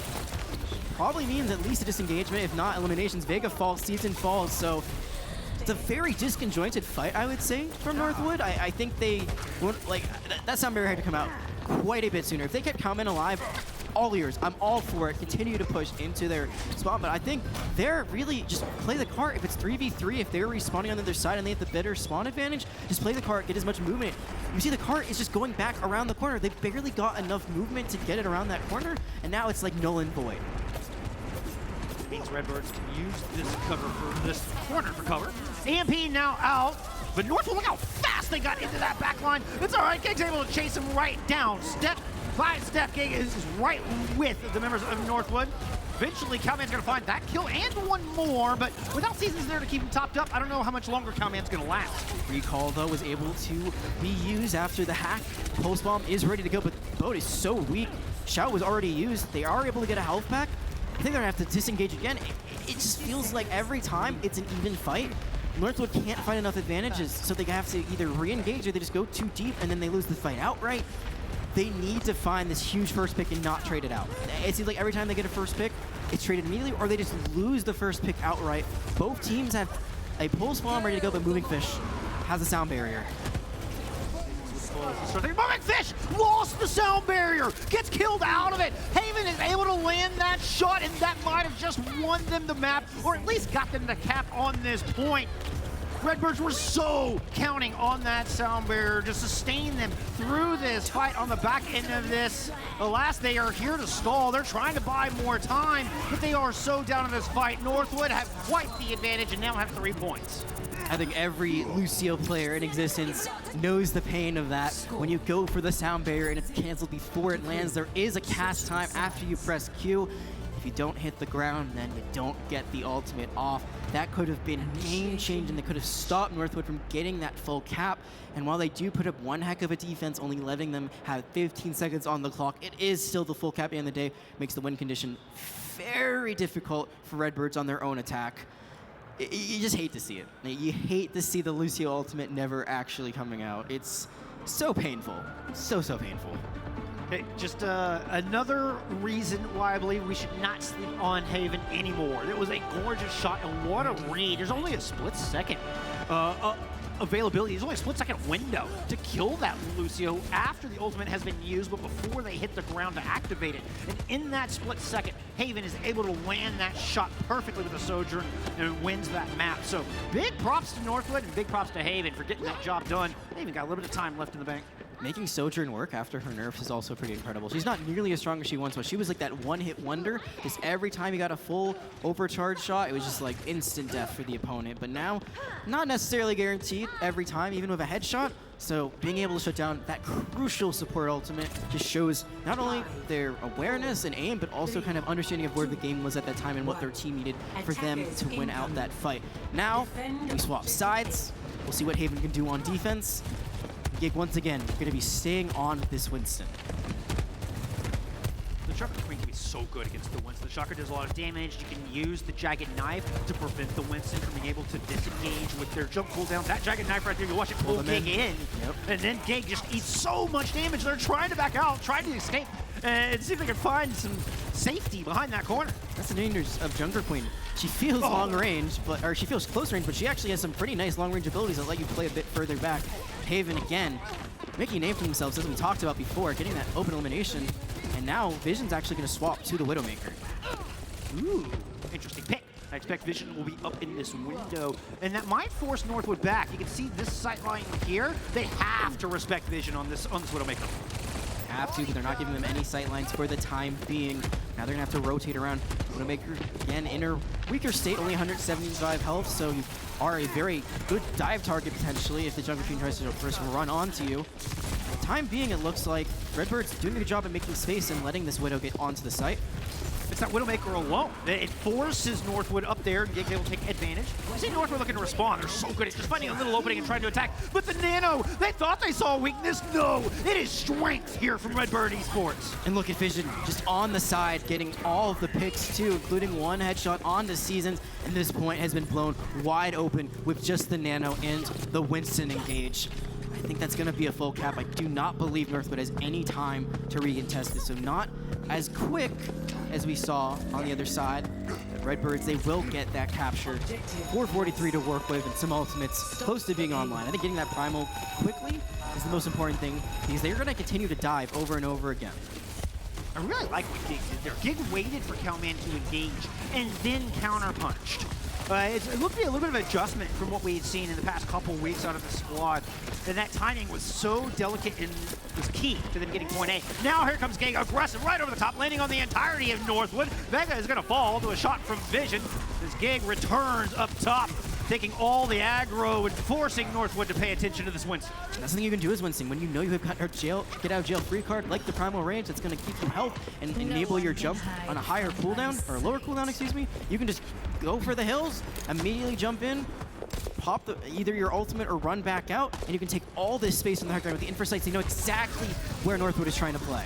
Ooh, you gotta watch out for that Jagged Knife. Might prevent that disengage. Gig's gonna pop that primal rage.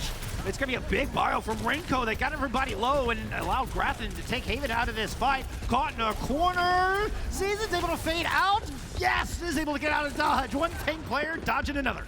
And all the time, this cart is continuing to move. The Rampage will come out, though. It's going to be immediately countered by the sound barrier. Ooh, moving fish does die. The sound barrier will not get out in time. Gig does receive the nano before Renko goes down, but without the supports there, I'm afraid ISU just doesn't have the staying power.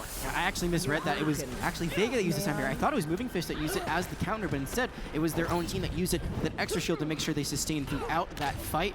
Able to hold on to the point before the second point is captured. So a good play all around. As for the first time in a while, finally, Northwood is able to stabilize on this defense. Now, a little bit less to work with, but Haven, with that overclock, we've seen them do wonders before. Can they make another amazing play again here? Set up for the high ground around the center pillar. Haven and Kamen are going to disengage momentarily. Grafton in a bit of a duel down low, has a pulse bomb, as does their counterpart both. That duel is going to make its way onto the cart while Giga's still playing up on the high ground. Vision's able to get Vega. It's a good start. A lot of the speed now no longer there. But Gig gets overzealous, runs right into that overclock, and indeed, Haven will find big value. Nice delivery from Grafton, but just slightly off the mark. Haven ducking, dodging around. Oh, that's still alive, still on this point. Still has a 97 rail. It doesn't land, but it's enough to keep the ISU squad at bay. Now, again, another back out. We saw Vision swap to this Cassidy. Deadeye is almost ready to go, but such a high-risk, high-reward ultimate. I think they're trying to do this to shut down Boat. It's very good to get that Tracer down, but unfortunately, they're the one in the eye of the storm. It's one Giant Knife that just ended that fight. Well, one Giant Knife, one Pulse Bomb, and, you know, a little bit of a sprinkling of some magic on top. Jagged Knife is a lot like Orisa Pull was back in the day. Just completely displaces you, also does damage over time, also heals the Junker Queen over time. So it's not the easiest ability to land, but when you do, when you're able to pull someone like that out of position and focus them down, I mean, these teams are just too good to not take advantage of that. They're, like you said, one elimination, one fight win, and now Northwood, they're starting to stack up ultimates. Most notably this Rampage. Cowman kind of dancing around these little points, clever little angles to keep putting damage down onto Gig. And it forces them to respect this angle. Landed that Giant Knife and still putting shots down. Could be the Deadeye out from the high ground with the nano boost, and it ends up being just what the doctor ordered. Redbirds shut down Cowman before they can pop their own ultimate. Vision's able to pick up another one. It's going to be a Bionade onto Vega to help finish them off. Then it's going to be a cap on OMP. The Nano Deadeye, you don't see it very often, but when it lands like that, that's all they need is that initial pick, and they are able to still take that high ground, play on the side, and just absolutely devour the rest of Northwood. Great plays individually by Vision, but also by Renko to catch that out and make sure they kept their Cassidy alive and well. Cowman, however, still does have this Rampage. There is nothing to counter on the other side. There is no sound barrier ready to go. We've seen them play very aggressively, and you can see the shout already being used. Yeah, it means Northwood is trying to pounce on somebody. It's moving fish who drew their attention. Grafton is able to trade one back. Sound barrier out from Vega. Northwood want to continue with this aggressive play. Renko down to 1 health. Boat's able to chase them down. Cowman's going to pick up a kill on Division as well. So it's going to be a good hold here from Northwood. Redbird stall out. And generally, I'm seeing Vega use these sound barriers very aggressively, not necessarily for, you know, a countermeasure to an attack from a move from the other side, but to engage, to give them that extra sustain they need to make sure they can find their targets and not fall in the middle of it. Meanwhile, Moving Fish has had to use theirs entirely defensively against things like the Rampage. Usually, you want to keep your sound barrier to match it, so you're both on even footing. But instead, Vega, they are enabling their team to take those fights quickly, help win them out, and they've now gotten Redbird down to a minute. Able to swarm that pulse bomb back. Get a Bionade, get a little healing. Nice sleep dart. Cowman wanted to come punish, but gets stopped in their tracks as Renko lands that all-important cooldown.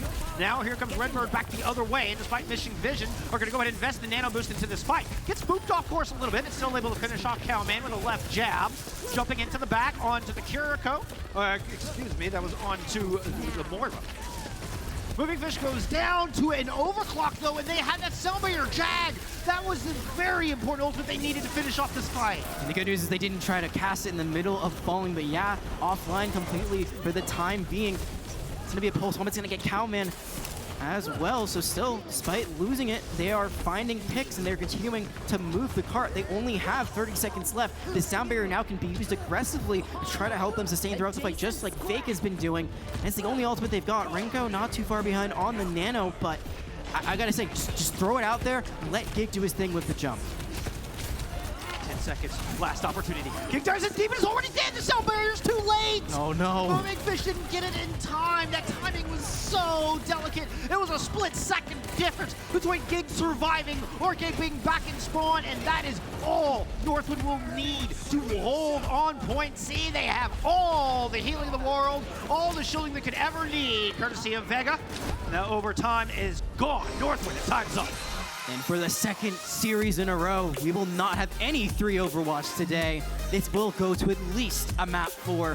Both teams giving it their all in this grand finals. I gotta say, it seems like Redbird, they were like, oh, our comp's gonna work really well into this Jotes once more, but then we saw some swaps. We saw the Moira swap. I think it's the biggest thing, getting rid of the Brigida, getting a player like Seasons, who is, again, a tank player, onto the Moira. And it's working wonders. They get the full cap, they're able to get the hold on that 3rd point, and they were able to find their target. I think the biggest thing is the target calling. It seems like it was really sound. When Gig was jumping in, was not being allowed to live this time around. And that last fight, you saw it specifically. When Gig falls, the entire fight falls, and that sound barrier just was not timed right.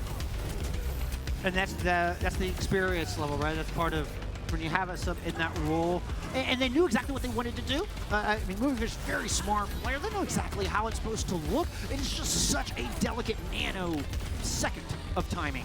And that's the difference between winning the map and it being a tied series here. And you're the one used to calling that. You're the one saying, hey, I'm jumping in, give me the sound barrier. You're not used to being the one being told what to do. So when you're told, there can be that slight hesitation of like, wait, oh no, that's me. That's me who's supposed to press T right now. And like you said, like sound barrier, one of the ultimates that has a cast time, so just that second, that millisecond, that nanosecond, whatever you want to call it, it can just change the entire course of a series. And with this one, no 2-0, 1-1. And everything is tied up. Everything is even, as it should be. So we still don't know if Redbirds can win another map after that. We know they can win that one map. We've seen it plenty of times, but they still cannot get that second map under their belt just yet. Ooh, I don't know. It's so up in the air. I mean, traditionally, ISU are better in a LAN environment in this matchup. But in this multi-year spanning rivalry between these two juggernauts, it's deadlocked here after map 2. As you were alluding to, I believe they've played twice on LAN before, and both times it was ISU taking home that win. However, you gotta also remember, those were different rosters. Very, very different rosters. Oh, yeah. This was, what, 2 years ago now?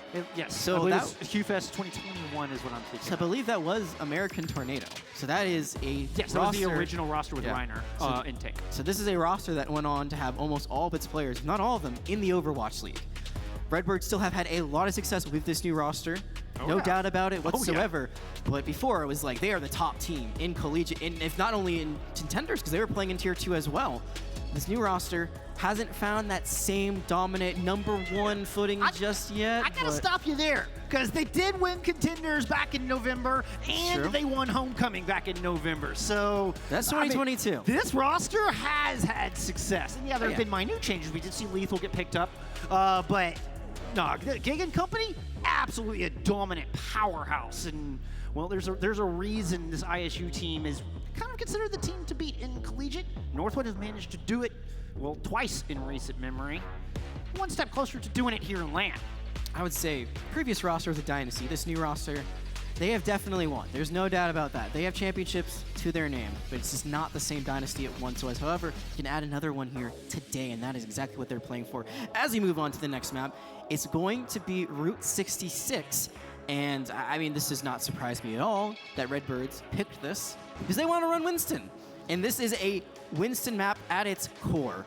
It's also a map that has good high ground usage as well, which means the Jungle Queen isn't as strong. The Jungle Queen is going to struggle to get to those high grounds, and if we're going to stick with seeing this tank matchup, I think this is an amazing choice from ISU. I mean, do you use your shout just to get that extra speed to try to contest that high ground, or do you save it for the dive? That's going to be the question, I think. I think, honestly, you're looking to Vega to displace people off of the high ground and not people down into your team where you have the Junker Queen and Haven waiting for. It's so risky, though, to send your Lucio up there. But Vega's like the best Lucio in T2. I mean, if anybody's going to get the job done, it's Vega. Yeah, that's very true. So you're going to have to hope that they can stay alive. We talked about this before. Staying alive as a Lucio is one of the most important things. I think one thing we have to note is as this first kill comes in, it looks like they're trying to go for a forward hold. We are right into this thing. Moving Fish is on DPS, and Vision is on the Ana duty right now. Oh, because we're in escort. This is interesting. Yeah, we had Vision heard, on us? Sign me up, Jag. we'd heard whispers about this. We weren't sure if we were actually going to see this role swap, but it does happen on this map. And so far, I mean, pretty good. The way I heard it was going to go was slightly different from this, but I like this look. And hey, it's working out. Already a couple picks going in Redbird's favor. And they will get that cart moving, only 40 seconds burns.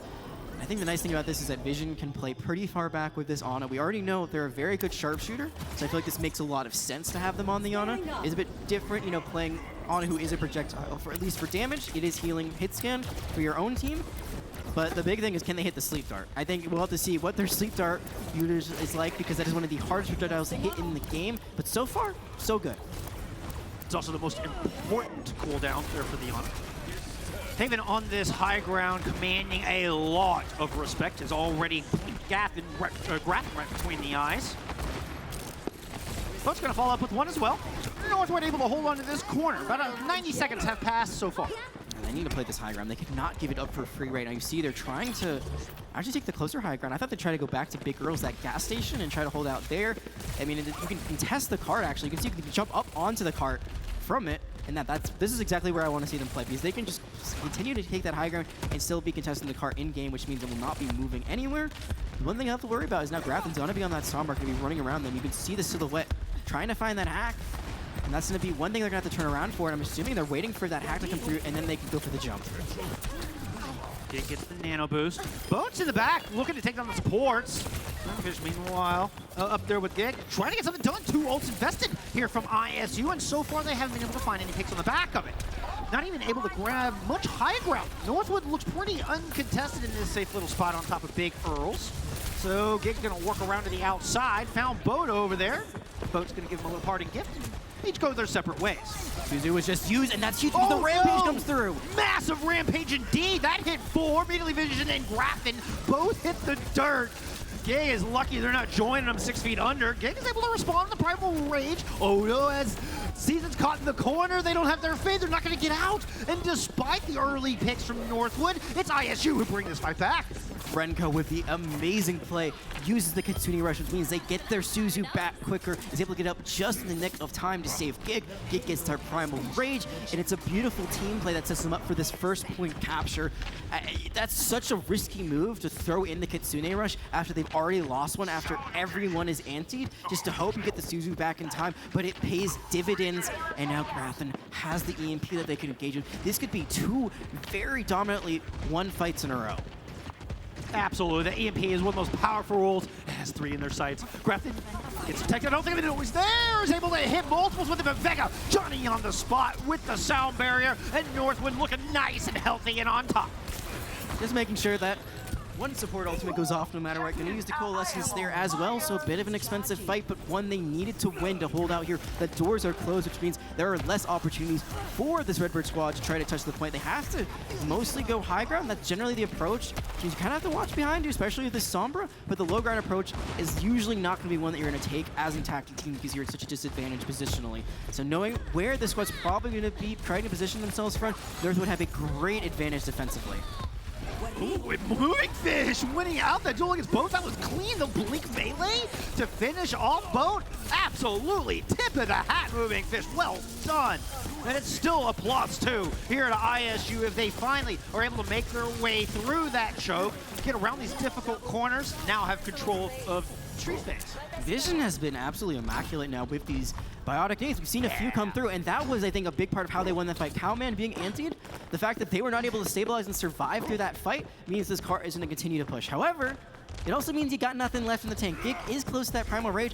There is a Continue Rush that's almost online, but there is so much on the other side. Northwood has so much utility they could throw out here, and I'm assuming they're going to be trying to go for this Rampage immediately. It's going to be the Pulse Bomb first from Boat that doesn't find anything. Gig's able to get quite a few resources out before bailing on that one. Knows exactly how to limit test. And is just sitting right in the middle with a Kitsune Rush. allowing that card to inch closer, but Haven takes them down. The Deadeye comes out of nowhere to finish off the Winston, and then the dominoes fall for ISU. I wish we could have seen Haven's POV because they were so patient with how they held their Deadeye, waiting for Kick just to fall right in line with them. And then once they take out that Winston, there's really no hope left for the Redbirds. They did get a very nice push on the second point, very close to capping that second point. So it's a one and done. They win this next fight. They should be able to cap that point. They got to go for Vega. That's the big thing. Vega has that sound barrier. They've got to get the EMP on them. They've got to focus them down before they're able to get their abilities back online. Because Vega, if they don't fall, that sound barrier will be the saving grace of their team. There it is. Haven is going to drop. Now Coalescence is out. Sound barrier lands. It only hits 3. It's again a touch late. And this one coming from a very experienced Lucio player, but it's not in time to save. Seasons and Northwood are down 2 in this fight. With Primal Rage being popped and only 2 players remaining, this is almost certainly a cap for Redbird Esports. It is, with only 30 seconds left. They're not going to get that much time for this third point, one that's very difficult to break as an attacker, but still, that time bank will get another minute and 30 seconds to go. And now Grafin gonna swap onto the Hanzo. So I think a lot of the time you see this point, and yes, there is high ground, but a lot of teams like to approach it more like a brawl. And with this Hanzo, they'll be getting a lot more poke damage, a lot less in your face like the Sombra would be going for the hacks, a lot more just we're gonna spam you out. Such a long, straight hallway. It's a good spot for a Hanzo. Take just a little dance with Cowman over the top of these boxes. Whoa, look at that speed! Northwood just hit the go button and go right into the back line and mow down Gratham. That Hanzo, no longer a threat. But trying to get the pulse bomb in, that one got blocked, and it's a bit of a messy fight, but Redbird's able to disengage, just want to get Gratham back onto this fight. I mean, the speed of that, the awareness to just engage on the backline, to run straight into them. This is how you have to play the Junker Queen. The Winston nowhere in sight is trying to play that high ground, can't jump back in time. It's only one pick, but it's enough to completely stop any momentum on the card. I mean, just amp speed plus shout is ridiculous. It looked like Northwood just teleported onto Redbird Esports' backline. It's just a Metro teleport, basically. Basically. Now Rampage is online and ready to go. Does Cowman want to turn the corner? Ooh, no, they got to disengage away from this Nano. Winston's getting in. Oh, there it is. Cowman is able to find at least gig with that. But Vega falls. They don't have that speed any longer, which means Cowman can't just engage. Graffin swaps back to the Sombras. They don't have that upfront damage. They're trying to find picks on the side, which they will, thanks to that hack. Only 17 seconds left. All they have is this Kitsune rush. It was so great last time around, but going into Haven's EMP, if they're able to get that EMP off and focus on that Kiriko, there might not be no Kitsune rush to write home about. See Ringo right in the middle of your screen, on top of those little missiles right now. EMP directly on top of him. That's exactly what they're going after. Grafton is the first to fall. Ringo still is able to get that Kitsune rush out, but running right into a Coalescence from Seasons. It's going to be a recall already used here from Moving Fish. The pulse bomb gets eaten up, and this is just going everything in favor of the Timberwolves as Northwood come out on top, and the Wolfpack will make a stop here in the back of Point B. But just at the very end, they get so close to getting that full cap on the side of Redbirds. This is 2 maps in a row where they are right next to that golden box of victory, where they are right next to getting that full cap, and they can just not get the job done, which means there's no chance for overtime. Either they win it out, they're able to get a nice hold, or they go down 1-2. You gotta think as the Redbirds, you gotta be disappointed that you're so close to getting that full capture, but it's just not enough. We'll see how the defense does here on Route 66. I do think this one's a little bit easier to hold defensively from the compositions that ISU like to run with those Winston-based compositions.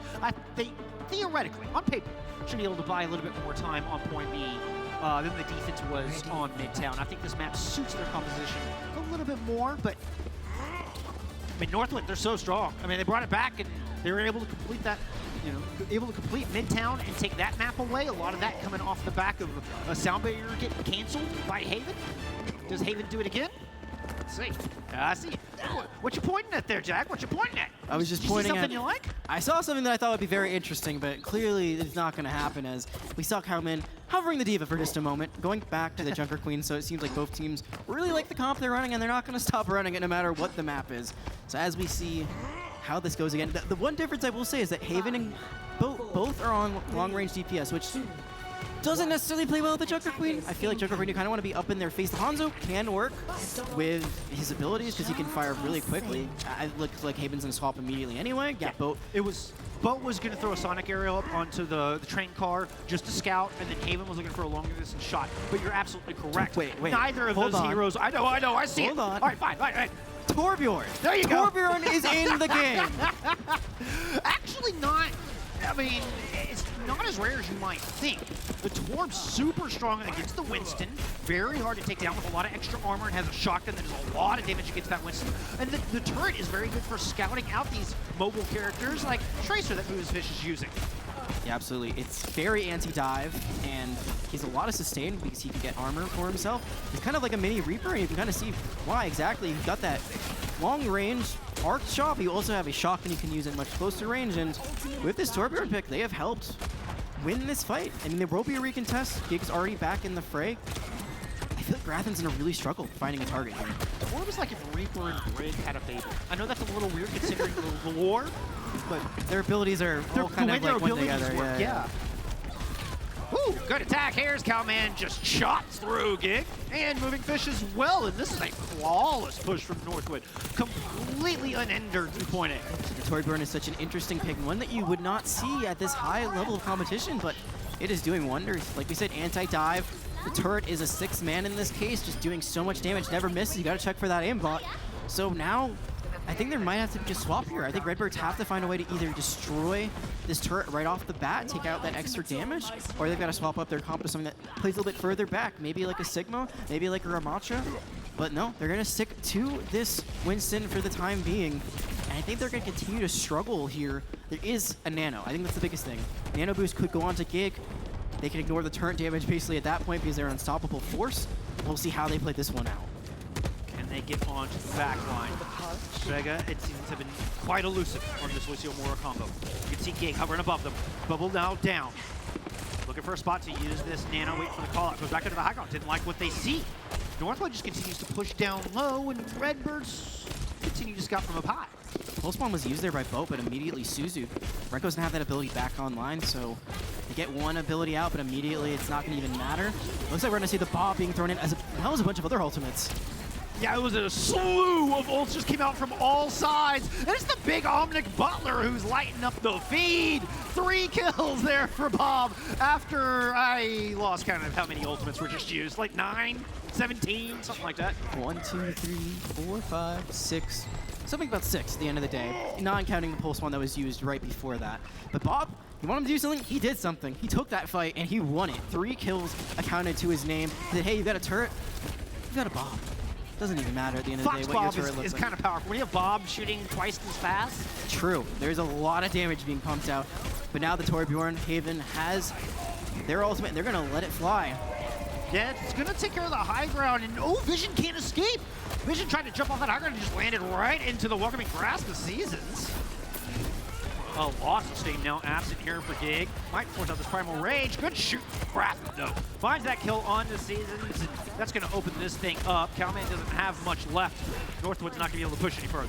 Yeah, Grathan really struggled with his Ashe on that first point. Didn't have the sight lines they wanted, but here they are not being contested on high ground. This is what we talked about previously. I mean, there's no one except for, I guess, the Moira and the Lucio. They both technically could jump up there. Lucio could roll ride, and then Moira with her Fade can actually go up now.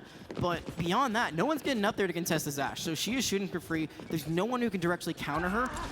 Doesn't even, and Vega's gonna try to get up there and immediately falls. And it's the second time in a row Vega's gone down super early in these fights. And I think what we talked about earlier, Vega was going up to the high ground to try to dislodge him. Illinois State is ready for it. They're all over it. They're keeping eyes out for Vega and killing him every time they get close. You can be the best Lucio in the world, but if you've got the entire rest of the enemy team looking at you, doesn't matter how good you are, they are going to focus you down. Focus Fire has been the name of the game as they take down Cowman as well. So what was pretty good first point take for Northwood has really staggered out here. Had a lot of time on the clock, now down to 2 minutes. Haven's going to swap off that Torbjorn. Boat's also going to swap things off. So the DPS carousel continues to go round and round. This Genji against a Winston also, I mean, Winston's kind of a natural counter to Genji because you can't deflect Winston's damage.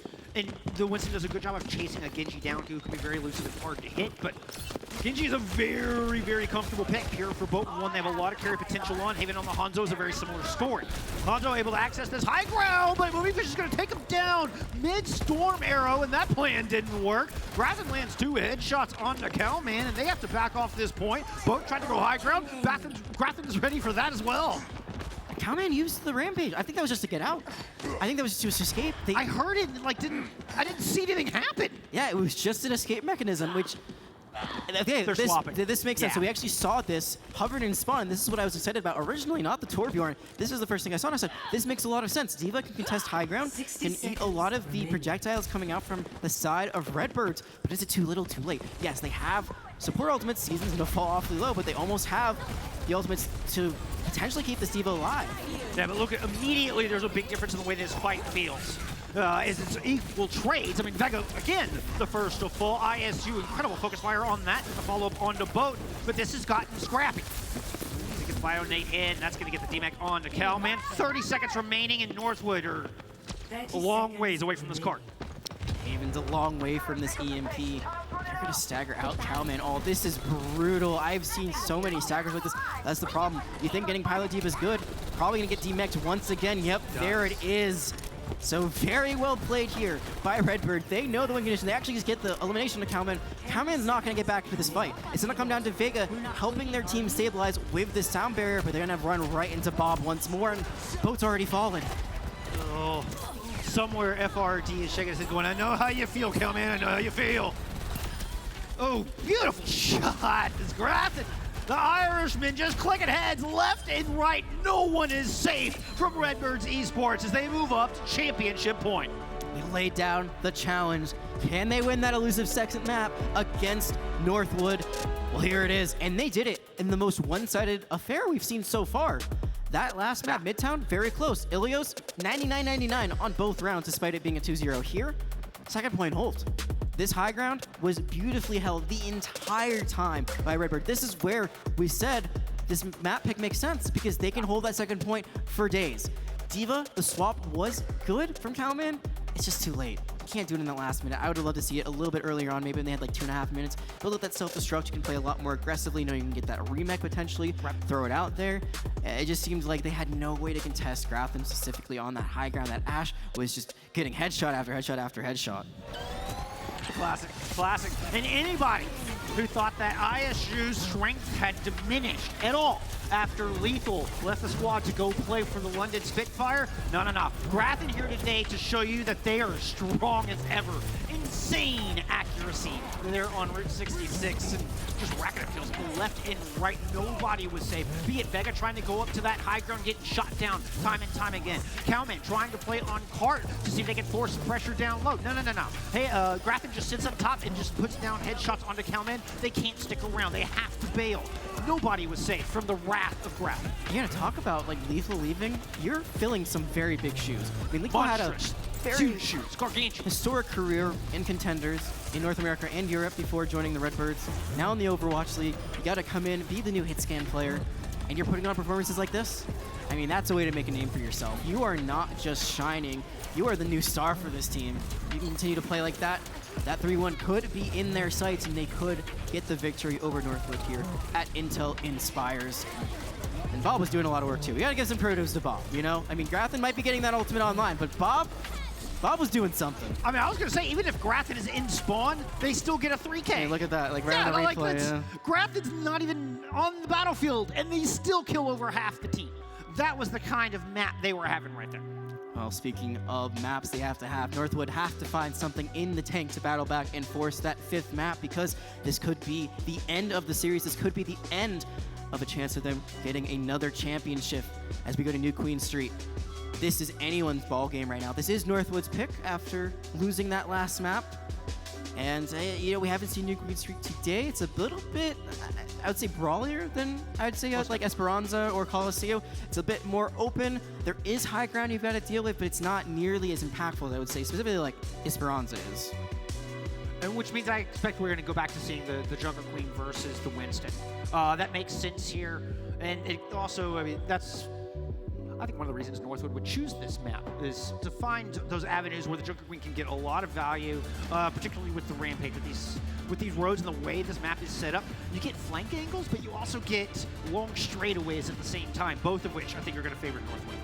Absolutely agreed, and that's exactly why they picked this map. It makes a lot of sense, especially if they want to put Boat on the Genji, kind of have them on the flank a little bit, on the off angle, and they can run the rest of the team comp down main. Haven, as we talked about earlier, great Sojourn. They're going to be back on that. And actually, no Winston. No Winston whatsoever. Gig, for the first time, going to be bringing out a Junker Queen of their own, so we will see that mirror matchup once more. We didn't see it for most of the series, but here it is. We saw this once over the collegiate championships where Gig decided to opt into the mirror, and we got a very similar look to the old Junker Queen Goats composition, particularly with Boat picking up this Genji. That was a staple part of that with the Moira and the Lucio. So very close here from Northwood. They're going to grab, well, it's actually, yeah, Northwood's going to grab first control, or grab first kills, that is. I just feel like right now, Redbird really going to struggle with this DPS comp. He's trying to find these flankers with the Junker Queen. Never mind, they swapped already back to the Winston. Like, all right, we're going to give it one fight, and that's a go. Now I like this a bit better. I'm going to say it's really hard to play upfront tank and then really just not have any upfront damage. But now you can play a tank that dives in. You can go for those flanks, those side angles, and we'll see if Grathan can get it done once more as they just did on the Ashe. But you don't really have a lot of high ground to work with here from the Winston. You have to play kind of front to back. You have to play very long, which means somehow you have to close the gap without spinning your jump, because otherwise you have no means of escape. Gig jumped in here, already down to half health, and Northwood chasing him down. Ends up finding Moving Fish along the way in their roundabout roll here with Gig. Somehow Gig's still able to survive and last long enough for Grathan to respond. Finds that pulse pump. Now EMP over the top, and Gig is going to take Cowman down as well. Gig's dance seems to have paid off. Gig says, I don't care that I'm jumping in. I'm staying alive, and I'm taking the fight with me. But Haven, all right, is eventually taken down. So a very do-si-do sort of engagement that leads to a lot of ultimates being used. And it will be at the end of the day, Redbird taking that objective right back to them. Big thing, so they have the Kiriko ult. You know, you're always taught not to jump in. But, you know, Gig, you have to know the rules before you could break them. Gig knows exactly when to break those rules to find max value. Blade ready here for Boat as well. Here comes that Kiriko rush that you were talking about. Gig is right in the thick of it. It does prompt a response, and that's going to be a sound barrier out of Vega. And so far, Northwood looking no worse for wear. Boat goes into the back line. Here comes the Katana, lays with the Dragon, and it falls a little flat. A little dull, that Katana might be, as it doesn't seem to be chopping through much. It's just so hard to be a DPS player these days. First, you got to deal with the sound barrier, then you got to deal with the Souza, which makes you invulnerable. And at the end of the day, it's going to be Redbirds again taking that fight, so Boat might want to reconsider swapping off onto something else. We'll see if that change comes out. There it is, the Tracer, so I like this a lot. It means you can mark Grathan, you can try to force them off of your backline and go for those 1v1 duels all over the map. In the meantime, we're seeing that Redbirds are getting very close to capturing this first objective. Of course, with a lock, those closer spawns. Cowman turn the corner, drops the shout. Gig just ignores it. He's going to move back and start buzzing down Haven with a little help from Grathan. They're able to find that kill. Pulse bomb in, and Cowman took a lot of damage from that. And this is Redbird Esports methodically cleaning up in a flawless fight. This will be the checkpoint. Yeah, they're just taking this comp straight to them. You saw the pulse bomb. Yeah, it doesn't get the elimination, but it forces Cowman in a very awkward spot. The follow-up damage is right there. They are able to focus on their targets very quickly, and they still have an EMP to boot.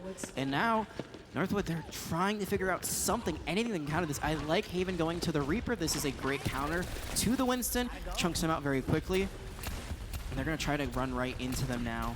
And Gig's going to force them to jump out.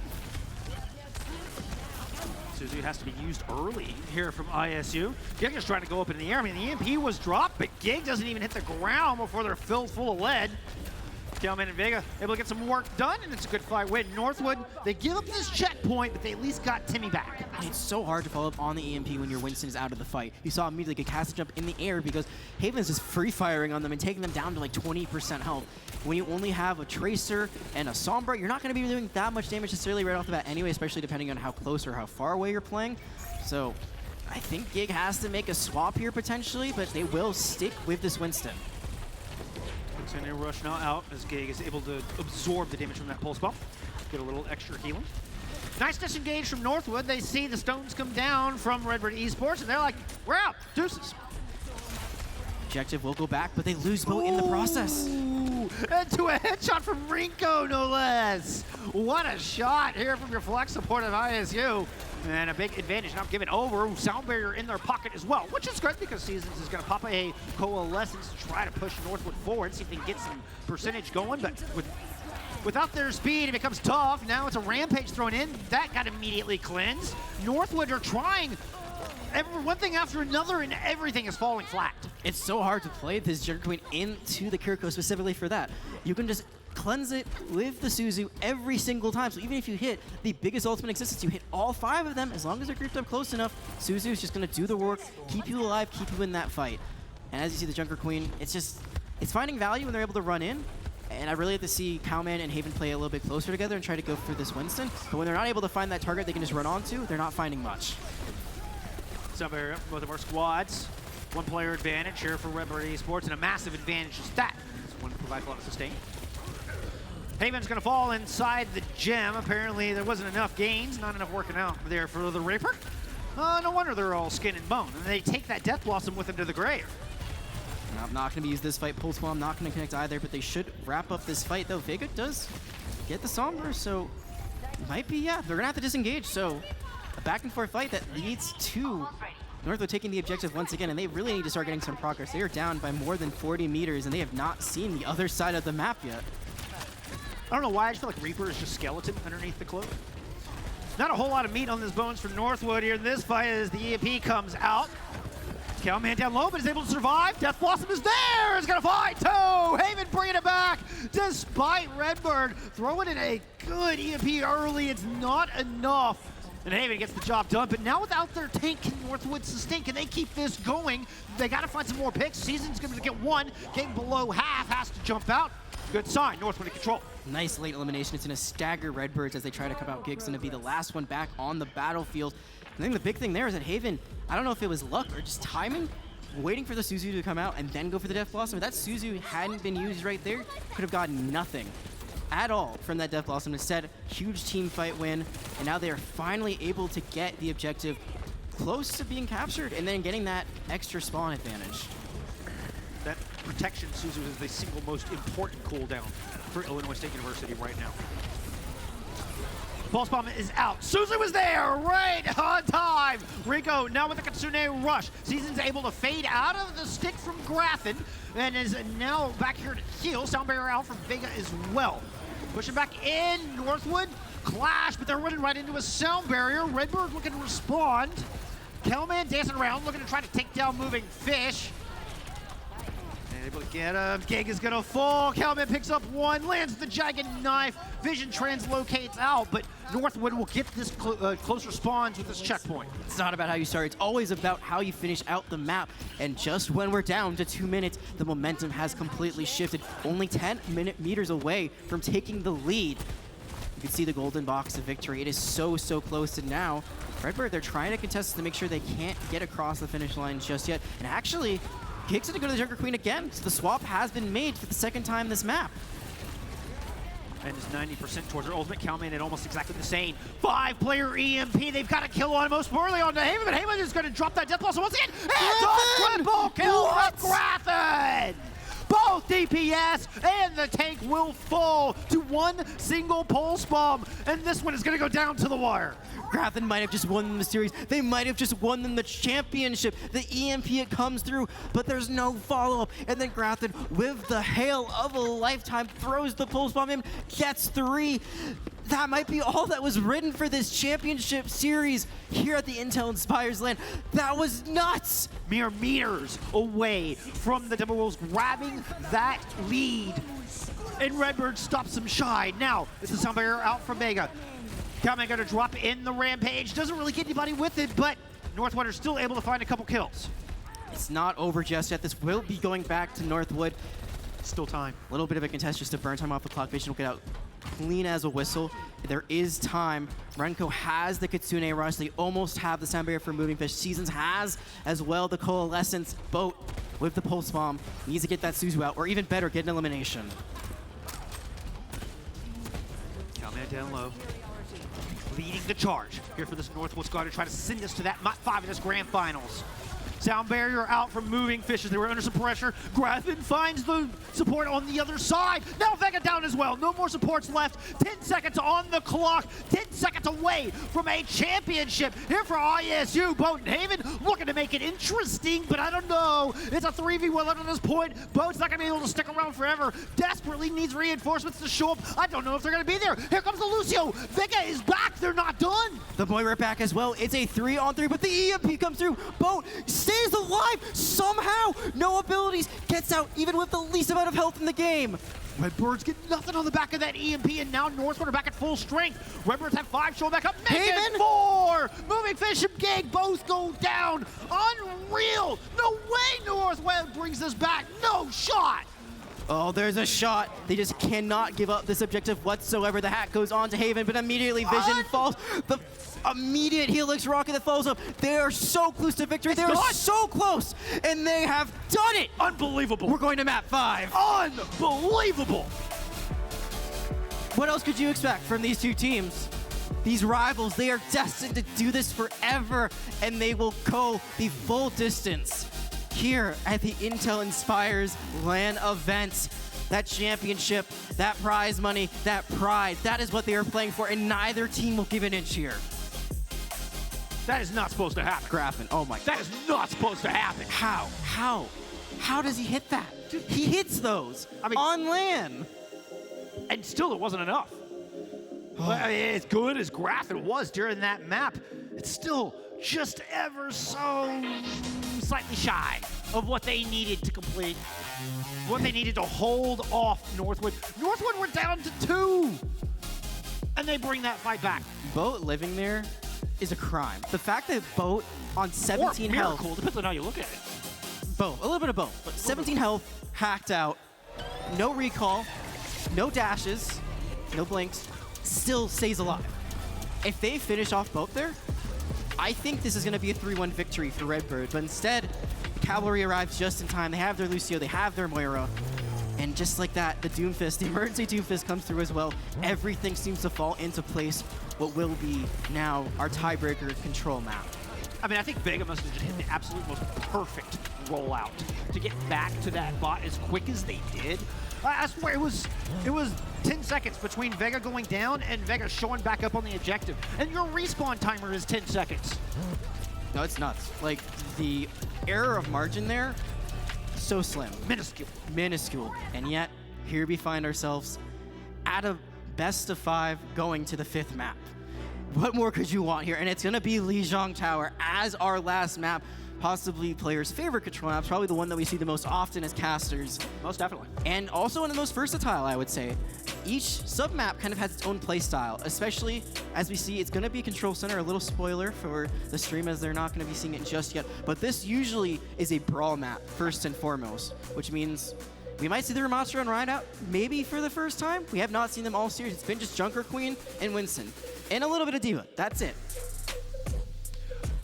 And we saw a lot of Reinhardt on this map last time these two met. And so far, hey, I mean, Gig is famous for that ride. Gig is infamous for that ride. An absolute powerhouse on one of the most old school characters in Overwatch. And, well, kind of got beat up a little bit by the newest tank in Overwatch. When Common pointed out that Ramattra, it gave Gig a lot of problems in the national championships the last time we saw these two teams meet. So I'm really curious to see, does Gig go over to the Ramattra themselves, or do they stick with that old favorite? Do they stick with something that fits, like a nice old pair of shoes? It is going to be that Reinhardt, as we are already underway, it looks like, in this last map of the series. It's going to be the Ryan versus Ramattra. So that tried and true brawl matchup, as we expected, coming out to play. And already immortality fields galore on the field. Cooldown spit from both sides. Everybody just throwing everything they have at this first fight. First control of this objective is so important. And the team that gets it, more often than not, will win the sub-map. Not a whole lot of kills coming through from both sides. It looks like Red Sport do a good job of disengaging. Gek was in trouble there for a moment, but but nice job from Grafton and Vision to bail them out using the Maywalls and the teleporter to do such. Yeah, I believe the teleporter play, they are rotating to make sure their support stays alive, but they gotta make sure their tank stays alive. Gig falls so low. Remember, Ramontra can punch through those shields with the Nemesis form. Right now, they're just punching into the Symmetra, but it's Boat that's gonna find the first throw. And despite the trades, it's Rinko going down that I think is the most impactful of everything you've seen in that kill feed thus far. Without that, Gig can't survive. Yeah, Vega able to get 2 eliminations, moving this to throw themselves off the map. Vega did use the Amp Matrix, so that was, I believe, the first ultimate used on this map so far. So that's 1 tool off the table already. And I think if you're a Ryan player, you're very happy about that. I feel like as a Ramontra, it's a lot easier to walk inside. You can throw out your shield, you can use your block potentially to get out of the way. But Ryan, you kind of just have to keep walking straight. But Haven gonna take out Vision, so I think this engage is over before it even started. Yeah, this fight's done. Particularly with Vision having that ultimate, they want to use this photon barrier to really keep Haven and Boat out of this fight. Maybe even dissect the objective.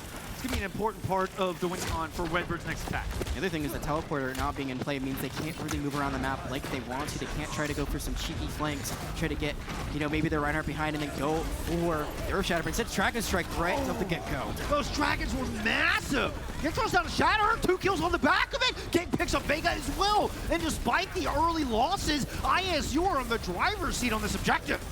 Yeah, getting that photon barrier, having that extra protection, being able to walk through it and hit that Earth Shatter, and the follow-up damage from Grafton, it's all beautiful and lets them take the point back. They don't give up too much. When all is said and done, they should be at least equal once this next fight starts. Most importantly, they have this Blizzard. There's no defensive ultimate on the other side. Seasons is still on the Moira. Moira Bap, not a very common composition, probably something they're running because Seasons is not a support player. And one advantage they have though, Vision already gone. The Blizzard topped out. And everybody frozen up by that. Moving Fish, able to get that sound barrier out before the Blizzard is able to take hold. But Northwood are still able to find the picks despite the extra shielding. And it's going to be a contest at this point. Like I said, going to be equal in percentage. They will get this point back as Northwood's able to clean up this fight. So many ultimates used. And neither team going to have really much to work with. Vega does have this Amp Matrix, but I think the bigger news is that's going to be a big stagger onto Grafton and all. A little bit of disrespect in the server there. Keyboard broke. Keyboard broken. Oh, something wrong with the C key. Accidental, but I think you can see that's like, you know, these two teams know each other very well. The competition and the feeling of it runs deeply between these two rivals, and going down to this last map, no one wants to give anyone anything up here. Not at all.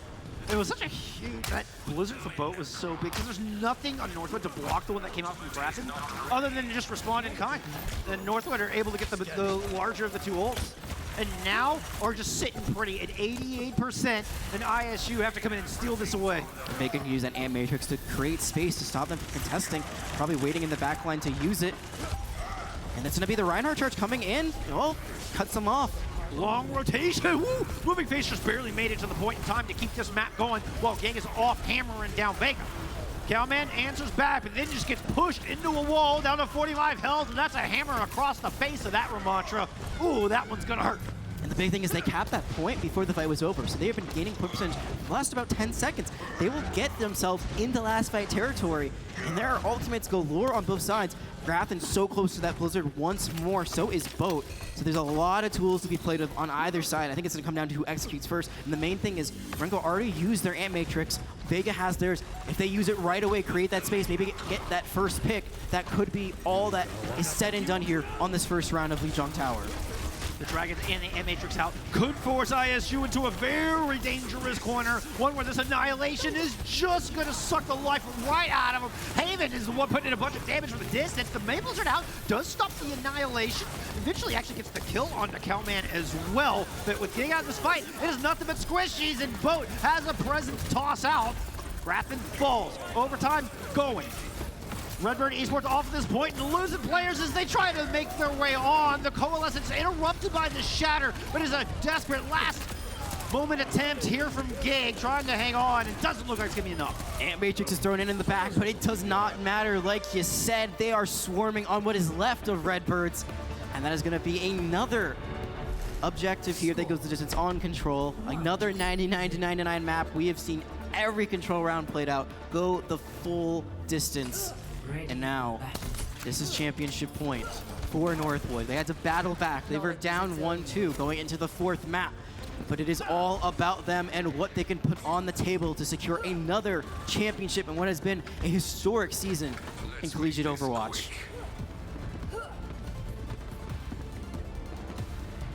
Northwood can close it out here. It could be $5,000 richer and have another championship under their belt, their second in a very quick span of time.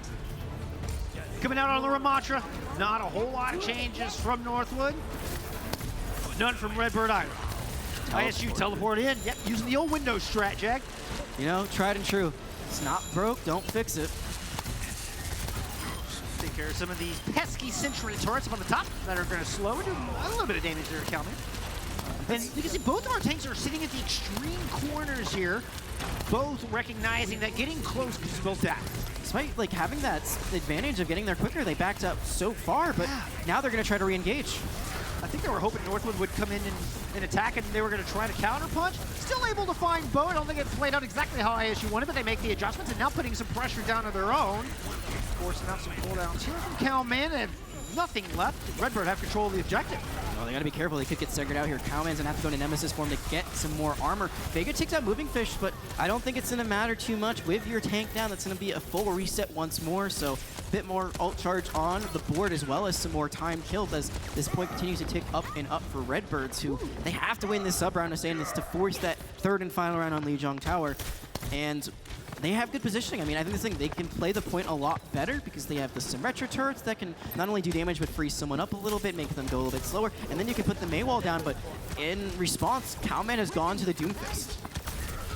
This could be very dangerous if ISU insists on hanging out on this outside area close to all of this edge.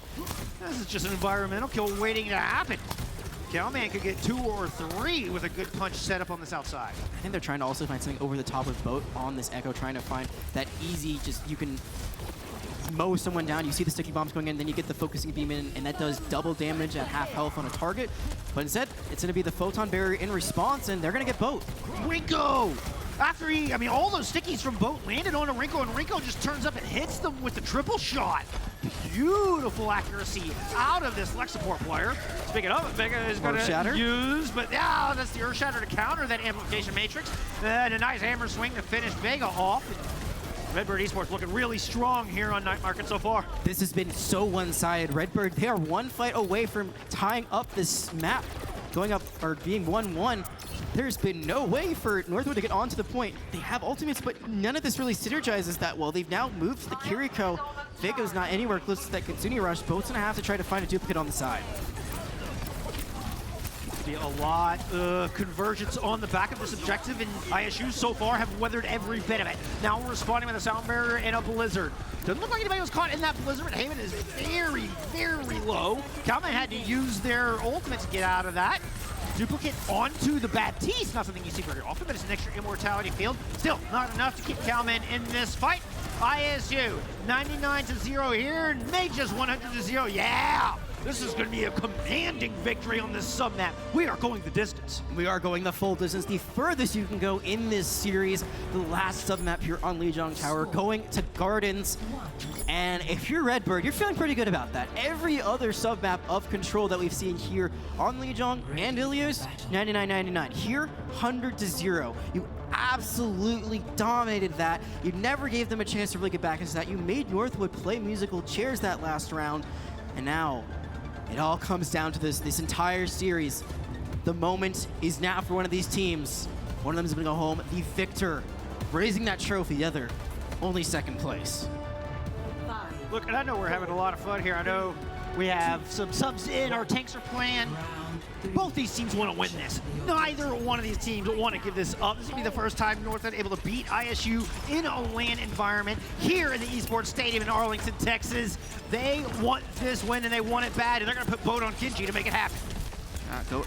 Boat, again, going to try to be the GOAT, try to take care of this Winston, which, again, we talked about kind of their counter, but they are finding a lot of room and space, and they got kicked down to so low.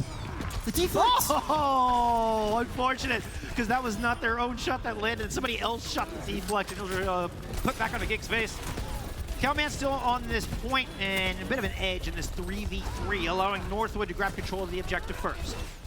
absolutely, and they want to keep control, but they don't have anything like the Mei or the Symmetra to anchor this point, so that they're going to play on the outside, try to find those engagements where they can run into someone, maybe get the jackknife in, and then run in once they're displaced. Cowman, they're going to be hacked out, and they're going to have to try to stay alive here. Will manage to do so using that shout. Gig is the one disengaging on the back end, and Northwind find themselves with a lot of control over the front part of this map. ISU going all the way back to bridge. There's a couple of members that kind of got caught out there in Dojo. Gig has to dive back in just to try to keep them alive. It was Vision and Grafton, and they are able to at least survive that much, even respond here with the Kitsune Rush, but finding themselves on the business end of that season's not faring any better. ISU are going to flip this.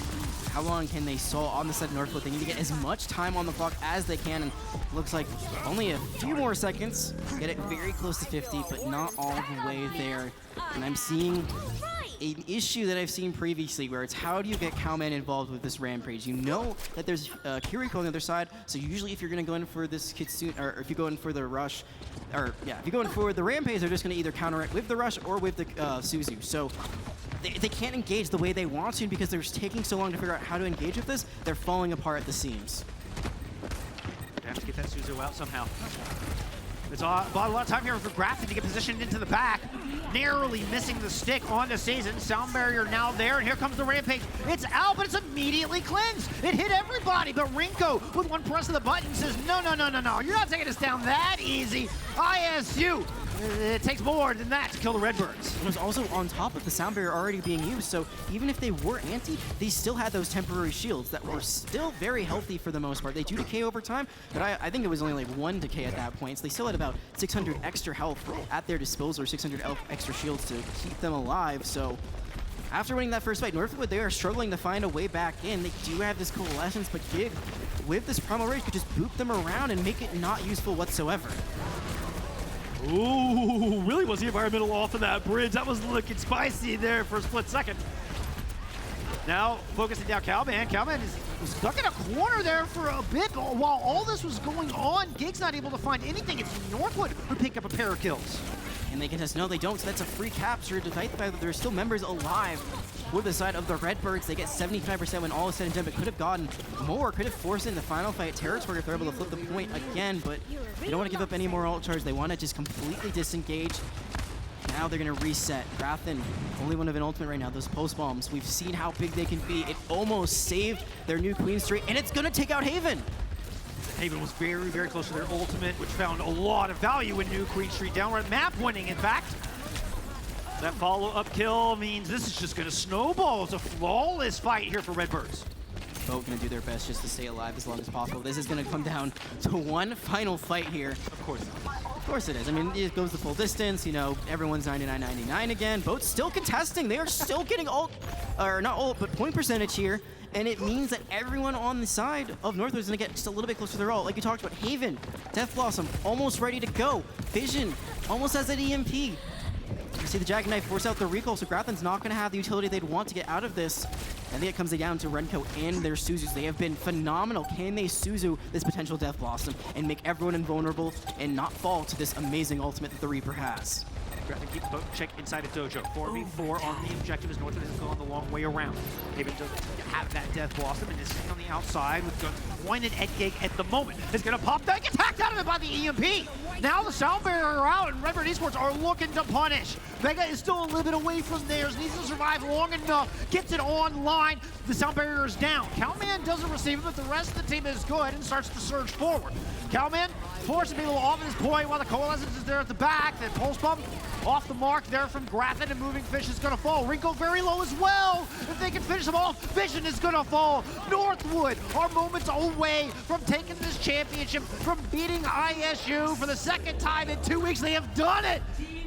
In map 5, in sub-map 3, Northwood will claim the title of your Intel-inspired Grand Champions. It's not the same result, or it's not the same scoreline, but it is the same story. Northwood, once again, beat the Illinois Redbirds, but boy, did the Redbirds put up quite a fight. Made them go the full distance, actually put them on the back foot for the first time in the series in a long time, where again, Redbirds were up 2-1 going into map 4. They were so close to closing it out. The heroic plays we saw from Grafton over and over. They almost glitched it out on New Queen Street. But if there's a will, there's a way. And Northwood would not go down without one more map to their name, Lijiang Tower. They bring it home.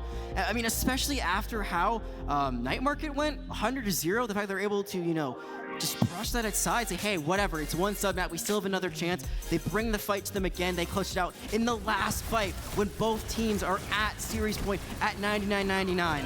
That is the will of a champion, and they have shown themselves to be champions once again.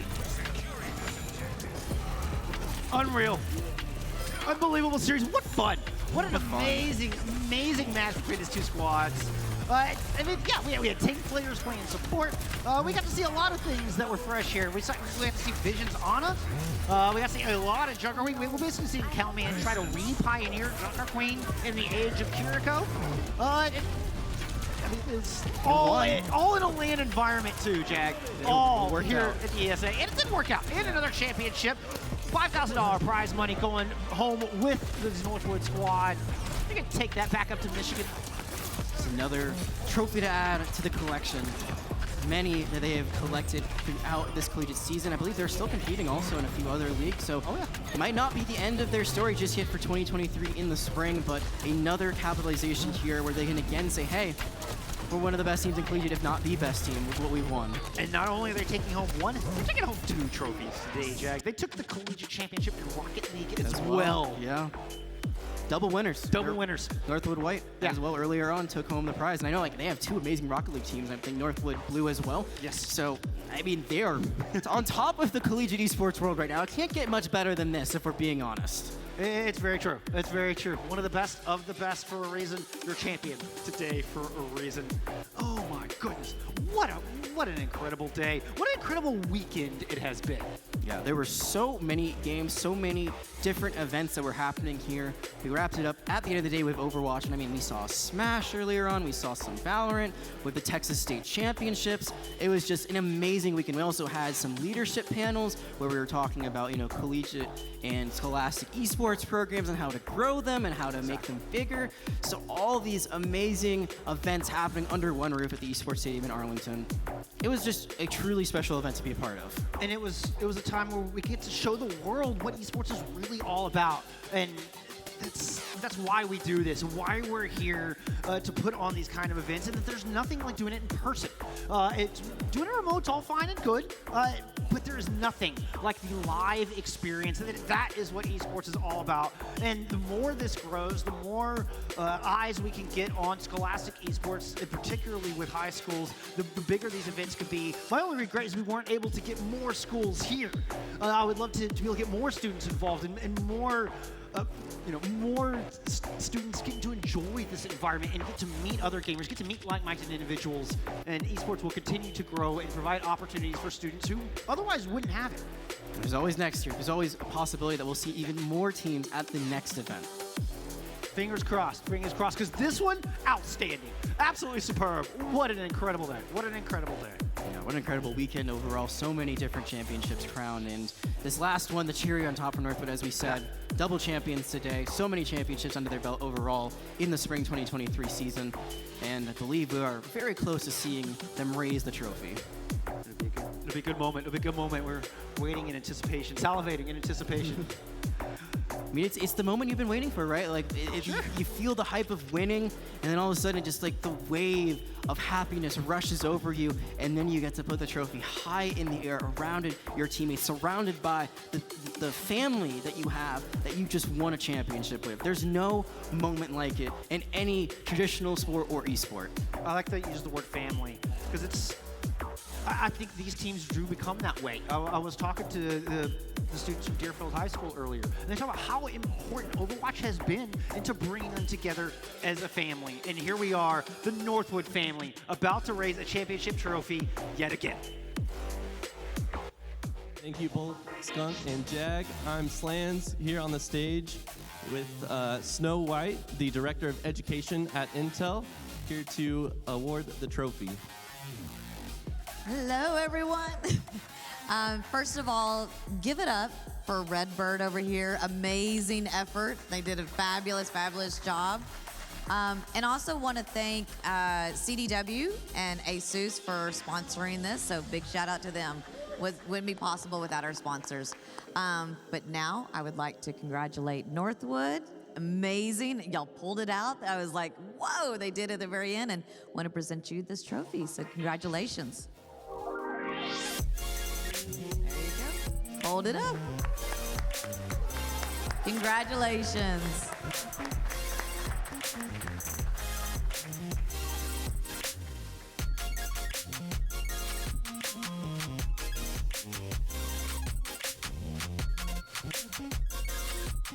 Oh, that was awesome. I almost slipped in my chair. That's how awesome that was.